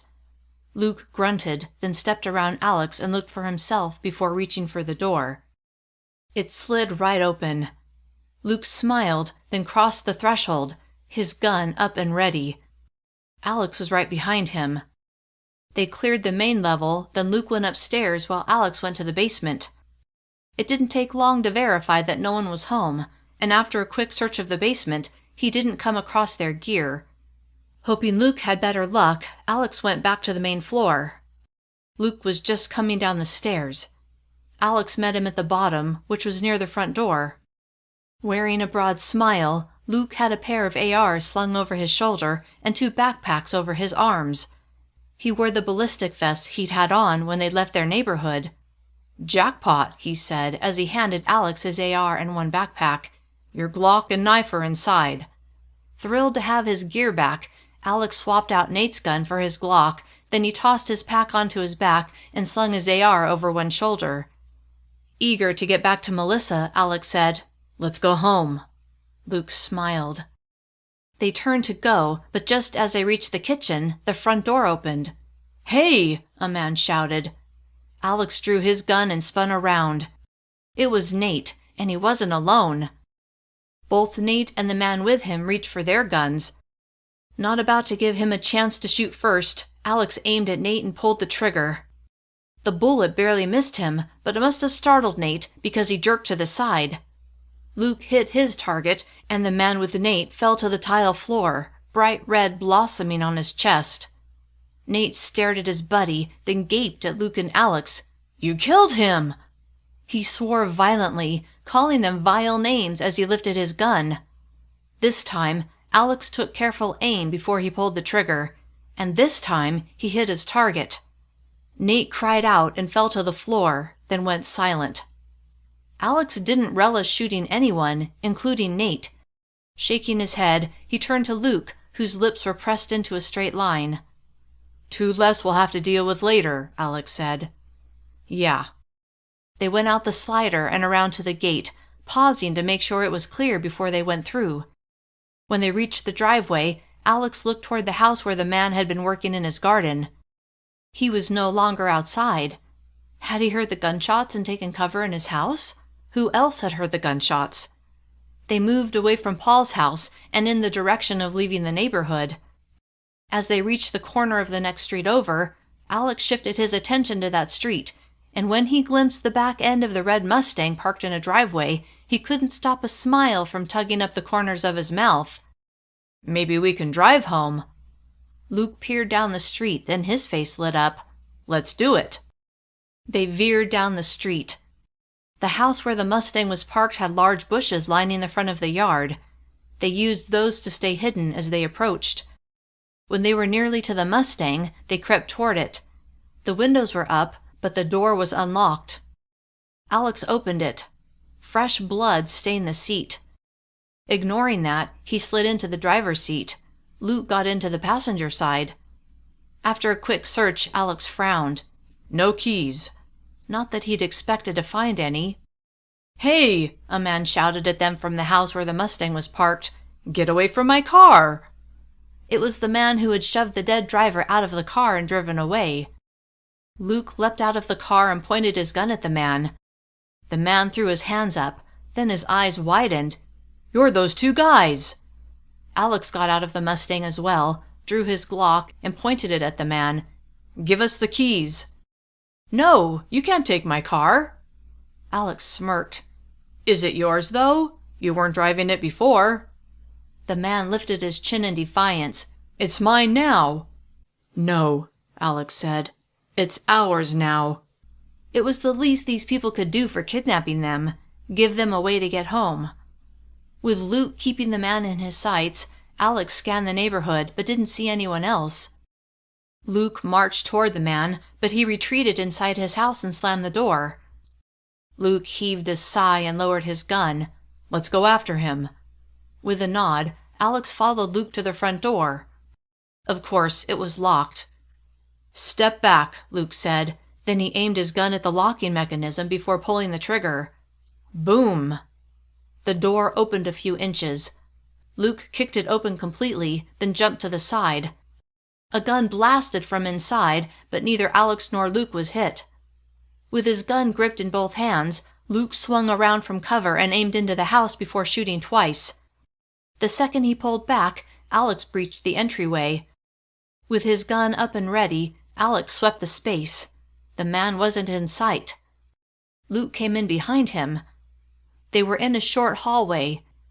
Taking a few steps forward, Alex saw a longer hallway to his left that presumably led to the bedrooms. To his front was a family room, kitchen, and dining room. The house was a ranch style with a basement. On high alert for the man who had just shot at them, Alex kept his ears perked up and his head on a swivel. A sound from his left. Spinning in that direction, when Alex saw the man pop out from a bedroom, his gun raised, Alex shot twice in quick succession. The man jerked backwards and fell, but not before he got off a shot of his own. A sharp, burning pain flared across Alex's upper left arm. "I'm hit!" "Hold on," Luke said. Then he rushed down the hall to the man, who wasn't moving, kicked his gun away, then cleared the bedrooms before coming back to the man and checking for a pulse. Luke stood and came to Alex. "He's dead." He examined Alex's arm. "Just a graze. Let's get you patched up and then we'll look for the keys. But first I want to clear the basement, just in case." "Good idea." As Luke headed down the basement stairs, Alex ignored the pain in his arm and instead went to the dead man. Working to avoid looking at the man's face or the blood on his chest, Alex searched his pockets. No keys. He stood, then went into the kitchen. Empty cans of food sat on the counter, along with several dirty plates, but no keys were visible. Alex pulled open drawers. "Basement's clear," Luke said when he joined Alex in the kitchen. "No keys?" "Not yet." Alex continued searching. "I'll look for first aid supplies," Luke said. Alex finished searching the kitchen with no luck. Next, he headed down the hall and went to the main bedroom. A dresser, a bed, and 2 nightstands were all the furniture in the room. He went first to one nightstand and then the other. "Yes!" He held up a set of keys on a key ring boasting a Mustang emblem. Luke came out of the bathroom. "Found 'em?" Alex grinned. "Yep." Holding a bandage and a tube of some sort, Luke smiled. "Awesome. Let me see your arm." Alex took off his jacket, then pulled up his sleeve. Luke cleaned the wound as best he could with what he had, then taped a large piece of gauze over it. "That should hold you until Nurse Rebecca can take care of it." "Thanks. Let's get out of here." They left the house and went directly to the Mustang. Alex got behind the wheel, and Luke climbed into the passenger seat. When Alex started the engine, the deep, throaty sound sent a thrill through him. Even in the apocalypse, he enjoyed a muscle car. Moments later, they were on their way home. Chapter 32. Alex. Now that they were out of Travis Hugh's neighborhood and on the way home, Alex felt himself relaxing. Luke sat in the passenger seat, his AR between his knees, his right hand gripping the barrel, his eyes scanning. Okay, so maybe relaxing wasn't possible, but he did feel relief. They would be home in about 15 minutes. He just hoped they would find everything fine when they got there. Although when he pictured Hughes and his men driving off, anxiety pulsed through him. What was happening now? Had Hughes and his men completed their deadly mission? Had they succeeded? And had they returned to their neighborhood and discovered that Alex and Luke had gotten away? What would they do when they found out? Uneasiness sliced through him, and he severely missed his life before the EMP when he would get up and go to work every day. Even though his job as an engineer had been stressful, he missed the daily routine that he could count on. "Who's that?" Luke asked, his body going rigid as he pointed down the road. Alex's eyes snapped forward. A pair of vehicles approached. The one in front was a blue truck. A green sedan was right behind it. "It's them," Alex said, his body thrumming with a mix of fury and wariness. "Hughes and his men." As the truck drew closer, Alex's gaze became riveted on the driver. He'd only ever seen Hughes with a ski mask on, so he couldn't be sure if it was him unless he saw his eyes, a distinctive light green. 30 yards away, 20. The driver was staring at them. Of course he was. He would recognize this red Mustang. 10 yards separated them. The distance closed, the driver's attention locked on Alex. Hughes' eyes met Alex's. The man's eyes narrowed, then widened, like he was surprised it wasn't his own man behind the wheel. "It's him," Alex said. "Hughes." The truck and sedan passed them.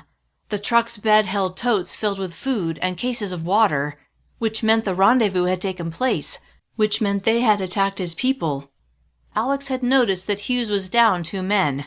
Did that mean the people from Alex's neighborhood had taken them out? A kaleidoscope of emotions spiraled through him, but when he heard squealing brakes and saw both vehicles flipping around, he had to push away any thoughts of what had happened and focus on the here and now. "They turned around," Luke said, his voice calm but urgent, his attention on the side view mirror. "Go!" Alex punched the gas on the Mustang, and it hurtled forward. As much as he wanted to stop and fight, he and Luke were outnumbered more than 3 to 1, plus they had limited ammo, but they knew where Hughes lived.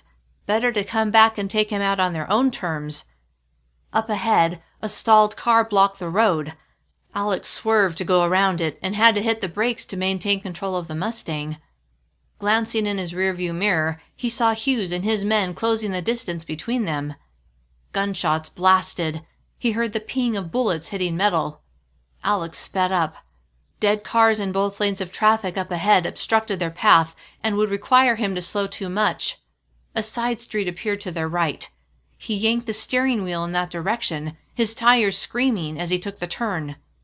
Luke leaned out the window, his AR in his hands, and got off a few shots of his own. It didn't slow Hughes down 1 iota. They passed a post office, but houses lined both sides of the street farther down. More gun blasts. Luke retreated inside. Bullets peppered the Mustang. A loud pop. The Mustang swerved. "He hit a tire," Alex said as he heard rubber flapping against pavement. "I think it's the front driver's side." "Don't stop," Luke replied as he pointed his rifle out the window and began shooting. Alex drove on the ruined tire, but the wheels were out of balance and it was difficult to control the Mustang. Another volley of gunfire. Luke jerked back inside. "He got another tire, rear passenger." Alex could feel it. "We've got to bail." Hughes was right on them now. "Hold on tight, Luke." Alex slammed on the brakes. Hughes' truck crashed into the rear of the Mustang. Alex jerked forward, but he'd been prepared for it, so he quickly recovered. He grabbed his pack and threw open his door before jumping out. Racing to the front of the Mustang, he dropped his pack and knelt on the pavement before shooting at Hughes. Luke was right beside him. Luke slung his pack over his shoulders, then pressed his AR to one shoulder. "Go, I'll cover you." Alex put his own pack on. Then, when Luke released a 3-round burst, Alex leapt to his feet and dashed toward the backyard of the closest house. When he reached the house, he aimed his rifle at Hughes, and when he saw Luke getting ready to run, Alex laid down cover fire. The men in the vehicles ducked, but Luke was able to run to Alex without getting shot. Luke led the way into a backyard through a gate. Alex lowered his rifle and followed.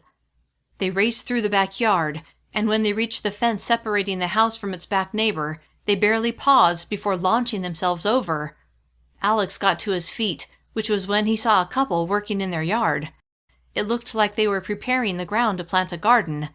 The man, who appeared to be in his 40s, jerked his head around, and when he saw them, his mouth fell open, but after only a few moments, he recovered and shouted, "What are you doing?"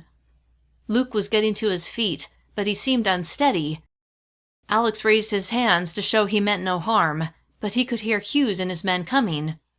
"Gotta go," he said. Then he turned to Luke. Wearing a pained grimace, Luke shook his head.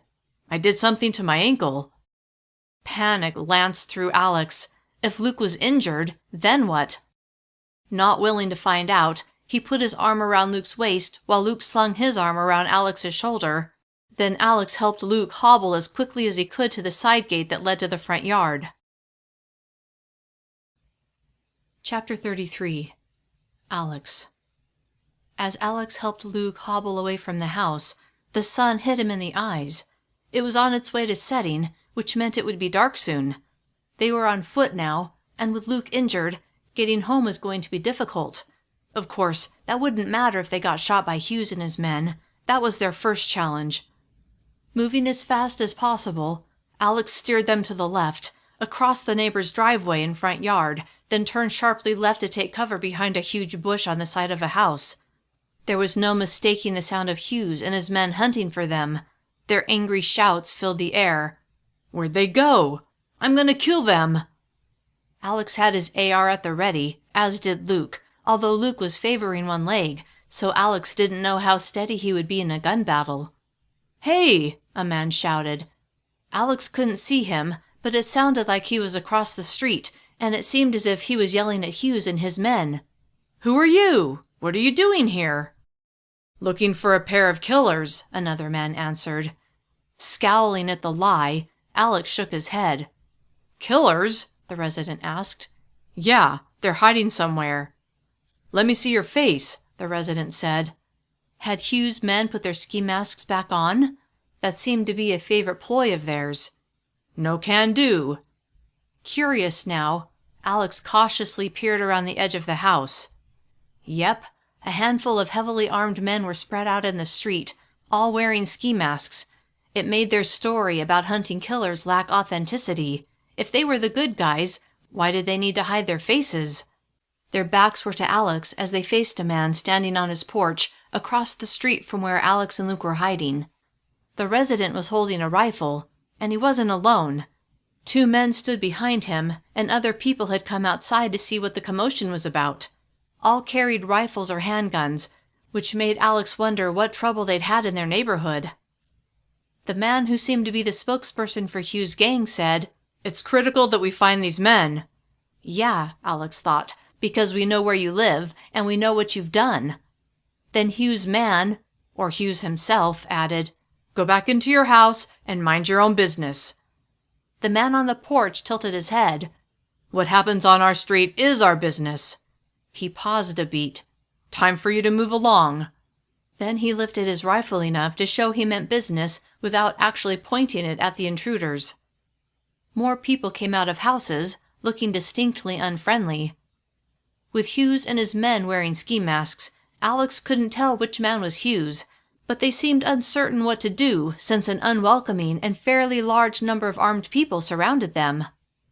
They must have concluded that they would have to deal with Alex and Luke some other way, because they looked at each other, and after some head gestures, they turned and stormed down the street.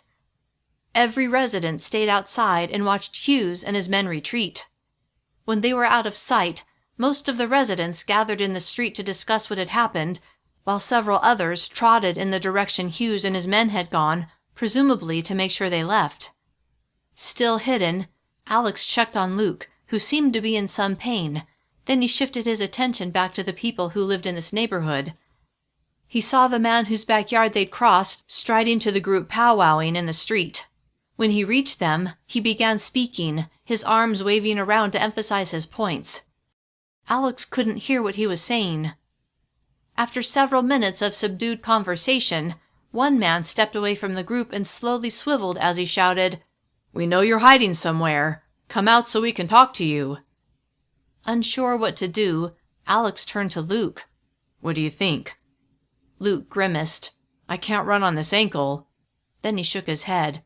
"Not a lot of choices here." He took his AR off of his shoulder and leaned it against the side of the house, then set his pack on the ground. "We just want to talk," the man shouted. Alex regarded the man, then turned back to Luke. "We're severely outnumbered," Luke said as he withdrew his sidearm and put it inside his pack. "Not everyone is out to get us." It had been just over a week since the EMP. There were still plenty of good people out there, right? Not everyone was a threat. People were still willing to help their neighbors. Alex leaned his AR against the house, then removed his backpack and set his Glock, knife, and the gun he'd taken off of Nate inside the pack. Alex assisted Luke as they came out from cover. "There they are!" someone cried out. Over a dozen armed men and women turned to them, their weapons raised. "We're unarmed," Luke called out. Alex held up his free arm, while Luke held up the arm he didn't have around Alex's shoulders.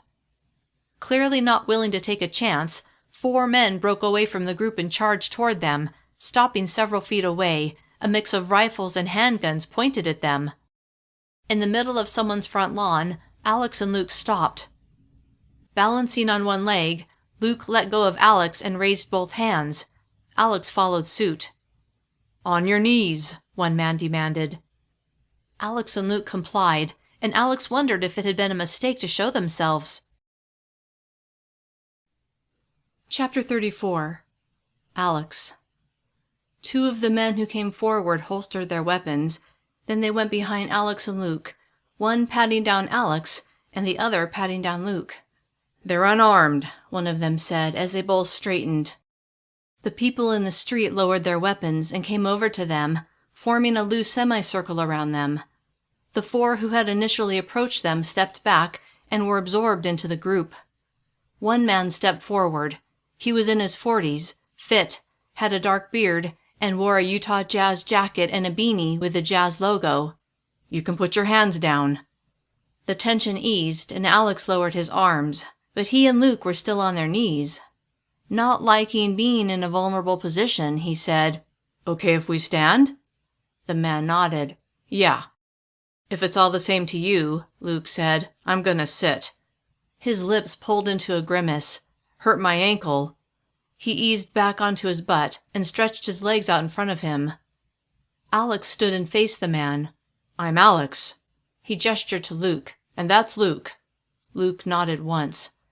Not sure how these people felt about police officers, he didn't mention Luke's former profession, leaving that up to Luke to announce if he so chose. "Charlie Masterson." Charlie didn't hold out his hand, which Alex took to mean he was still uncertain if he and Luke were actually killers as Hughes and his men had claimed. Time to disabuse him of that notion. "Those men you chased off?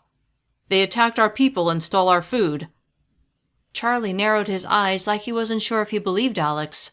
"They kidnapped us," Alex continued, "and were planning on killing us, but we escaped."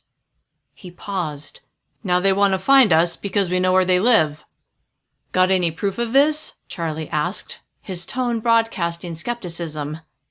The setting sun was behind Charlie, putting his face in shadow, so it was difficult for Alex to read his expression. "The only way to prove it," Alex said, "is to take you to our neighborhood where you can talk to others. They'll back up our story." Swallowing over the sudden thickness in his throat, he added, "Don't know who will be left, though. Hughes, the man in charge of that gang, ambushed our people earlier today, people who were paying the ransom in good faith." Charlie recoiled like the idea shocked him. Then he focused on Luke. "What do you have to say?" Luke frowned. "I'd like to get back to my family, make sure they're okay." He seemed to hesitate. Then he said, "I was an officer of the law, before." He shook his head and looked at the ground before lifting his eyes to Charlie's. "Law and order are gone now, but that doesn't mean people should be able to do whatever they want without consequence." Alex scanned the faces of the assembled crowd. Most were nodding in apparent agreement. He shifted his eyes to Charlie. Charlie rubbed the back of his neck and said, "And yet they are." His words seemed to confirm Alex's assumption that this neighborhood had had trouble. It wasn't a surprise. No one was immune. Alex pictured the Mustang with the 2 destroyed tires. "If we could get a couple of tires for our vehicle, we'll be on our way." "Do you mean that red beauty 1 street over?" a man asked, one who had followed Hughes and his men to make sure they left. "Yeah." The man inhaled through his teeth. "Those men drove it away, flat tires and all." Alex's mouth fell open. "What?" Then again, the car belonged to Hughes, or at least someone in his neighborhood. Still, it had been a way for him and Luke to get home. Luke struggled to his feet. "You don't have a vehicle we could borrow, do you?" Charlie shook his head. The sun had disappeared completely, and the chill that had begun as it was setting became downright cold. "Guess we're on foot," Alex said to Luke. "Got crutches?" Luke asked Charlie. "I'm sure we can scare up a set," Charlie said. "How far is your house?" "About 4 miles," Luke answered. "I don't recommend traveling at night," Charlie said. "Not with a bum ankle." Alex was eager to make sure his family was all right. "We need to get home." "I understand," Charlie said. "But—" He tossed a meaningful look to Luke's leg, which Luke wasn't putting any weight on, as he rested one hand on Alex's shoulder and balanced on his good leg. Smiling, he said, "There's an unoccupied house in the neighborhood where you can spend the night. Get a fresh start in the morning." That was beyond what Alex had expected. And it wasn't unreasonable. Luke needed to elevate his ankle. It could be broken. Without crutches, there was no way he could make it home. "That's very generous," Luke said. Then he turned to Alex with a question in his eyes. As eager as Alex was to get home, he knew there really wasn't a choice, unless he went alone. But not only did he not want to abandon Luke, he didn't think going on his own in the dark would be the smartest move. "Yes," Alex finally said. "Thank you." Charlie nodded briskly. "Let me show you where it is, so Luke can get off that ankle." Before long, Alex and Luke were alone in a modest house. They had wanted to collect their gear before going to the house, which had caused a bit of a discussion between Charlie and the others who didn't like the idea of Alex and Luke having powerful weapons while staying in their neighborhood. After some back and forth, Alex and Luke had agreed to let Charlie hold on to their ARs until morning, but let them keep their handguns for protection. Neither Alex nor Luke had loved that, but Alex would have done the same thing if strangers were staying in his neighborhood. He probably wouldn't have let them keep any weapons. Someone had donated several cans of food and bottles of water, which they ate right away. Someone else had given them a bottle of ibuprofen, which Luke had thanked them profusely for, and Charlie had promised to bring over a pair of crutches first thing in the morning, along with their ARs. Several candles lit the small living room, casting shadows, but also giving them enough light by which to see. "Nice people," Luke said, as he stretched out on a couch with a pile of pillows under his leg. He removed the shoe and sock from the side that was injured. "Yeah," Alex said, as he sank into a recliner. The room was chilly, but it was better than being outside. No one had given them any firewood, and he was too tired to track any down, so he would just bundle up. They were going to leave first thing anyway, as soon as Charlie rounded up crutches. Luke rolled up the leg of his jeans on the side with his injured ankle. "Oh," he said, lengthening the word, his tone saying that he didn't like what he saw. Alex leaned forward to get a look. The side of Luke's ankle was swollen. "That doesn't look good." "No, it doesn't." "Wonder if it's broken." "Could be. Wish I could get an X-ray." "Can't even ice it." Then Alex got an idea. "Hold on." He got up, and after digging his flashlight out of his pack, he went into the kitchen. He pulled open drawers until he found what he was looking for. "Here we go."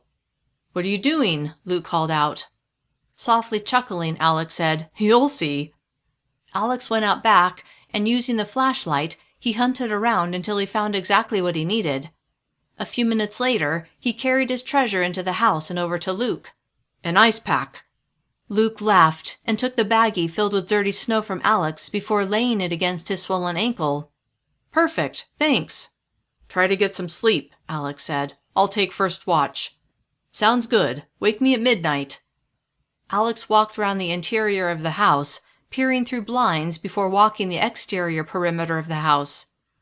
He wouldn't put it past Hughes to strike during the night, although Hughes wouldn't know which house Alex and Luke were in, or if they were even still in the neighborhood. But it wouldn't be hard for him to find out. Everyone in the neighborhood knew they were there and probably knew exactly which house they were in. They had to stay on their guard. He could hardly wait until the sun came up. Chapter 35. Melissa. Melissa woke before the sun rose. On high alert for the sound of Alex coming home, she'd hardly slept, but he never had. Desperate to take her mind off of him, and whether he was even still alive, she turned her thoughts to her mission that day, to get food. Although she would be tempted to place any food she found in her own pantry, she had to consider Chloe and her family. The condition the cooperative had set had included not only Melissa's family, but Chloe's too. She had to keep that in mind.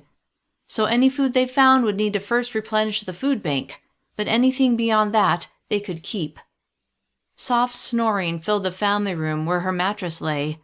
Looking toward the fireplace, she was surprised that rather than embers, there were bright flames, which cast light into the room.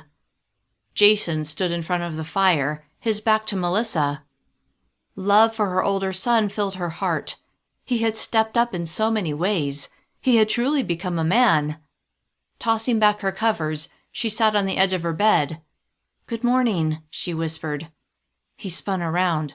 "Oh, hey, I hope I didn't wake you." She shook her head. No, I couldn't sleep. He came over to her and sat beside her on the mattress. Me either. I can't stop thinking about Dad and Luke. Melissa rubbed his back. I know. Remembering her conversation with Chloe and her decision to be optimistic, she said, I'm sure they're fine and trying to get home. Jason didn't reply. After several long moments of silence, he stood. The sun will be up soon. We should get ready to go. She followed him with her eyes, wondering if he had any belief at all that Alex was alive. Deciding to leave it alone for now, she said, Stan and Oliver said they would come over at sunrise. She pushed herself to her feet. I'm going upstairs to get ready. I'll boil water for oatmeal. Glad she'd kept back some of their food stores, she said, Thanks.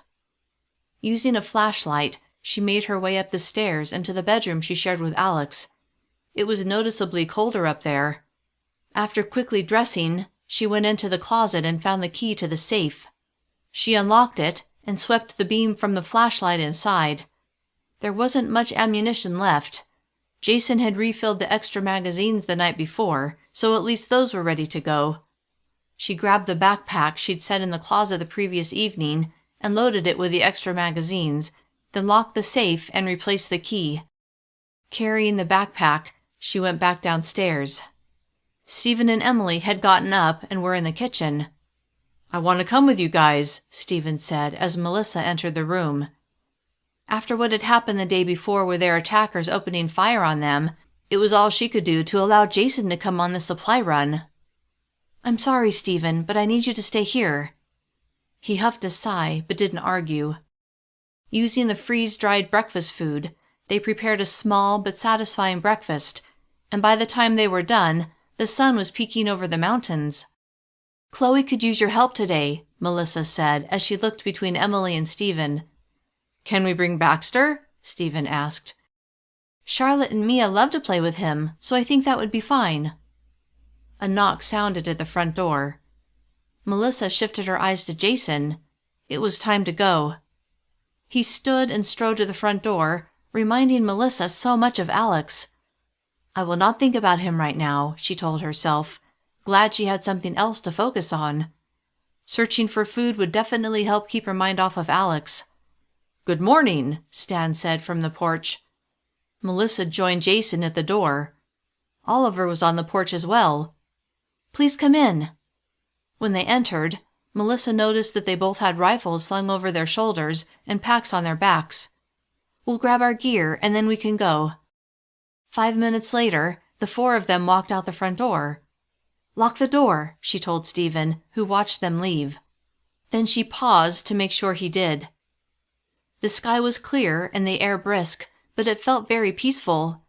No one else was out and about this early, except people on security, although she didn't see any of them.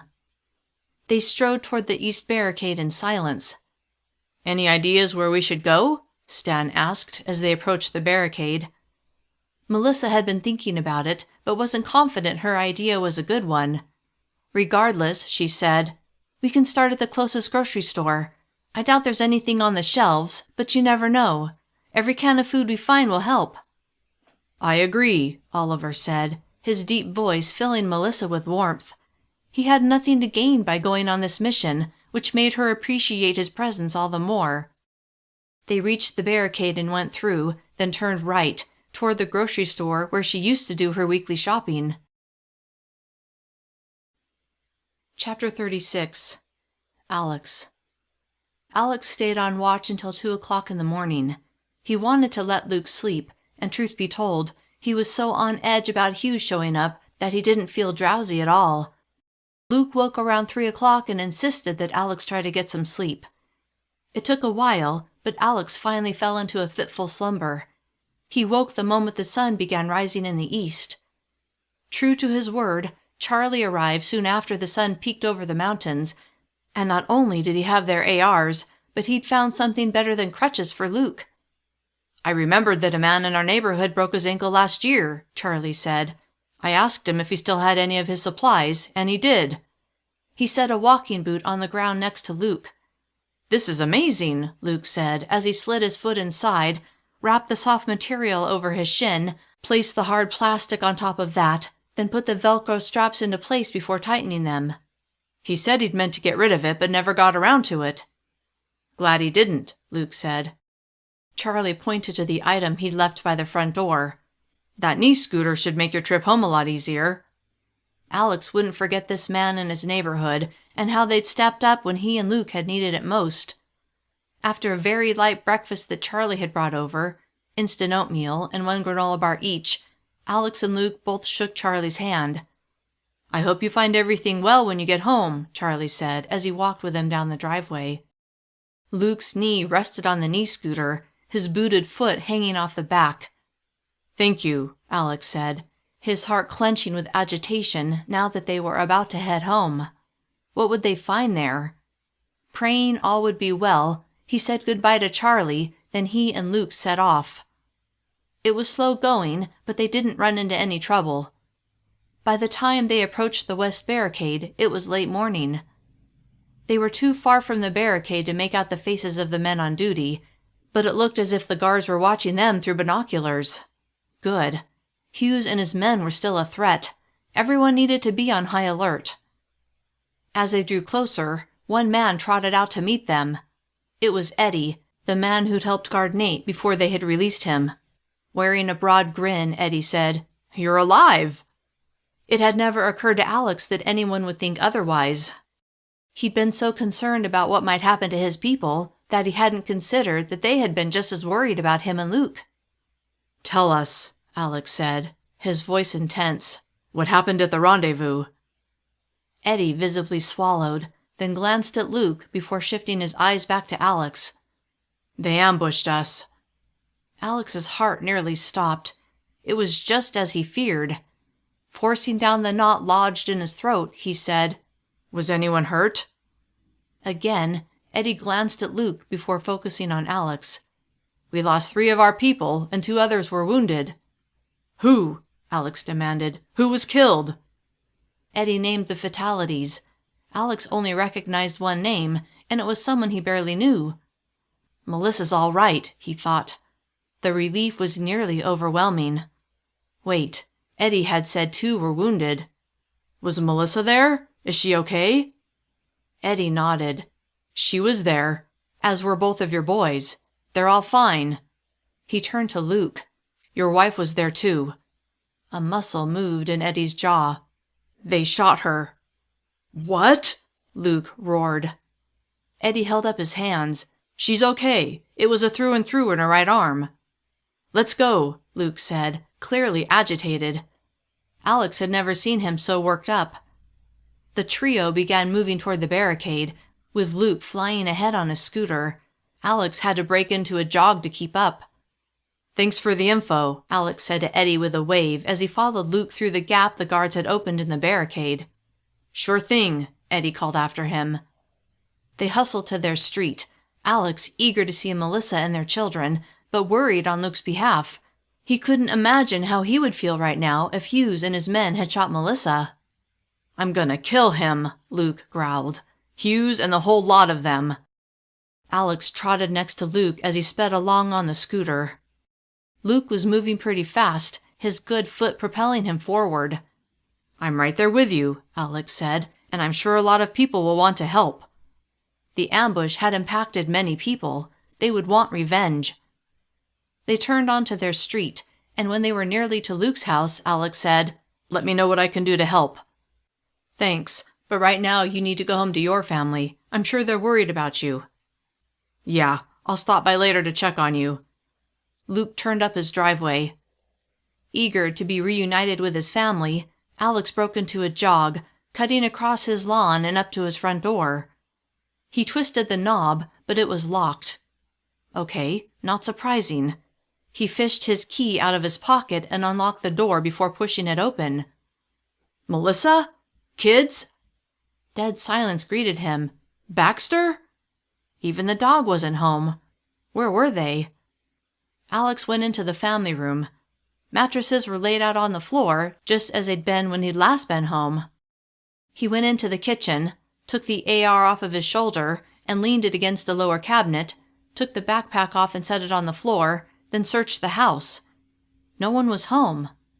Severely disappointed, he sat on the box spring in the room he shared with Melissa. The front door opened. He leapt to his feet. Chapter 37. Alex. "Dad!" Emily called out. Alex rushed out of the bedroom and down the stairs. Emily, Stephen, and Baxter were just turning the corner from the short hallway that led from the front door into the family room, their backs to him. "Kids?" "Dad!" Emily cried out as she spun around, her face crumpling before she threw herself into his arms. "You're all right!" Stephen joined the hug, and Baxter barked, evidently feeling the heightened emotion. Thrilled to be with his two younger children, Alex held them tight. After several long moments, he released them. "We weren't sure if—" Emily began. Then she bit her lip, her nostrils flaring and her eyes shimmering. "Well, if you were alive." Alex held up his hands. "I'm perfectly fine." Although if he and Luke hadn't escaped, he was sure Hughes would have killed them both. Looking between Emily and Stephen, he asked, "Where's Mom and Jason?" Emily glanced at Stephen, then faced Alex. "They're out looking for food." Confused, because they had a lot of food stored in their basement, he tilted his head. "What? Why?" "Mom gave most of our food to the kidnappers," Stephen said. Now he was even more confused. The food bank had plenty of food. Why had Melissa taken food from their own stores? The only explanation would be that Brian had refused to help. Jaw clenching, Alex inhaled through his nose. "Why did Mom use our food?" Stephen scowled. "It was the cooperative. They would only give us a little food for the ransom, so Mom and Chloe had to use our food and Luke's and Chloe's food." "Don't forget the people on our street," Emily said to Stephen. Then she turned to Alex. "They gave up a lot of food too." Though touched by the generosity of his neighbors, it did nothing to cool the burning anger he felt toward Brian and the committee. "Did you hear about Chloe?" Emily asked, her forehead creased. "She got shot." "Yeah. Is she okay?" "I think so. We were over there taking care of her girls and helping out."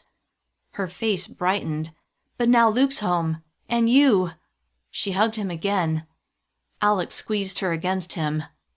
After she stepped back, his thoughts turned to Melissa and Jason. "Are they by themselves? Mom and Jason?"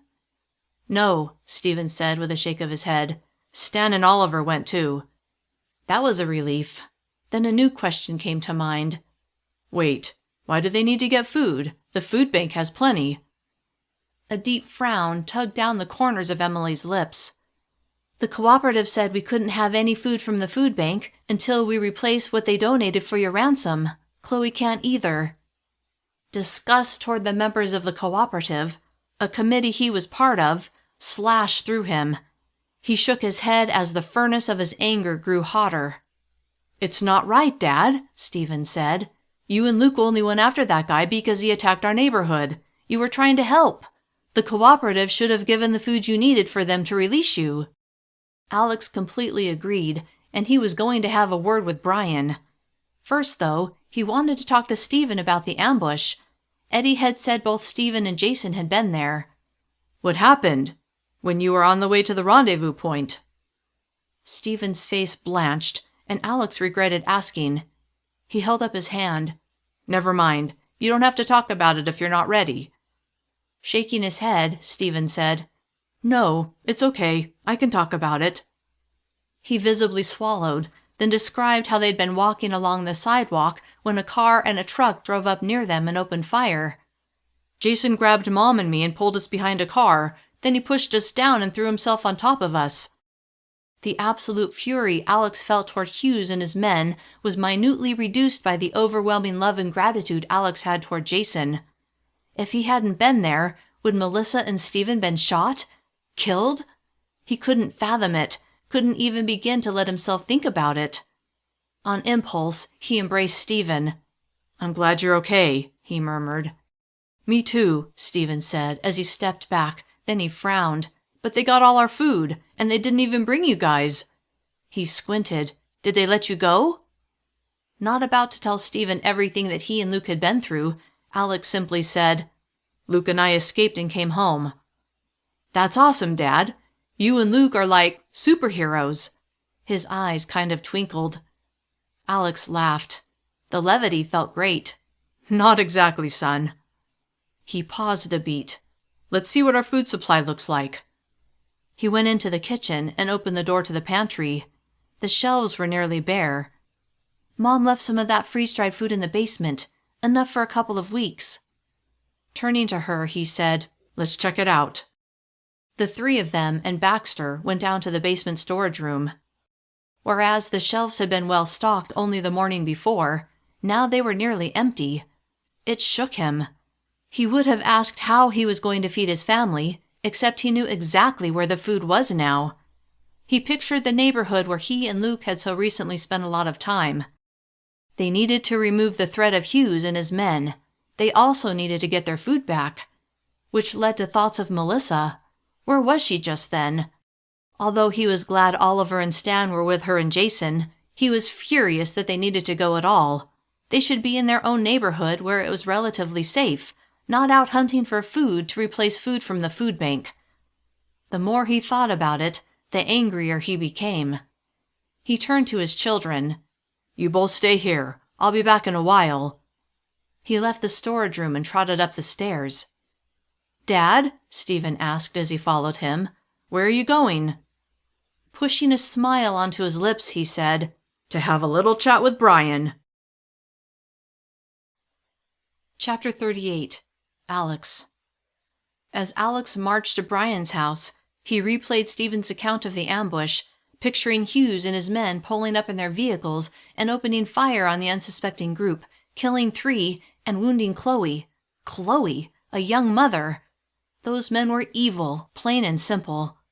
Melissa, Chloe, and the rest had brought the food in good faith to trade for Alex and Luke, but Hughes had taken all the food with the intent of not only killing Alex and Luke, but all the people who had brought it. Rage, hot and bright, burned inside him, and he eagerly anticipated going after Hughes and his men. He had to. If they didn't, he was certain Hughes would lead his men back to Alex's neighborhood to attack and kill and steal again and again. They had to put a stop to it before Hughes killed more innocent people.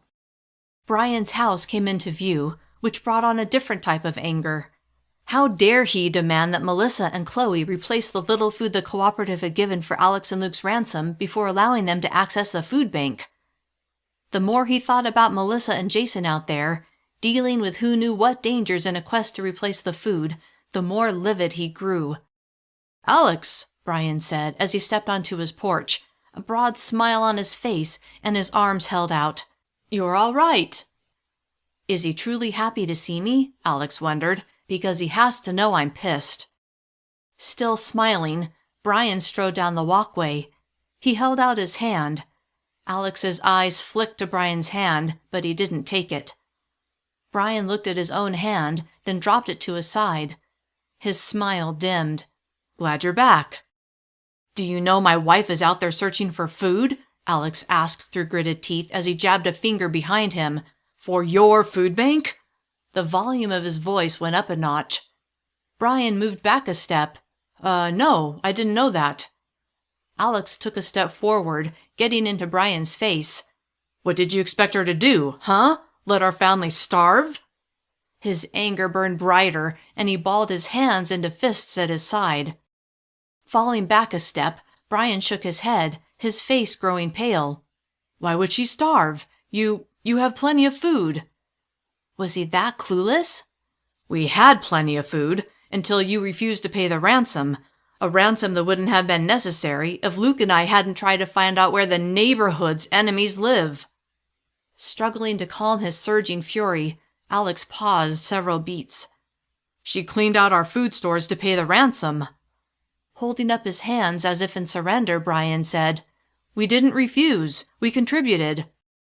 Making a scoffing sound, Alex shook his head. Barely anything, from what I understand. And you said a condition. Still with his hands held up in a defensive posture, Brian said, It wasn't my decision. It was the committee. They decided. Staring hard at Brian, Alex was silent for several moments. Gather the committee. I want to talk to them. Brian lowered his hands. I don't know. Everyone's pretty busy. Do it. Brian recoiled. Now, Alex growled. Okay. Give me half an hour. Knowing his eyes were flashing with rage, Alex glared at Brian. I'll be back in 30 minutes. He turned on his heel and strode away. As he walked, he had to work to relax his tense shoulders. When he got to his street, he passed his house and went to Luke's. He needed to see how Luke and Chloe were doing. With both of them injured, they would need help. He also wanted to fill Luke in on what he'd learned. He knocked on their front door. Several moments passed before he heard the scooter sliding across the wood floor. Then the door opened. At the sight of his friend, the rage Alex felt toward Brian and the committee melted away. He had to focus on the people he cared about. They were the ones that mattered, not the selfish people on the committee who cared so little for Alex and Luke and the protection they'd been trying to provide for their neighborhood. Come in, Luke said with a warm smile. Alex followed him in. How's the ankle? His forehead furrowed. How's Chloe? A muscle moved in Luke's jaw. She's doing okay. Nurse Rebecca came by a little while ago to check on her. She thinks she'll be all right. Relieved to hear that, Alex said, What about your ankle? Did she check that out? Yeah, she doesn't think it's broken, just badly sprained, but without being able to x-ray it, she doesn't know for sure. He frowned. I'm supposed to keep it elevated as much as possible, but with taking care of Chloe and the girls. His words trailed off. We can help, Alex said without hesitation. My kids can babysit the girls, and we'll do whatever else we can to lighten your load. Luke loudly exhaled. That would be, well, amazing. Thank you. Glad to help. Luke glanced at Alex's upper left arm. Make sure and get that treated by Nurse Rebecca. Alex had mostly forgotten about the graze on his arm. Yeah, okay. He paused. Did Chloe tell you what the committee did? The condition they set on the food they contributed to our ransom? Slowly nodding, Luke said, She did. I spoke to Brian. He claimed it wasn't his decision. Alex highly doubted Brian had been completely for donating the food from the food bank. He's getting the committee together so I can have a word with them. Good. I'd invite you to come, but I think you're needed here more. Yeah, let me know what they say. Will do. Before going to the meeting, he stopped by his house and told Stephen and Emily to let Melissa know he was okay and that he would be back from the meeting soon. Then he went to Nurse Rebecca's to get his wound treated before heading to the meeting. Chapter 39. Melissa. Melissa got down on her hands and knees and peered under the shelving unit. The shelves at this grocery store, just like the last one they'd been to, were completely empty, but you never knew. Maybe something had rolled underneath. Nope, nothing there. This was the second grocery store Melissa, Jason, Oliver, and Stan had searched. The others were still searching their sections, but so far, no one had found a single thing. Sure, the frozen food aisles had some thawed-out food that stunk like it had rotted, but that did them no good. Brushing off the knees of her jeans, Melissa stood, then placed her hands on her hips and slowly scanned each shelf of the unit in front of her. Wait, was that... With a widening smile, she reached into the gap between where this shelving unit butted up to the unit on the next aisle and found a beautiful can of carrots. Yes, she whisper-shouted. She checked the expiration date, although she was planning on taking it no matter what. But when she saw it was good for another year, elation burst through her. Found something? Jason asked as he joined her. She held up her prize. Carrots. Nice. She noticed his empty hands and grimaced. Any luck? He shook his head. Nope. Worry thrummed through her. What was she going to do if she not only couldn't find any food to feed her family, but also couldn't replace what the food bank had given for Alex's ransom? If that happened, then the food bank resource would be closed to them, for both her family and Chloe's. The pressure to get something burned within her. Forcing away thoughts of Alex and how she was supposed to go on without him, although even that brief thought brought on a crushing sensation of grief, she put the can of carrots in her backpack, then walked farther down the aisle, desperate to find food to add to their stores. "Mom?" Jason said as he walked beside her. "Yes?" She smiled at him before going back to her hunt. "If we find anything else, I don't think we should give it to the food bank." She stopped and faced him. "Unless we get enough to replace everything they gave us, we should keep what we find. Well," he added with a tilt of his head, "we should give half to Chloe, but there would be no point in giving the food bank just a little. They still won't give us anything, and all our work would be for nothing." "Yeah, I've been thinking the same thing." She smiled softly.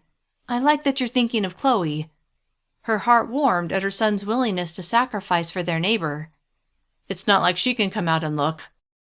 "Right, but she would if she could." "Yeah." Jason helped Melissa finish searching the canned vegetable aisle, then they went to find Stan and Oliver, who were searching other parts of the store. A few other people had come in while they were there, but everything had remained peaceful, much to Melissa's relief. It didn't take long to find Oliver, who was only a few aisles down. "Hey," he said when he saw them. He took his backpack off of his shoulders and unzipped it. Hoping that meant he had something to show them, Melissa watched with intensity. Oliver reached into the pack and then grinned as he pulled out a package of spaghetti noodles and held it up like a trophy. Not able to hold back her smile, Melissa said, "That's awesome!" He tucked it back into the pack before putting the pack on his shoulders. "Just have to look hard enough." "Mom found a can of carrots," Jason said. Oliver nodded with approval. Then an expression Melissa couldn't read flashed across his face before he frowned. "What?" Melissa asked. In the short time she'd spent with Oliver, who was head of neighborhood security, she'd grown to respect him. He was a no-nonsense kind of guy and didn't hold back his opinion, even if it was unpopular. "Every time I think about that condition the committee put on you and Luke's family accessing the food bank." His words trailed off as he scowled. "It's just not right." Melissa slid her eyes to Jason before focusing on Oliver. "If we don't get enough to satisfy that condition, we're not giving them anything." Oliver nodded. "Yep, that makes sense." "What makes sense?" Stan asked as he rounded the end of the aisle and joined them. Melissa repeated what she'd just said to Oliver. "I agree," Stan said, "and I'm afraid we're not going to get anywhere close to meeting that condition. Although," he grinned and reached into his backpack, "I found this." He pulled out a bag of corn chips. Melissa laughed. "Spaghetti noodles, carrots, and chips. What a feast!" They all chuckled. "I think this store has given us all she can," Oliver said. "Where to next?" They'd gone to the 2 grocery stores that were near their neighborhood. The next closest one was 2 miles away, but there were other stores in the shopping center. "What about the dollar store? They have food there." "We can check some of the fast food places nearby too," Jason pointed out. "Good ideas," Stan said. After several hours of searching all the businesses in the shopping center that might have food, they'd ended up finding only a few more edible items, but Melissa was grateful for each and everything they found. "I'm ready to call it a day," Stan said. The afternoon was getting late. Melissa was ready to head home too. "Sounds good." They began the trek home, and as they drew closer, the dread she felt at knowing Alex wouldn't be there grew with every step. Chapter 40. Alex. When Alex got to Brian's house to talk to the committee, he paused on the front porch before knocking. As a member of the committee himself, he had to ask what he would have agreed to if someone else from the neighborhood had done what he and Luke had, namely, attempted to determine where their attackers lived, and then gotten kidnapped for their trouble. Would he have voted to take food from the food bank to pay the ransom? He had zero doubt that he would have voted yes, especially if the person had been a member of that very committee. Fresh anger at what the committee had was still putting he and his family through tightened his chest. He lifted his fist and knocked on the door 3 times, loud and confident. The door swung open. Wearing a tight smile, Brian said, "Come in." Wondering what Brian and the rest of the committee had been discussing before his arrival, Alex crossed the threshold. The members of the committee, minus Stan, who was still out with Melissa, Jason, and Oliver on a hunt for food, sat in a circle in Brian's living room. Alex couldn't help but notice someone else was missing. Todd Richardson, the man who had betrayed their entire community and was even now feasting on the food Hughes and his men had taken at the ambush, the food from Alex's own pantry. If it wasn't for Richardson, Hughes would never have come to their neighborhood and attacked, never would have known about their food bank. Hatred for Richardson and Hughes burned inside him, although the rage he had toward the members of the committee wasn't far behind. Alex marched into the midst of the group and stood in front of them, then glared at each one. "I want to know which of you voted to starve my family." Faces blanched and eyes looked away. Yeah, they felt guilty. Maybe they thought Alex and Luke would never make it home, and they wouldn't have to face the consequences of their choices. Well, Alex was about to set them straight. "Now, Alex," Brian said, a hand raised. Waving him away, Alex didn't even look at him. His narrowed eyes focused on the rest of the people sitting in front of him. "Did any of you stand up for me and Luke? Huh? Did any of you vote to provide the ransom? Or were you so eager to hold on to your food that my life and Luke's life didn't matter?" Elijah sat up straight and met Alex's furious glare. "We don't want to start a war with another neighborhood." Alex shifted his attention to the man who had been a pain in his side from day one. Making a scoffing sound, Alex said, "Don't you get it? The war has already started. But of course, you weren't there when they ambushed our people, were you?" Shaking his head in disgust, he added, "You have no clue." "You weren't there either," Elijah shot back. Not able to stop himself, Alex launched himself at Elijah, gripping the collar of the man's shirt with both hands and getting right in his face. Elijah's eyes bulged and his mouth hung open, terror clear on his face. "I was trying to escape the men who were attempting to kill me," Alex ground out. Several hands pulled at Alex, forcing him to release Elijah. "Stop it!" Brian shouted. "No need to get physical, Alex." Alex shook off the people holding him back and put several feet between himself and Elijah. Heart kicking in his chest, Alex raked his eyes over each person, then said, "The condition is no longer in force. My family and Luke's family will get whatever food they need from the food bank. Understood?" Elijah, Jordan, and a few others couldn't hide their shock, but no one argued. A few even nodded, including Brian.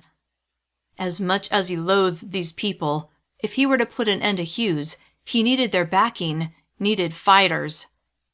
Drawing in a slow, deep breath, Alex took a minute to compose his next words, then after quietly exhaling, he sat in an empty seat. The man beside him, Kurt, recoiled slightly, like he thought Alex was going to take a swing at him. Ignoring him, Alex said, "We need to talk about the people who have been attacking us." Proud and somewhat surprised at how calm he sounded, he added, "I know where they live, and I know who their leader is." People shifted in their seats, but no one spoke. It was clear as day. They didn't want to fight. Alex scowled. "You understand that if we don't take them out, they'll be back to raid our food bank and kill again and again until none of you are left." "Why didn't you and Luke take care of the threat when you were in that neighborhood?" Jordan asked. Alex noticed Elijah nodding in agreement. Shaking his head, Alex said, "You've watched too many action movies." Although Alex would have liked to have done just what Jordan had suggested, he and Luke had been outnumbered and outgunned. Besides, Hughes and most of his men had left for the ambush before Alex and Luke had had the chance to do much of anything. "Tell us about these people who attacked us," Kurt said. "Tell us what we need to do." Alex turned to him with surprise, then reminded himself that not everyone had the same attitude as Elijah and Jordan. In fact, some members of the committee had probably voted to pay the ransom. The food they ended up giving was probably a compromise between those who wanted to give the full ransom and those who didn't want to give any. Some people here were on his side. Realizing this calmed him, and he softly exhaled. "The man in charge is Travis Hughes. He and his men were intent on not only killing Luke and me, but every person who brought the food to the rendezvous point." Imagining Chloe getting shot, he clenched his jaw. Including women and children. Flattening his lips, he added, "He's evil, and he needs to be stopped." "What did you have in mind?" Brian asked. Chapter 41. Alex. Glad to have the support of their de facto leader, Alex swiveled to Brian. "Take a couple dozen fighters to infiltrate their neighborhood in the middle of the night. Ideally, we would hit them when they least expect it, but since they attempted to kill Luke and me several times after we escaped because we know where they live, there's no doubt they'll be on high alert." He paused. "It won't be easy, and there's a chance we'll lose some of our people, but if we do nothing, it's guaranteed we'll lose people. Whether they attack us tonight or next week, they will be coming. They know we have food, and my understanding is that their food is gone. When people get desperate, they'll do anything." "Are you desperate?" Jordan asked with a smug smile. "Or do you just want revenge for them kidnapping you?" The rage that had settled inside Alex roared to life, and he slowly turned his head until his eyes locked on Jordan's. "Are you a coward in every aspect of your life?" he asked, his voice soft. "Or just when it comes to protecting the people around you?" Jordan's smug smile vanished, and his eyes narrowed. "How dare you?" Alex raised one hand. "Give it a rest. No one's buying your bravado. You were too scared to go to the rendezvous point, and you're too frightened to deal with the people who have attacked us on 3 different occasions." Jordan's nostrils flared, and his eyes seemed to bulge. Ignoring the man's obvious anger, Alex went on. "I understand, Jordan. I do. It's scary when someone's shooting at you. You want to avoid it. That's only natural. Lucky for you, there are enough brave people in our neighborhood, including my wife and teenage son, who will deal with this threat. You can stay home with the women and children and old people and let others make sure you're safe." Disgusted at the man's attitude, he paused, but then he couldn't stop from saying one more thing. "At least until the danger's on your doorstep. Then you might have to actually step up and face it." Jordan squinted at Alex. "Are you threatening me?" He looked at the others. "Did you all hear the way he threatened me?" "No one's threatening you," Brian said. "He's just trying to make a point." "Do you agree with him, Brian?" Elijah asked, his tone hostile. "That we need to leave the safety of our neighborhood and attack these people?" Elijah's eyes went to Alex before scanning the faces of the others. "How do we even know that the people we attack are the ones who attacked us? We haven't seen their faces. We're going off the word of a man who obviously doesn't think much of us." He gestured toward Alex. "For all we know, we would be attacking innocent people, killing innocent people."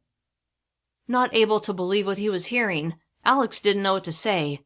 But then he knew exactly what to say. "You know what? Screw you, Elijah." He swiveled. "And screw you, Jordan. I'll make sure the people I care about are safe, and the rest of you can go to hell."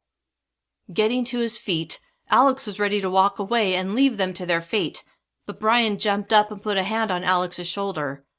Ready to shake him off, when Brian said, "Hold on, Alex. Most of us believe in you. Give us a chance to prove it." Alex turned and regarded Brian. He seemed to be sincere. Brian withdrew his hand.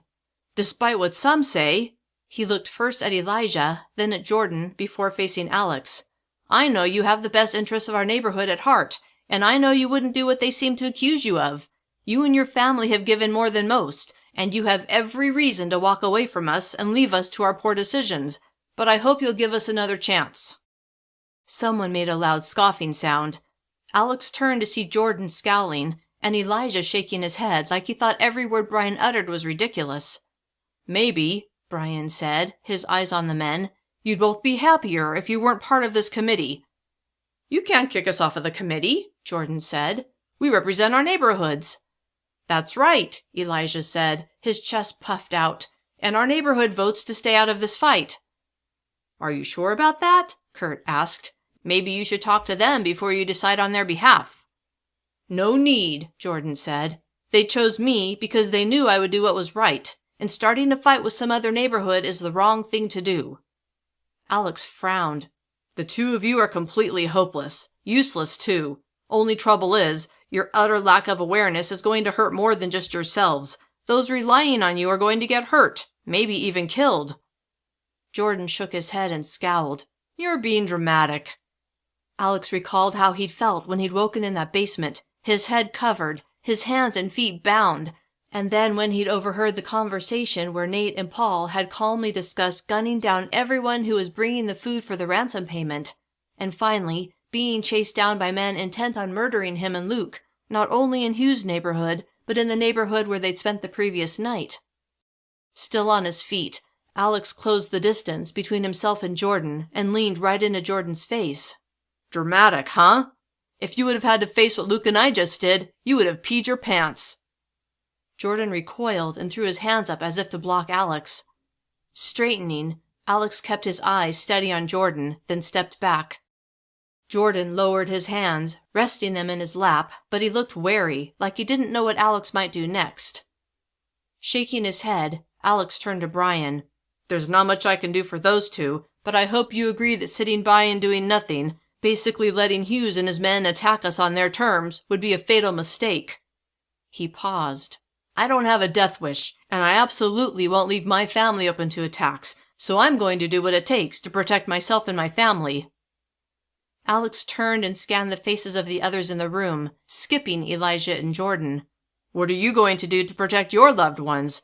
Or are you okay with letting Hughes and his men come into our neighborhood to kill with impunity and take every bit of food you have?" Some of their shoulders were tight. Others were blinking rapidly. They were scared. Good. They needed to be completely aware of the reality of the situation. Most, if not all, of these people hadn't left the neighborhood since the EMP. They had one foot firmly planted in the old world, one where law and order reigned, and help was just a phone call away. It would take some effort, but Alex had every intention of dragging them into the world they now lived in. He had to. Otherwise, none of them would survive. Chapter 42. Melissa. Melissa, Jason, Stan, and Oliver made it back to the neighborhood without any trouble. When they reached Melissa's street, they paused on the corner. Oliver lived a few streets over and would head a different direction. "Thank you for your help," Melissa told him. "No problem." He took his backpack off of his shoulders and removed the few items he'd collected, handing them to Melissa and Jason, who put them in their packs. "I just wish we'd found more." Disappointed that they'd gotten so little that all of it would have fit into one grocery bag, Melissa smiled. "There's always tomorrow." When Oliver grimaced, she quickly added, "I know you can't go out every day, but Jason and I are going to keep searching." "I'll help when I can," Oliver offered. "I appreciate that." With a single nod, Oliver turned and strode away. "I can go tomorrow," Stan said. Warmth toward her neighbor spread across her chest. "Thank you." The three of them turned down their street, and when her house came into view, Melissa crushed the sigh that wanted to come out. She had to be strong for her children, had to show them that they could go on without Alex. Melissa and Jason turned up their driveway, and Stan went toward his house. When she unlocked the front door and went inside, it didn't surprise her that it was silent. That morning, when she and Jason had left, Emily and Stephen had planned to go to Chloe's to help out. They were probably still there. "Let's put half of the stuff in the pantry," she said as she walked into the kitchen. "Then we'll take the other half to Chloe before we make something for dinner." "Do you think Dad will come home today?" Jason asked, his voice quiet but hopeful. Melissa turned to him, a soft smile curving her lips. "I hope so." That was the best she could do. Those men had ambushed them, killed 3 of their people, shot Chloe. The likelihood that they had let Alex and Luke live was frighteningly low. She couldn't think about that just then. It was too heartbreaking. "All right," she said as she straightened the can of carrots on the shelf. She pictured Chloe and her 2 sweet girls. Maybe she should give the carrots to her. But her own children would need it. They could share it. They would eat it together, a few carrots each. As she pictured setting 2 or 3 carrot slices on each child's plate, tears sprang into her eyes. They were all going to starve. Maybe not right away, but it wouldn't take long to go through the pitiful supply they had. And then what would they do? Beg the cooperative to share? Would that work? Would they take pity on them? or would they turn their backs? Despair rose within her. What other options did they have?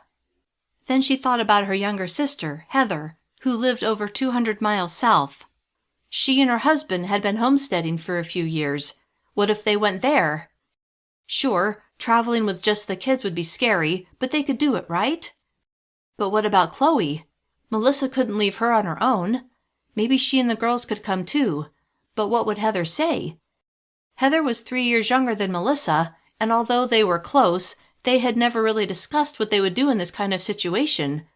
Who would have thought an actual society-ending event would happen? Would Heather be okay with her and the kids, and Chloe and her kids, just showing up? Oh, Alex, she thought, I need you. Are you okay, Mom? Jason asked, pulling Melissa out of her head. I'm sorry, what? Are you okay? You're... He smiled gently. You're crying. Oh. Swiftly wiping away the tears, she forced a smile. I'm fine. They finished putting away half of the food they'd gotten, which took up a tiny sliver of one shelf in the pantry.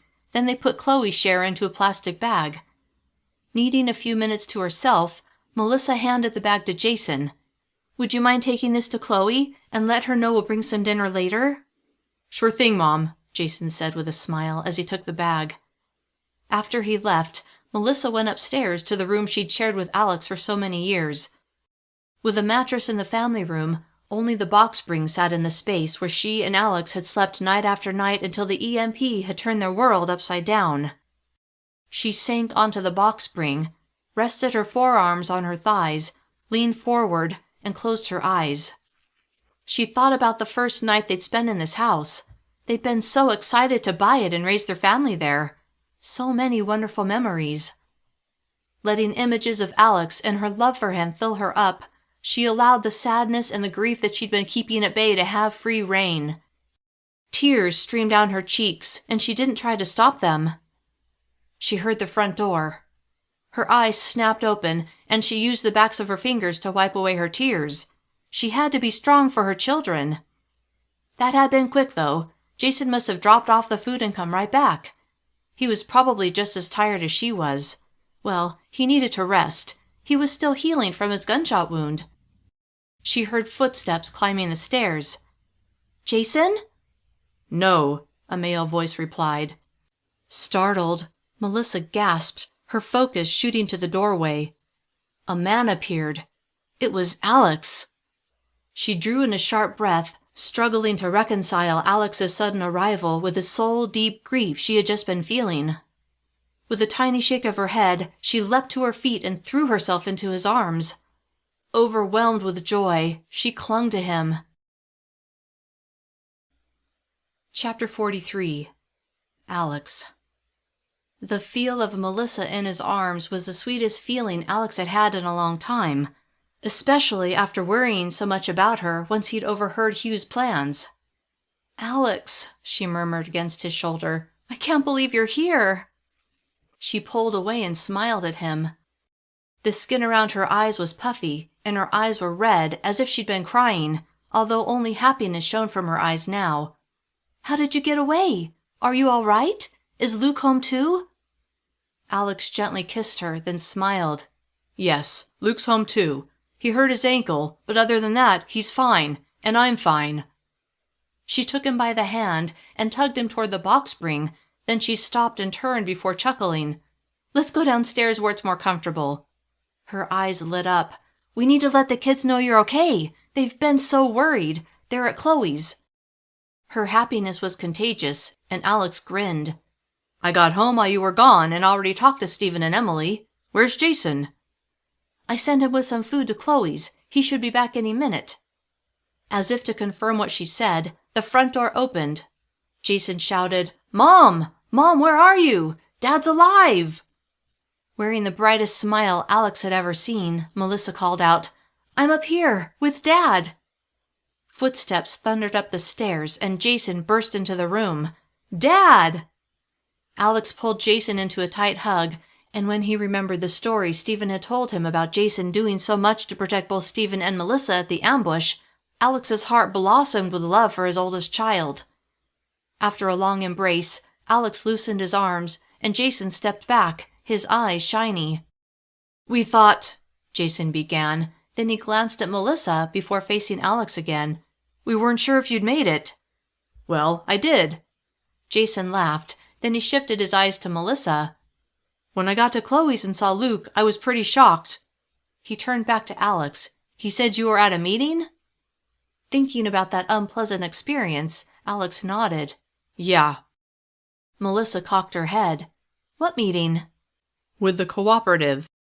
Her forehead furrowed, but before Alex could explain, he heard the front door open, along with a bit of commotion. "Sounds like Stephen, Emily, and Baxter are back. Let's go downstairs, and you can tell us everything." Once everyone was settled in the toasty family room, with Melissa nestled beside him on the couch, Alex told them all about the ordeal he and Luke had experienced.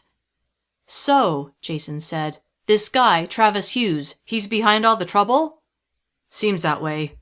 "What are we going to do about him?" Jason asked, his chin up. Alex thought about the fact that Jason had been on the security team for the ransom drop. He pictured his 17-year-old son throwing his own body on top of Melissa and Stephen to protect them from flying bullets. He had to be as furious with Hughes as Alex was. But as eager as Alex was to end the threat from Travis Hughes, he wasn't eager to put his son in danger. "That's something I need to discuss with Luke and a few others." He turned to Melissa. "I understand you and Jason went out looking for food." She nodded, her shoulders slumping. "There's not much out there." Then she smiled. "Stan and Oliver came with us, which was awesome." Appreciative of the two men, Alex planned on bringing both of them in on the discussion regarding taking out Hughes. "You don't have to worry about searching for food." She regarded him, her eyes narrowed in question. "But we're almost out." Then she frowned. "You don't know about the condition the cooperative put on us." Holding back the scoffing sound he wanted to make, he said, "Actually, I do. That's why I was meeting with them. I had Brian call the committee together and—" He couldn't suppress his smug grin.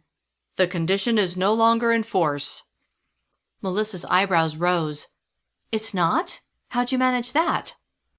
Recalling the way he'd flat out told the committee that the condition was null and void, and the way they'd responded by not even trying to argue with him, he chuckled. "I have my ways." Melissa sagged against him and exhaled loudly. "You don't know what a relief that is." Furious at the committee all over again, Alex worked to crush the rage that boiled inside him. Instead, he wrapped his arms around her and held her close, his desire to protect her and their children and provide for them overwhelming.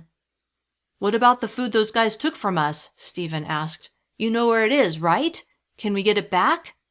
Alex grinned. "I have every intention of doing just that." Chapter 44. Alex. "We appreciate dinner," Luke said that evening.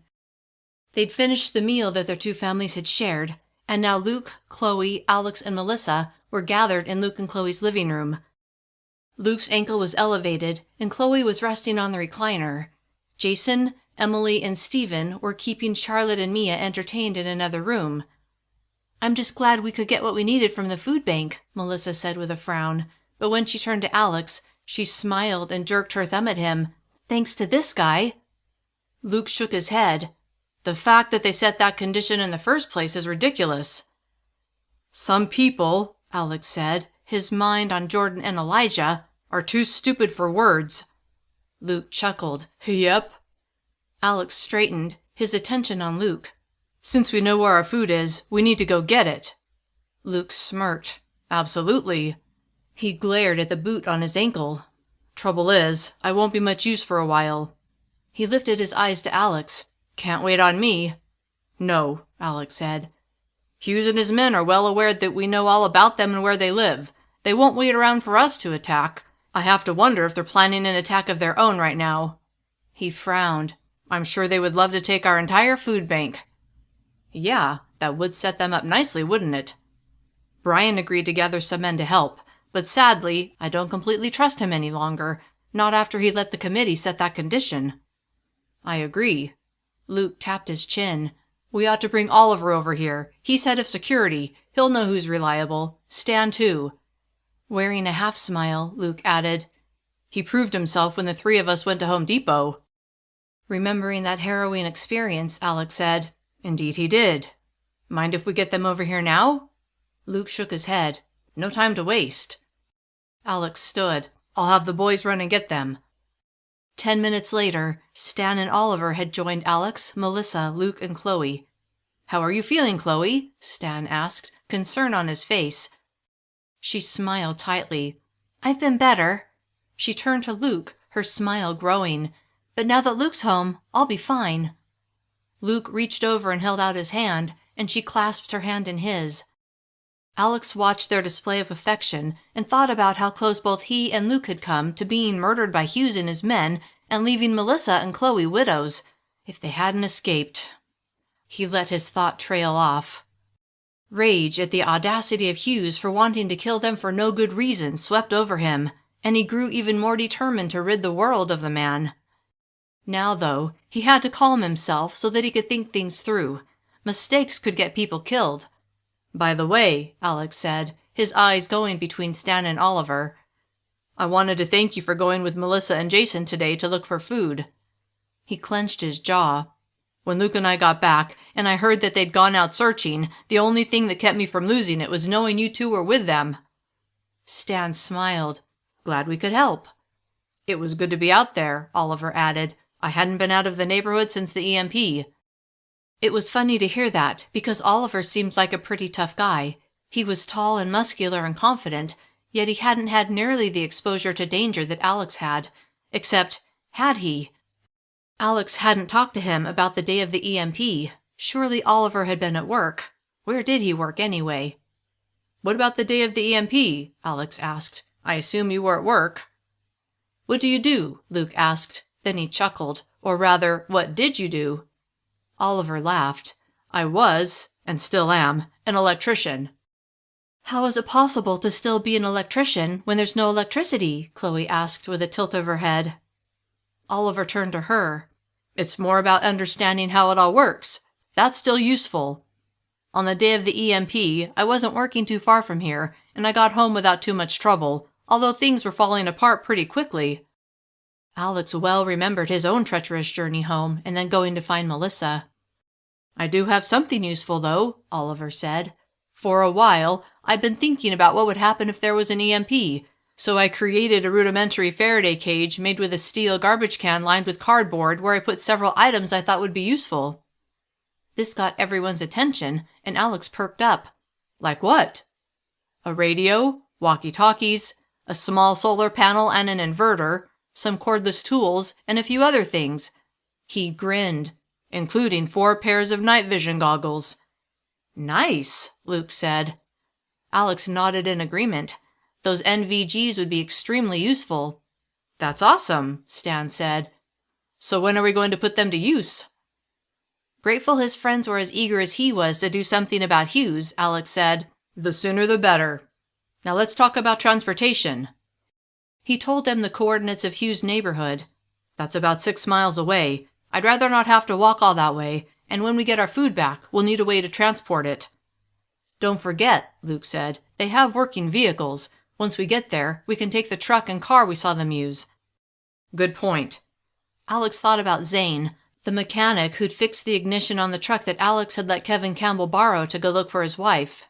It would still be helpful if we had a couple of vehicles to get our fighters close to Hughes' neighborhood. He paused. "I'll talk to Zane. See if he knows of any working vehicles we can use." Heads nodded all around. Then they discussed several strategies to attack Hughes and when the best time to go would be. "We've got to do it soon," Alex said, his gut telling him that Hughes would not wait around for them to strike. "When were you thinking?" Oliver asked. Alex looked at Melissa, whose lips were compressed like she was worried, but also resolute. She said nothing, but instead watched him, clearly waiting for his answer. Glad that she trusted him, he scanned the faces of the others. Everyone was looking to him for guidance. Since Luke wouldn't be able to come on this mission, everyone would look to him for leadership. Suddenly feeling the heavy weight of responsibility, Alex sat up straighter and said, "We go tonight." Chapter 45. Alex. At 11:30 that night, Stan, Oliver, Eddie, and a few others gathered at Alex's house. Zane had rounded up one vehicle for them to use, a 1975 copper-brown El Camino, which was parked in Alex's driveway. They would cram everyone into the vehicle, then park about a mile from Hugh's neighborhood before heading in. Alex adjusted the ballistic vest Luke had loaned him, then double-checked that he had all his spare magazines. Jason was checking his weapon, too. Alex didn't love that his son was coming, but they'd had dramatically fewer volunteers than he'd hoped for, and they needed every person willing to fight. "You should wear the vest," he told his 17-year-old son. Jason tucked his handgun into the holster at his waist and shook his head. "You'll need it more than me, Dad." He couldn't argue with that. The plan was for Alex, Stan, Oliver, and Eddie to approach Hugh's house while the rest of the fighters stayed just outside of the neighborhood. With the handheld radios Oliver was providing, they could communicate with their fighters and call them in for backup when needed. And with the night vision goggles, the four of them would have a tremendous advantage over Hughes and his men, assuming Hughes didn't have NVGs of his own. "I should come too," Melissa murmured to him. Although Alex would have appreciated the help, he and Melissa had discussed it and decided it would be unwise for both of them to go. What if everything went south and they were both killed? They would leave their children orphans. It would be horrific enough if Alex and Jason were killed, but to lose Melissa too would be unbearable. He drew her into his arms and held her close. "I know you can handle it, but there are just too many unknowns." She leaned against him. "I know. It's just torture to be left at home worrying about what's happening." He understood, but he was happy to leave her at home where she would be relatively safe. "We'll come back as fast as we can." "You'd better," she said with a smile as she pulled away. "No lollygagging." He laughed. "None of that, I promise." All the fighters loaded into the El Camino, with Alex getting behind the wheel. Jason sat beside him, and Oliver rode shotgun. With Alex the only one who knew exactly where Hughes lived, it made the most sense for him to drive. He glanced in the rearview mirror, and when he saw the 5 men packed into the bed of the El Camino, he grinned. They were all good men, and he was pleased to have them on this mission. Which led him to thoughts of the dozens of men who lived in the neighborhood who hadn't volunteered to fight. Not that he was exactly angry with them, more disappointed that they hadn't stepped up. It had been less than 2 weeks since the EMP, and many had yet to adjust to their new reality. They would have to soon, though, or they would be in serious trouble. He backed out of the driveway and headed toward the west barricade. When they reached it, the 4 people guarding it pushed one vehicle out of the way, making a gap large enough for Alex to drive through. As they headed north, toward Hugh's neighborhood, Alex felt his heart pound a little harder and adrenaline pulsing through his body. He'd never gone on the offense like this before, and knowing that Hughes and his men had to be on high alert for an attack from Alex's neighborhood only heightened his anxiety. Alex and the others wouldn't be able to waltz in without some sort of confrontation. He didn't relish the idea of killing anyone, but he also wouldn't allow people who had no compunction against killing innocents to get away with it or give them a chance to try again. No, he and the men with him had to end Hughes as quickly as possible. Hoping the small contingent he had with him would be enough to rid the world of the disease of Travis Hughes, Alex visualized all going according to plan and without a hitch. "Do you smell that?" Oliver asked from the passenger seat. They were 2 miles from Hughes' neighborhood, and just about to pass the neighborhood where Alex and Luke had spent the night after escaping Hughes. He sniffed the air. Smoke. "Yeah, I do." He scanned the sky and saw a huge billowing cloud of dark smoke blotting out the moonlight. Alarmed, because with no fire department there wasn't much to be done about fires any longer, Alex frowned. He pictured the people of the neighborhood who had willingly helped him and Luke. Not only had they let them spend the night in an empty house and given them food and water, but they'd provided Luke with a boot for his injured ankle and an e-scooter, which allowed them to get home much faster than they would have otherwise. He slowed. "What are you doing?" Jason asked. "These people helped Luke and me. I need to make sure they're all right." Even if there wasn't much they could do, he felt the need to check on Charlie Masterson and his neighborhood. Alex shifted his eyes to Oliver, who pursed his lips, but then Oliver nodded once. Before turning into the neighborhood, Alex pulled to the curb and put the El Camino in park, then got out and told the men in back what they were going to do and what this neighborhood had done for him and Luke. The smell of smoke was much stronger, and his insides twisted with concern. "What about Hughes?" Stan asked. "We need to take care of that threat." "Absolutely, and we will. This shouldn't take long. I feel like we need to stop and see what happened. Make sure no one needs our help." Stan nodded. "All right." Alex got back into the El Camino, put it in gear, then turned left into Charlie Masterson's neighborhood. Even though it was chilly, he rolled his window down to make sure he could see and hear everything. The stink of smoke grew stronger, and in the dark night he saw the bright glow of a burning fire. Apprehension churned in his gut. Something bad had happened here, was still happening. Driving slowly toward the source of the glow, Alex continuously scanned the area. Several people were running toward the street where the glow was coming from. Alex couldn't yet see which house or how many houses were on fire, but he thought it was only a street or two over.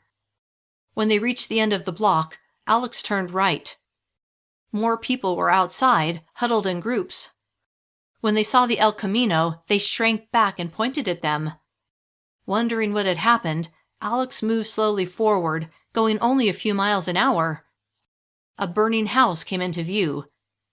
Without warning, 4 men stepped in front of the El Camino, weapons raised and pointed directly at Alex.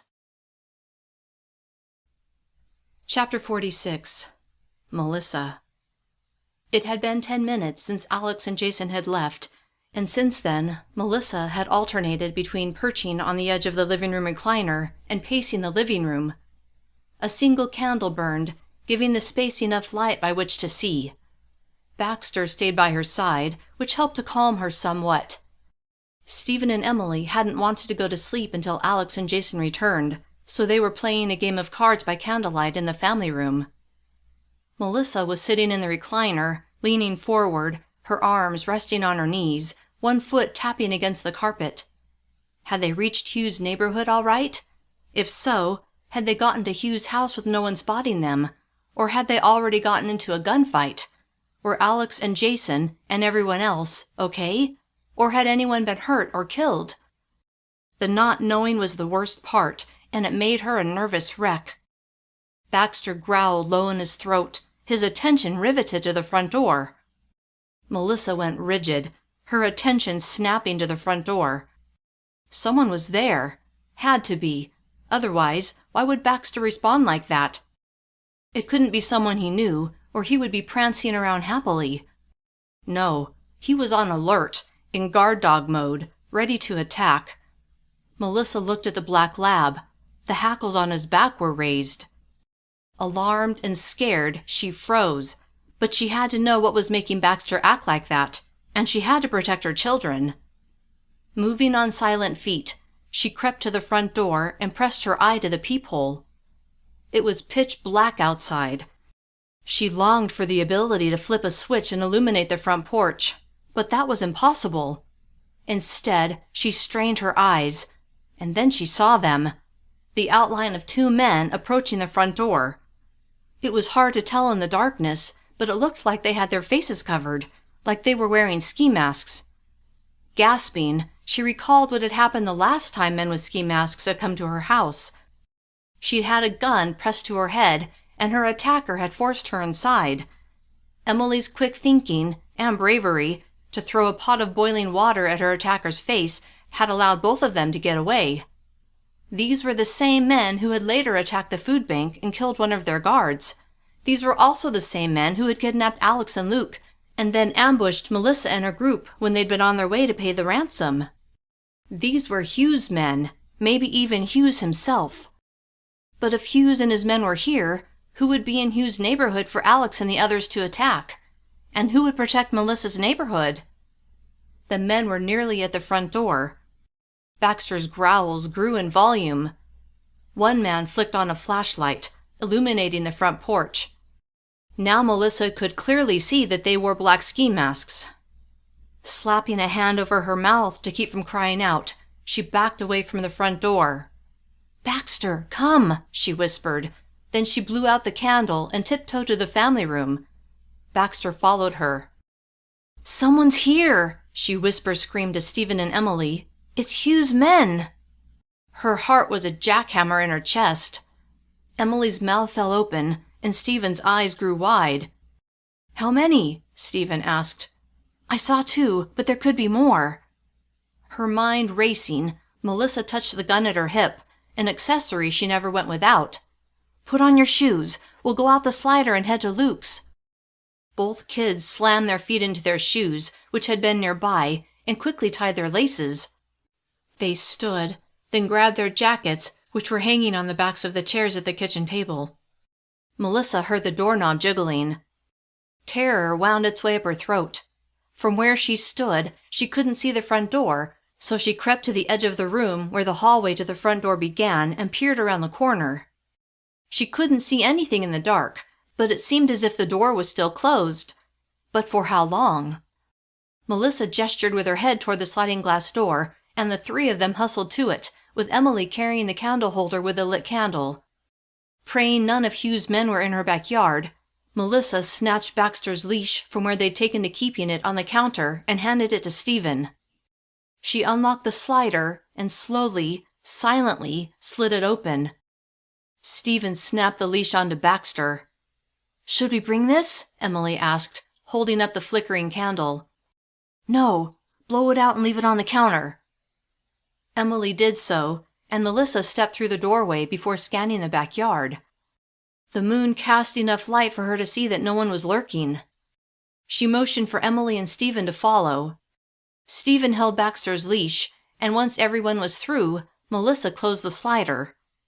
With it dark in the house, hopefully Hugh's men would think they were asleep, which would buy them some time. They hurried toward the gate that led to the front of the house. Before opening it, Melissa paused and listened. She had to wait until Hugh's men had gone inside her house. Otherwise, when she and the kids came through the gate, they would be next to the end of the porch. It was unlikely that Hugh's men wouldn't see them. She heard a loud crack, like the men had forced the door open. Inhaling sharply, Melissa undid the latch on the gate and pulled it toward her, then held up her hand to indicate that the kids should wait. She eased forward until she reached the edge of the house, stopping right before the porch began. Then she poked her head around the corner. No one was on her porch. They must have gone inside. She motioned to Stephen and Emily to come. They hurried forward. Emily softly closed the gate, and Melissa heard the latch click into place. "To Luke's," Melissa whispered. They ran across Stan's driveway and grass, then reached the edge of Luke's yard. In seconds, they were on his front porch. She softly knocked and called out, "Luke, it's Melissa." To her surprise, he opened the door only a few moments later.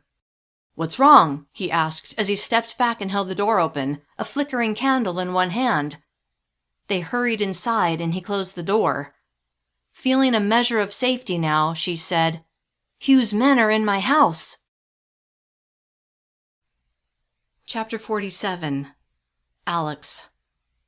Alex slammed on the brakes. Oliver yanked his gun from his holster and aimed it at the men blocking the El Camino. "Don't shoot!" Alex shouted, the words meant for both Oliver and the men with him, as well as the men in the street. Alex put his hands out the open window and yelled, "We're friendlies! I was here the other night. Where's Charlie Masterson?"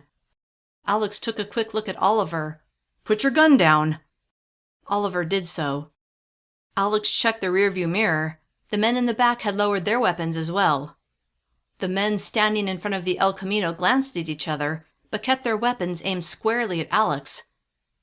"Put it in reverse," one of them called out, "and leave our neighborhood." "I just wanted to make sure everyone was all right," Alex shouted. "Where's Charlie?" A man with a dark beard, wearing a jazz jacket, walked over to the group. "Charlie," Alex called out. "It's me, Alex. Luke and I spent the night here the night before last." Charlie squinted at Alex, then straightened, a smile on his lips. He motioned to the men in front of the El Camino to lower their weapons, which they did. "I'm going to get out," Alex said. Charlie nodded. Alex grabbed the door handle from the outside and lifted it, then used his knee to push the door open. Even though Charlie seemed to trust him, He didn't want to give the nearby men any reason to open fire, so when he got out of the El Camino, he kept his hands visible. Alex approached Charlie, then held out his hand. Charlie shook it. "What are you doing here?" Charlie asked as he peered at the 5 men in the back of the El Camino. He shifted his attention back to Alex. "It's after midnight." Should he tell Charlie about their plans? Deciding to keep it vague, Alex said, "Just going to pay someone a visit." Charlie frowned. "That man who chased you into our neighborhood? Hughes?" His lips puckered like he smelled something sour. Clearly, Charlie didn't think much of Hughes. "Yeah." Alex studied the burning house, then his eyes went to Charlie. "What happened here?" Charlie spit on the pavement. "Hughes." "What?" "He and his goons came through here a couple of hours ago wearing those black ski masks, went right to that house, kicked the door in, and pulled poor Alan out of his house before beating him pretty badly. Then they set the place on fire." Alex remembered that house. It belonged to the man who had pulled a gun on Hughes' men and told them to leave. It would seem Hughes had come back to make Alan pay the price for standing up to him. Then a terrifying thought entered Alex's mind. If Hughes and his men had come through a couple of hours earlier, where had they gone afterwards? Back home? Or had they headed to Alex's neighborhood to seek retribution for Alex and Luke escaping, and for killing a few of Hughes' men in the process? The latter seemed the more likely option, and all of their best fighters were now away from the neighborhood. Panic swelled within Alex. "I've got to go, Charlie." Then he turned and sprinted to the El Camino. "Hughes did this," he shouted to the men in the bed of the El Camino. "He might be attacking our neighborhood now." Without waiting for anyone to reply, he jumped into the driver's seat, threw the El Camino into reverse, and stomped on the gas. As soon as he reached the street they turned from, he spun the wheel, put the vehicle into drive, and crushed the gas pedal. Chapter 48. Melissa. "What?" Luke asked, his head drawing back. Melissa briefly recounted what had happened. "So you just saw 2 men?" She nodded. He hobbled over to the window and lifted the slat on his blinds before peering out. He stared outside. "I see 6 more." "Oh no," Melissa murmured, her heart sinking. With his focus still on the street, he added, "They're surrounding your house." Thinking about what would have happened if she and her children hadn't gotten out made her stomach churn. Dropping the slat, Luke turned to face her, Stephen, and Emily. "I expect them to come here next. I'm sure they're furious that Alex and I escaped." His gaze went to the floor, then he lifted his eyes and said, "I'm afraid all 3 of you are going to have to fight." "I can do it," Stephen immediately said, his tone forceful. "Me too," Emily said. Immensely proud of her children, she still didn't like the idea of them going against grown men who were already battle-hardened. Regardless, they had to protect themselves, had to protect Chloe, Charlotte, and Mia. "What should we do?" Melissa asked, her tone calm and filled with resolve. Luke nodded once, like he was relieved they hadn't burst into hysterics. "Let me move Chloe and the girls to the basement. Stephen and Emily, you each take one of the front bedrooms and open the windows. Being higher will give you an advantage, but don't shoot unless they shoot first. I don't want you to reveal your location until you have no other choice." He shifted his attention to Melissa. "You and I will be down here. You'll take a position in the family room where you can watch the backyard, and I'll be here in front. Shoot to kill whoever appears in the backyard." "Can you do that?" Everything she'd experienced since the EMP flashed through her mind, from Eric slitting the throats of those 2 men on her way home, to having a gun pressed to her head on 2 separate occasions. She was done standing by and either watching others defend her or being the victim herself. Ready and eager to be the aggressor, she nodded with confidence. "Yes, I can do that." Luke smiled tightly. "Okay, everyone get in position." He and the kids dashed up the stairs, and Melissa hurried into the family room. She didn't have any light, but that was a good thing. She didn't want anyone outside to see her. She opened the window in the family room and lowered the blinds, leaving the bottom 4 inches open, then lifted a slat and peered out. Mia cried as Luke carried her down the stairs. Seconds later, Melissa saw him come around the corner with Mia held to his chest and Charlotte gripping his other hand. Chloe was right behind him. Melissa smiled at her friend, and Chloe nodded, her lips compressed, the corners turned up like she was doing her best to hold herself together. After only a few moments, Luke was back. "Anything?" he whispered. She shook her head, and as he headed toward the front room, she returned to watching the backyard. 30 seconds later, a man appeared, a gun in his hand. Melissa's heart stuttered. Luke had said, shoot to kill, but could she do it? 2 weeks earlier, shooting to kill someone in her neighbor's backyard would have been a ludicrous and horrifying idea. Now, though, it was something she had to do. She took aim through the open window, her hand trembling.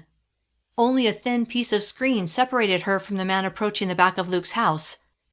The man hadn't seen her, and he was about 20 feet away. Her fingers slid from outside the trigger guard to the trigger. Her heart slammed against her ribs in a perilous rhythm. She thought about how these people had come to her home and taken her hostage, how they'd attacked the community food bank, how they had tricked her and Luke and Alex by leading them into a situation where they'd taken Alex and Luke hostage, intending to kill them, and how they'd ambushed Melissa and those who were bringing the ransom payment in good faith, including her own 2 sons. All of those thoughts went through her mind in a heartbeat, but the long list of terrible things these people had done, unprovoked, filled her with the resolve she needed to act. A gunshot rang out, startling her. It had come from the front room, from Luke. He was starting his assault on their attackers. Blinking several times, Melissa refocused on the man in the backyard. The man had frozen in place at the sound of gunfire. Not giving him a chance to recover, Melissa took careful aim, then pulled the trigger. The gun bucked in her hand. She'd only gone shooting with Alex a handful of times, but each time she'd done well. This time she did well too. She hit the man, although not fatally. He was writhing on the grass. It was too dark for her to see where she'd hit him, but he was down. But could he get back up? Could he recover and come after her children? She couldn't chance it. Deliberately lining up her aim, she shot him again. This time, he stopped moving. Was he dead? Had she killed him? The idea sickened her, even though she knew it had to be done. He and the men with him had ill intent. It was either kill them or be killed herself. There had been no choice. Before she could delve any deeper into her thoughts, another man appeared. He was moving swiftly, making him a tougher target for someone as inexperienced as herself. Even so, she aimed and shot, and missed. He shot back. A bullet whistled past her. It sounded like it had nearly hit her. Terrified, she ducked below the window. Luke was shooting at someone. Then she heard gunshots coming from what sounded like upstairs. Emily and Stephen were shooting too. Adrenaline surged through her, making it easier to smother her fear. She lifted her gun to just above the windowsill and pulled the trigger twice, then lifted her head to see where the man was. He was down. She'd hit him when shooting blindly. He must have been moving toward the window, directly in her line of fire. She didn't want to think about what would have happened if she'd stayed huddled on the floor. Instead, she stood and peered through the slats and kept watch. Chapter 49. Alex. Alex raced back to their neighborhood. He couldn't help but think how much time they would have wasted had they gone to Hugh's neighborhood, did some recon, then crept toward his house. By then, Melissa, Stephen, Emily, and untold others would have been killed. Although he didn't know what was happening now. For all he knew, Hughes and his men had already killed his family. He shoved those thoughts down deep. In less than 5 minutes, they reached the west barricade. They pulled up to the blockage. No guards were standing watch. He threw the El Camino into park and jumped out. That's when he saw them. All 4 guards were dead, their throats slit. Dread coiled in his gut. Where before he hadn't been certain if Hughes and his men had come here, now he knew that they had. After Hughes had hit Charlie Masterson's neighborhood, he and his men must have come here and hid, keeping watch, waiting to see if Alex and the others left to attack them. and when the El Camino had exited the neighborhood just after midnight, they'd made their move. "Help me make room to pull through," Alex shouted. Although it would take time to push one of the unusable vehicles out of the way, it would take even longer to go on foot. Alex's house was at the other end of the neighborhood. Driving around to the east barricade would take too long as well. Several men, including Oliver and Jason, hopped out of the El Camino. One man got behind the wheel of the car blocking their path, and the others got behind it and pushed. In 3 minutes, the path opened. They jumped into the El Camino, and Alex punched the gas, surging forward and through the gap. "Where do you think they went?" Oliver asked from the passenger seat as he scanned their surroundings. "To my house and Luke's house." "I know Hughes knows where we live," Jason said, "since they already attacked us once, but how would they know which house is Luke's?" "Richardson," Alex said, nearly spitting out the word. "He knows where Luke lives, and he's probably guiding Hughes right to his house." They were nearly at Alex's street. He considered parking just before his street and coming in quietly, but in the silent night, Hughes and his men would surely hear the El Camino. Stealth was no longer an option. Then Alex heard several gunshots. A battle was already underway. Horror wound its way up his throat, nearly choking him. His wife and 2 younger children were home, vulnerable. Who was doing the shooting? Was it only Hughes and his men, or was someone fighting back? He had zero doubt that Luke would step up, but who else would? Those who weren't too afraid to fight were already with him. Who was left to defend their neighborhood, his very street? Tearing around the corner and onto his street, Alex saw flashes of gunfire. But the battle was at Luke's house, not his. Either that meant Hughes had attacked Luke first, or he and his men had already killed Melissa, Emily, and Stephen, and then had gone on to Luke's. His heart stuttered with grief at the thought. Forcing that down, he gritted his teeth. He and the others were here now. They would end this fight with Hughes. Several enemy shooters were down, but a few were hunkered behind parked cars near Luke's house, including a car parked in front of Stan's house, which was between Alex's house and Luke's house. About to slam on the brakes, when Alex remembered that there were 5 men in the bed of the El Camino, he slowed abruptly, but not so much to toss the men around. Then he threw the El Camino into park, shut off the engine, and leapt from the vehicle. Oliver had started shooting at the enemy targets as soon as they'd come into view, and he'd hit 2 of them. The enemies not yet hit swiveled around and opened fire on Alex and his men, who scrambled behind the El Camino, using it as cover. Alex rested his AR on the hood of the El Camino and took careful aim before shooting one of the men. The man went down. Bullets peppered the hood and he ducked. "How many left?" Alex asked. 2, Eddie called back. One of Alex's men, who was squatting beside the bed of the El Camino, lifted his rifle and began standing. Almost immediately, the man fell backwards, red blooming on his chest. "Carver!" Oliver called out, scrambling over to the downed man. Alex saw Jason starting to stand with his gun in his hand, but Alex reached over and grabbed him, keeping him from exposing himself. Jason turned to him with a questioning look. "Stay down," Alex commanded. Jason frowned, but obeyed. The smell of smoke filled Alex's nostrils. Where was it coming from? Not able to worry about that just then, he eased around the front of the El Camino, and when he reached the front, he peered around to his right. The enemy shooters hadn't seen him. Taking a moment, he aimed at the closest man, then took the shot. The man bucked and fell. 1 shooter left. The remaining shooter must have realized he had no chance. He tossed his weapon and stood, his hands in the air. "I surrender," he called out. Though he wanted to kill the man outright, Alex considered the information the man could share, information that could be useful. Still using the El Camino for cover, Alex shouted to his men, "Don't shoot!" No one fired, although they kept their weapons raised. "Put your hands on your head and turn around," Alex told the man, who was wearing a black ski mask. The man did as instructed. "Don't move," Alex shouted. Not certain if there were other enemy shooters still a threat, Alex stood and went to Stan. "Shoot him if he moves." "Will do," Stan said. Then Alex went to Oliver, who was kneeling next to Carter. Oliver turned to Alex and shook his head. Alex didn't really know Carter, but clearly Oliver did.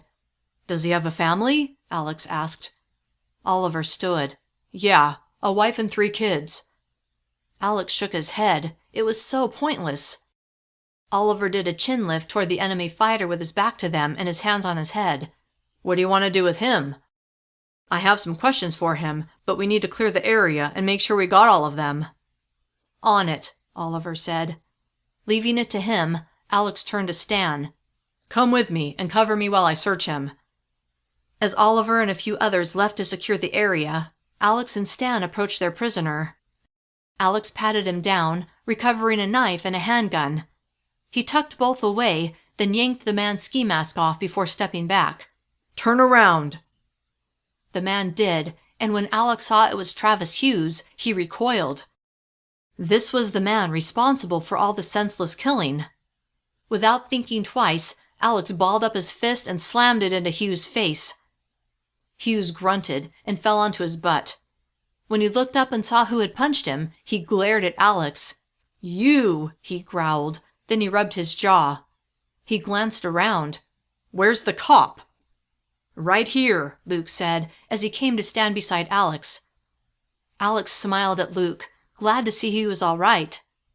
"Your family's safe at my house," Luke murmured loud enough for Alex to hear, but not Hughes. Relief, pure and sweet, cascaded over Alex, and he exhaled. With that worry gone, he turned his attention to Hughes. "Did you bring all of your men?" Alex scanned the bodies scattered on the grass and road. Still sitting, Hughes spit on Alex's shoe. Frowning, Alex lifted that foot and smashed the sole of his shoe into Hughes' face. Hughes fell back, his head hitting the asphalt. The smell of smoke filled Alex's nostrils again, and that's when he saw a yellow-orange glow coming from his house. His house was on fire! Bright flames were visible in the living room windows and the upstairs bedrooms. Rage as hot as the fire burning his house blazed inside him. Slowly shifting his attention from his house to Hughes, Alex stared at the man who had caused so much damage to so many people. He pictured the burning house in Charlie Masterson's neighborhood, the one Charlie said Hughes had lit, and asked Hughes, "Did you set my house on fire?" Hughes lifted himself onto his elbows as a slow smile lifted the corners of his mouth, but he didn't reply. That was answer enough for Alex. The man in front of him was evil, and the world would be a better place without him in it. If he let him live, Hughes would only cause more pain and suffering to anyone he came into contact with. Alex would not allow that. He pulled his Glock out of his holster, pointed it at Hughes' forehead, and pulled the trigger. Hughes jerked back and fell, a neat hole in the center of his forehead. Chapter 50. Alex. A few people gasped, but no one said a word. The old Alex would never have done that, but the old Alex hadn't suffered what this Alex had at the hands of the man lying dead at his feet. Alex felt zero remorse. Tucking his Glock into his holster, Alex first looked at Luke, the man who would understand best what had led Alex to do what he'd done. "Good call," Luke murmured. Alex turned and saw Oliver, who walked over to him and laid a hand on his shoulder in what Alex interpreted to be a show of support. "No other enemies around," Oliver said. "Thanks," Alex said. Then he shifted his eyes to Stan, who nodded once. Ignoring the faces of the others, some who seemed shocked and others who seemed to approve, Alex studied Jason, who stood about 5 feet away. Jason wasn't looking at Alex or Hughes, but at their burning house. "Alex!" Melissa shouted as she ran over to him. He swiveled toward her, and when she reached him, he held her tight. After an extended embrace, he released her, though he kept an arm around her waist. She turned to Luke. "Chloe and I put the girls back to bed, and Chloe's resting in your room." Luke smiled. "Thank you." He shifted his eyes to Alex. "Melissa held her own, as did Emily and Stephen. I couldn't have fought off everyone by myself. What they did was critical." Melissa smiled under Luke's praise, but there was an air of sadness about her as well. "Dad," Stephen said, as he and Emily joined them with Baxter right on their heels. Stephen pointed to their burning house, his eyes bracketed with worry. "They set our house on fire."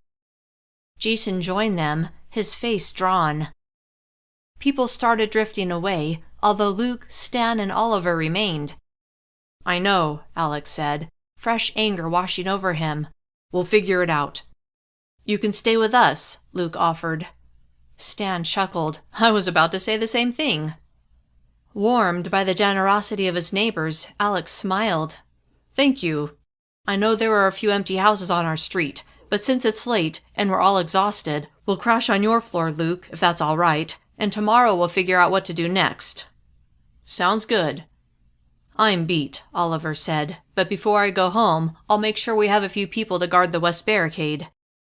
Which reminded Alex how Hughes and his men had unceremoniously slit the throats of 4 men. Maybe when those shocked by what Alex had done found out about that, they would reconsider. Regardless, Alex would do the same thing again if he had the choice. "I can guard it," Stan offered. "Thanks," Oliver said. "Thank you for stepping up," Alex added, as he looked at the faces of his family and friends. "All of you. If you hadn't, a lot of innocent people would have been killed. Those men were ruthless." "What about our food?" Stephen asked. Alex turned to his son. "Right. Tomorrow we'll get it back." With Hughes and so many of his men dead, he expected little resistance, but he was too tired to think about that just then. Oliver and Stan left, and Alex and his family went with Luke into his house. After Luke gave them blankets and pillows, he bid them good night and hobbled up the stairs. Alex and Melissa spread out a blanket and set their pillows on it. The kids did the same with their blankets and pillows. Then all 5 of them sat together in a tight circle, while Baxter curled up against Stephen. "I know it's been a rough night," Alex began as he met the eyes of each of his children, his hand in Melissa's. "But the most important thing is that we're okay and we're together. That's what matters most. Anything else, the stuff we lost, we'll figure it out." "On the bright side," Melissa said with a lopsided smile, "we didn't have much food to lose." Stephen snorted, and Emily rolled her eyes. "Honestly," Emily said, "I don't care about my stuff all that much." She grimaced, "Except it would be nice to have a change of clothes." "We'll find you some clothes," Melissa said. "We'll find all of us clothes." Worried about Jason, who had said little, Alex turned to him. "How are you, son?" He shrugged. "Okay, just tired." "We all are. Let's try to get some sleep." Everyone agreed and got into their makeshift beds. Alex fell asleep quickly, but he was the first one to wake up the next morning. Bright sunlight leaked through the space around the blinds. Alex smiled at his sleeping family, his heart warming with love for each one of them. He got up and put on his shoes, then slipped out of the house. The bodies of the men they'd killed earlier that morning were still scattered around the yard and street, including Travis Hughes. Before Alex dealt with them, he trotted to his house, 2 houses down from Luke's, and when he saw it was just a shell now, his heart sank. He'd hoped they could save a few items, but it looked like it was a total loss, and it was still smoldering. He shifted his attention to Stan's house, which sat between Luke's and Alex's houses. The siding nearest Alex's house was warped, but other than that, it appeared habitable. Grateful for that, Alex went back to Luke's house. First, he went through Luke's gate into the backyard. Melissa had told him she'd shot 2 men the night before. He saw the bodies. He dragged both to the side of the house so they wouldn't be visible from the family room. Then he went back out front and dragged all of those bodies to the side of the house as well. Later that day, he would work with Oliver and Stan to dispose of the bodies, but for now, they would be out of view. He stood over the body of Todd Richardson, the man who used to live in their neighborhood, but who had made traitorous decisions that had led to his own demise. Frowning, Alex shook his head. All the death and destruction could have been avoided, but people had made choices that Alex couldn't control, and now he and many others were paying the price. Not wanting to dwell on what couldn't be changed, he mentally listed the things he needed to accomplish that day. Namely, finding a place for his family to live and getting their food back from the thieves who'd stolen it. Despite the challenges he and his family faced, knowing they wouldn't have to face them alone brought great comfort.